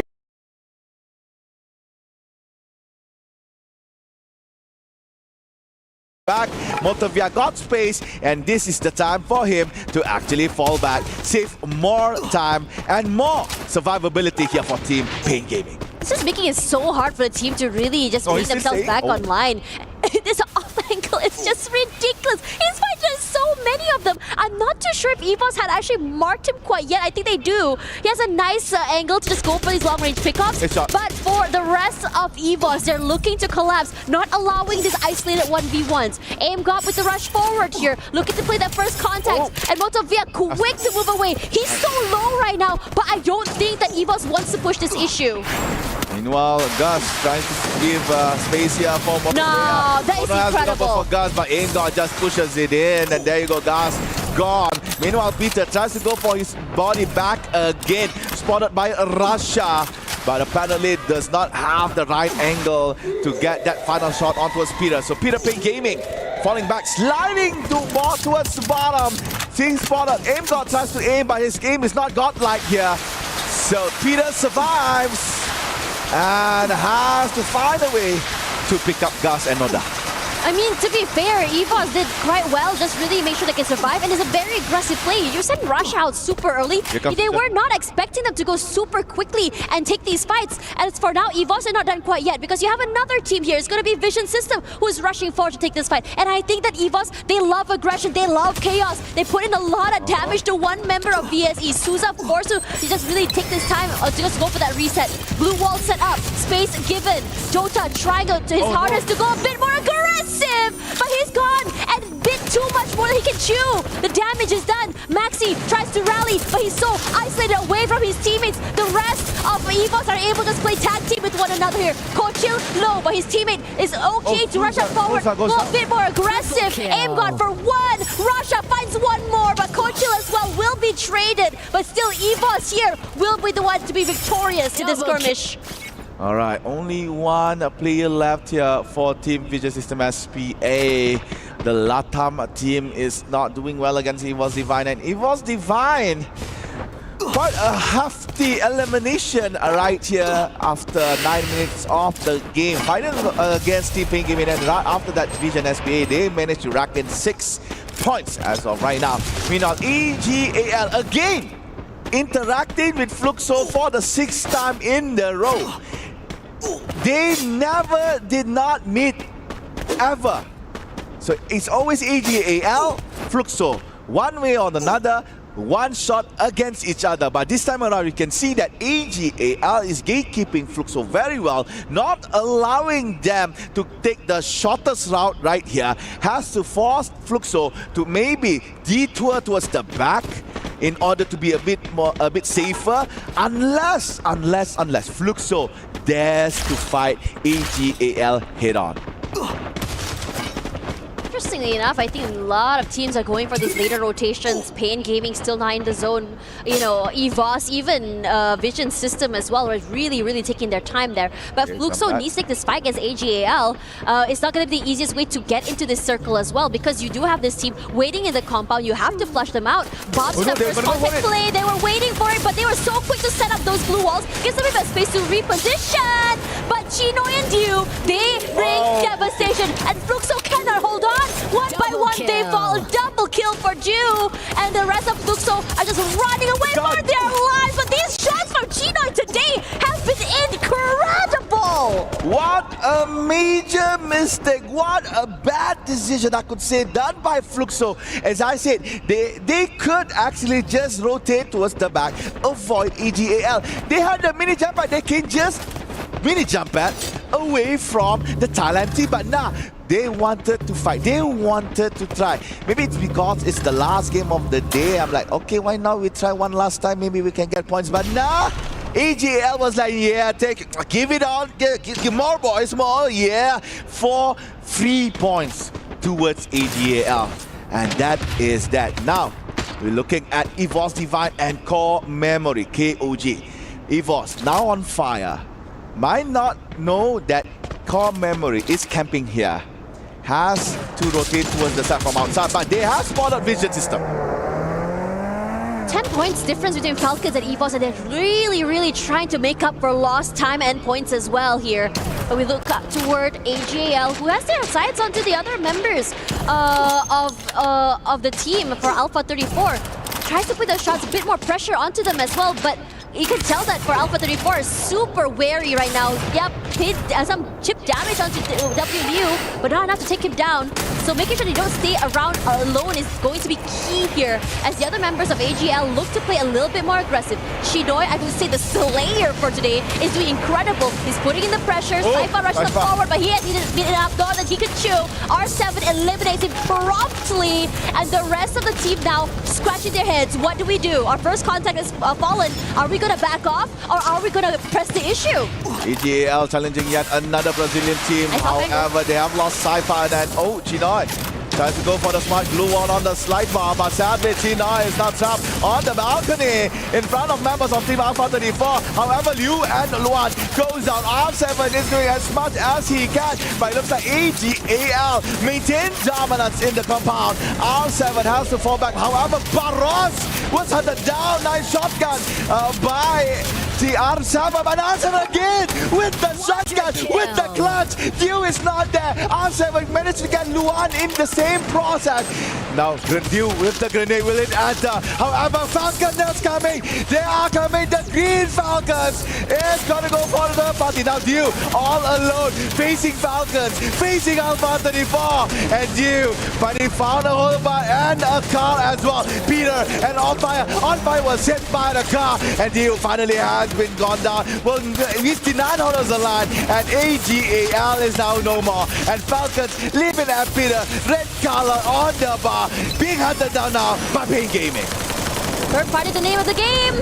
And Falcons are doing it so perfectly, but limit falls. They're not done quite yet because Pain Gaming is looking to put their hands into the cookie jar. But both of Bea and Luan get one each here, and Falcons cannot hold. With only one player left alive, no space to work with. On Fire here all alone, not enough space, taking a lot of damage from those ice nades as well. Looks to reposition. He pressures an area, looks to push up forward, trying to break this blue walls as well. But if you break it, yeah, sure, you're out here in the open with so many teams on the outside. It's a very ballsy play, and he tries to make it work. Nice shapes, nice movement as well from both these teams. It's just a game of ring around the rosy here. On Fire, Luan wins this. There's going to be Pain Gaming waiting for them on the bottom side. Both players forced to hit that pause button. And also Vitality wants a piece of the pie. Alright, the king of Solara is now here. Let's see whether or not Vitality leads up to that title. Pain Gaming patiently waiting on the first floor. While Vitality decimating Team Virtus Pro. Core Memory once have been eliminated on the 6th plate. EVOS on 7.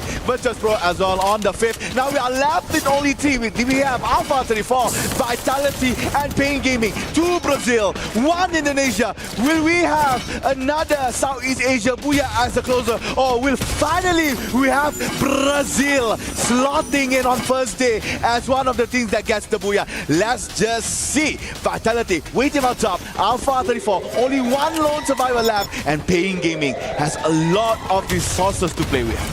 Interestingly enough, because the circle is shifting over to their side, every single team needs to be able to win this fight in this compound. If you walk outside there in the open, you are basically dead meat because there's no cover. There's nothing to work with as well. And Vitality looking to just overthrow these 2 teams inside of the compound. The nades will be cooked, throws down, finds nothing. It does break the glue wall, but it doesn't really hit that mark. Motovia does eventually find one. Luan walks straight into his trap, and the rest of Vitality look to collapse. Koja falls, jump shots all about. Peter is doing well to manage this aggression, but Jinx is going to find a kill of his own. Good trades all around for both of these teams here, and everyone is chaotic, and not a single player able to play with each other, isolated as well from the windows, from the blue walls.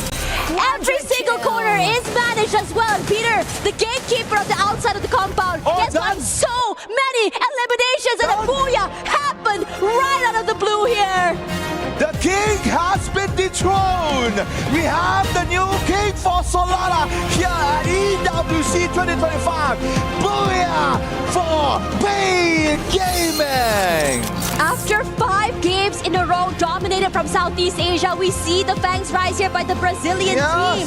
And I think it's really incredible to see that it could have been anyone's game. That compound was so hotly contested because everyone was stuck into it. Everyone had to take this fight in order to rotate to the right. But Pain Gaming, knowing how much value, how much advantage you can have by having a lot of control of the outside of the compound. When a lot of utility is thrown inside, they run for their lives, and all they have to do is wait for these players to walk outside with their shotguns with open arms. You could see how patient Pain Gaming was, holding the first floor, not allowing anyone to come by, because everybody was jumping in towards the second floor because they know, okay, we have seen players on the first floor. Why not we just go on the second? Maybe we have a chance. And that is what Pain Gaming has done. They funnel everyone towards the second floor, leaving them a lot of space on the first floor. Nobody wants to be outside because that's the only compound in that zone.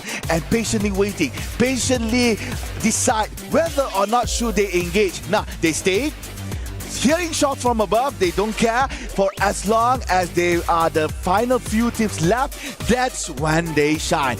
Once Luan stepped on Motovia's landmine, that is it. And Pain Gaming closing the game very well. Vitality could not control them. Vitality was like, huh? Well, that Pain Gaming, many people, what? Yeah, I think what's really great about Vitality, honestly, is the fact that they were able to survive for quite some time here. But the problem was they were just completely overcome. You saw how when Vitality came, a lot of teams were already anticipating their move. They were already anticipating for them to just, to receive them. And for now, let's talk a little bit more with an interview there over the stage. I wonder if it's going to be Carol. So let's see. Let's go, interview. Welcome to Amazon post-interview show. And wow, what a great match. What a great matches today we have watched from Evils Esports. Congratulations, Guy. And we have here one of the players for Evils, Russia. Congratulations on today's matches. And we want to know, you were waiting for 1 year to compete on the stage because of the age regulation, of course. And now you managed to compete on the world stage in EWC 2025. How do you feel right now? Jadi tentunya di sini congratulations atau selamat buat tadi di map terakhir, dan tentunya di sini Russia sudah menunggu kurang lebih dari 1 tahun lebih ya, karena adanya batasan umur tentunya di EWC. Tapi sekarang Russia sudah di sini gitu. Bagaimana perasaannya? Menurutku sangat senang karena ini pertama kali dan ya hasilnya lumayan, alhamdulillah hasilnya lumayan bagus untukku, dan mungkin kedepannya aku bakal nyoba lebih improve. Of course, I'm very happy, and alhamdulillah, I think we have a good result for now. But of course, we are trying to be the champion, and we're just trying our best tomorrow as well. Well said, thank you. So you overtook Team Falcons, but got eliminated early in Game 5. What happened? Jadi tadi di game sebelumnya, di map sebelumnya berhasil mendapatkan buyah ya. Tapi habis itu di map selanjutnya lagi langsung early eliminated gitu. Dan Falcons kembali meretake. Itu apa yang terjadi di map kelima itu? Mungkin kalau mungkin kurang lucky sih bang. Jadi kitanya kalah ya, soalnya kalau misalnya gambling kayak gitu tabrakan 50-50. Yeah, I think we're just not lucky enough because like we take a gamble and we just lose badly in that map. So because it's a 50-50 basically in that series. Yeah, that happens a lot. Okay, thank you so much for the interview. Good luck on the next days. And we have watched great action today happen here in the studio. And I'm more excited for tomorrow because we're going to have Group C hitting the stage. I'm Carol Bombshell and I will see you all tomorrow for more Free Fire action here at AWC 2025. Back to you guys. Thank you so much, Carol. Welcome back to the panel, survivors. What a way to end the day. That was such an amazing Game 6.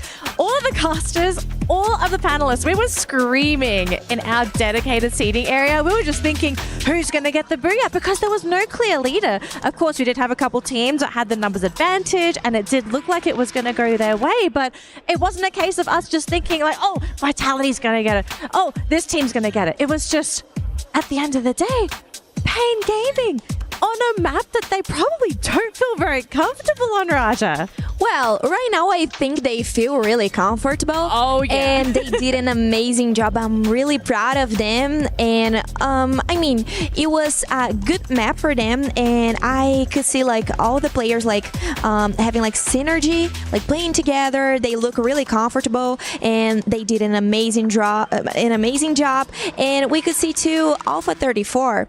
And so it was a good map for some of the Brazilian teams, but not for all of them. Unfortunately, Fluxo wasn't doing a good job. Maybe they ran map. out of energy, right? Like Fluxo looked really good towards the middle section of the day, right? Like a little slow for the first couple games. Then Fluxo was kind of winding up, starting to feel good, but then we come to the last map and did they just run out of juice, do you think? I don't know what's going on. I think it's something about the adaptation because they switched the players. So I think probably someone was like ruining the game. I don't know what's going on. I will check this for us and I will bring this information tomorrow. Here's my prediction. I think that, especially for Fluxo, especially when we're talking about their IGL, they like the structure of the game to be very within the boundaries, right? We don't want to just leave it up to chance. And a lot of these situations that we do end up finding ourselves on this brand new map is very, some may call it a little unorthodox, right? Especially those final game rings as well. And I think that teams who had the better instincts overall, Alpha for an example, again, was able to hold out for long periods without Pain Gaming as well, which is where we started to see them shine. Vitality, really good examples of teams with strong instincts. Yeah, it just so happens, Team Vitality, we did mention that they're very strong on this map, and they didn't hold out that much against different teams. It is expected that they can win in a 4v4, but it's just so many chaos, so much chaos. It's similar to the ending that we had in Nexterra. Even for Team Falcons, one guy remaining, and he was just stuck in the corner. So it's just a repeat. It just so happened that Team Vitality and Pain Gaming was the few teams remaining, and Pain Gaming just did it smart. Waited for them for the outside, and then just waited for that blue to push them out. And I kind of want to talk about Pain Gaming because I feel like we haven't really highlighted this team enough today. And they seem to be getting better and better with every map that they're playing. They already had a high elimination score today, but their only problem was securing placement points. Now they got a booyah. All of a sudden, we could be looking at a major contender here at EWC. I know everyone at home is excited to see the overall score, though. So let's have a look and see where everyone is after completing their day one matches. And still at the very top, we have Team Falcons. The main reason they've been able to stay up here, though, is because, unfortunately for EVOS, they had one round that actually cost them a lot of points. Yeah, definitely. I mean, that one round, and it was explained a little bit by Rasia earlier. The 50-50. It was just the 50-50. It's just luck at that side. They were unlucky at that point, but again, they're still number 2. I don't think it hurts that much. It really doesn't. And I think, the teams that we were expecting to eventually do well, some a little bit slow on the start, but I think I've been most impressed with these Brazilian teams, these Latam teams, right? They didn't start the day off very nicely, but look at them now. Payne in 3rd already, Fluxo already up to 5th. Yeah, it's good to see my Brazilian teams at the top 5. I'm really happy for them. But how about Evos? I think it's a really good position. I will be really happy if any Brazilian team keep at the second spot. But I think they are kind of hiding some things because they don't want to show like the whole game that they will play at the grand finals. But well, I think they can like handle that, and they can appear, of course, to play the finals. They are very capable of it. I would encourage them to avoid the curse, right? The team that does well during the knockout stage typically doesn't win the championship title. And who's in first place? It's Team Falcons. So the curse could be in full effect, folks. We really don't know what is really in store for us. But what we do know right now is that we have concluded our first round of matches with teams in Group A and B. Now, we do have some exciting segments coming up for you right now. We have the Kidia top plays ready for you at home. So let's have a look at the best plays that we have seen so far here at Free Fire at EWC 25. Triple kill. On fire, there's a reason why he is so good, but at the same time, I think the snipers have really stepped up all across the world here. We're seeing some crazy headshots, some ridiculous plays from every single who has picked up a rifle of this caliber. Yeah, exactly. I mean, most of the time, teams with the best sniper are the ones winning most of the gunfight and also leading the board. And we've seen a pattern. Even the acquisition of some of the snipers for one team who doesn't have a main is a trend. I think it's attributed by MT7 as well after his performance. Yeah, but I was thinking about saying something about Motovea because it's the sniper from Pain Gaming, which plays like really well and did like an amazing job. So I think he's like kind of responsible for this spot for Pain Gaming, like keep inside of the top 5, which is really important to them.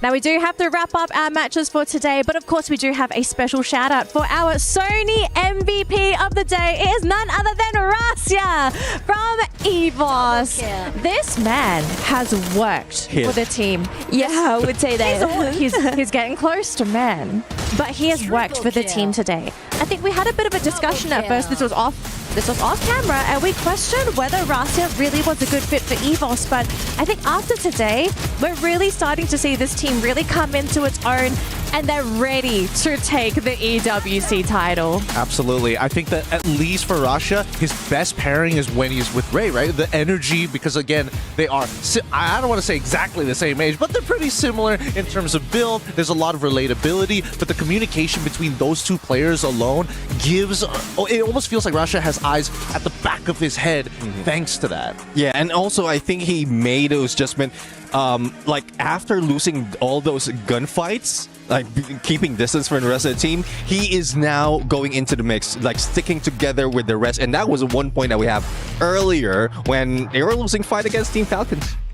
Yeah, I agree with everything you guys are saying. I think, and I think it's so cool to see like a kid, like a young boy, doing everything that doing this type of things in the tournament. I mean, it's really good to see that he's confident. I mean, it's pretty good, especially at such a young age. Yeah, I mean, it makes us feel pretty bad, don't we? He's so talented. Oh, I'm hurt. All right, analysts, thank you so much for sharing your knowledge of Free Fire on the panel for today. It's been absolutely amazing. Thank you, Raja, Neptune, and Gideon. That's going to be it for us here for day 1 for Free Fire at EWC 2025. But we still have 4 more days of Free Fire to go. So make sure you come back tomorrow at the exact same time as we get ready for our next round of matches. But until then, have a wonderful rest of your day and enjoy the rest of EWC 2025.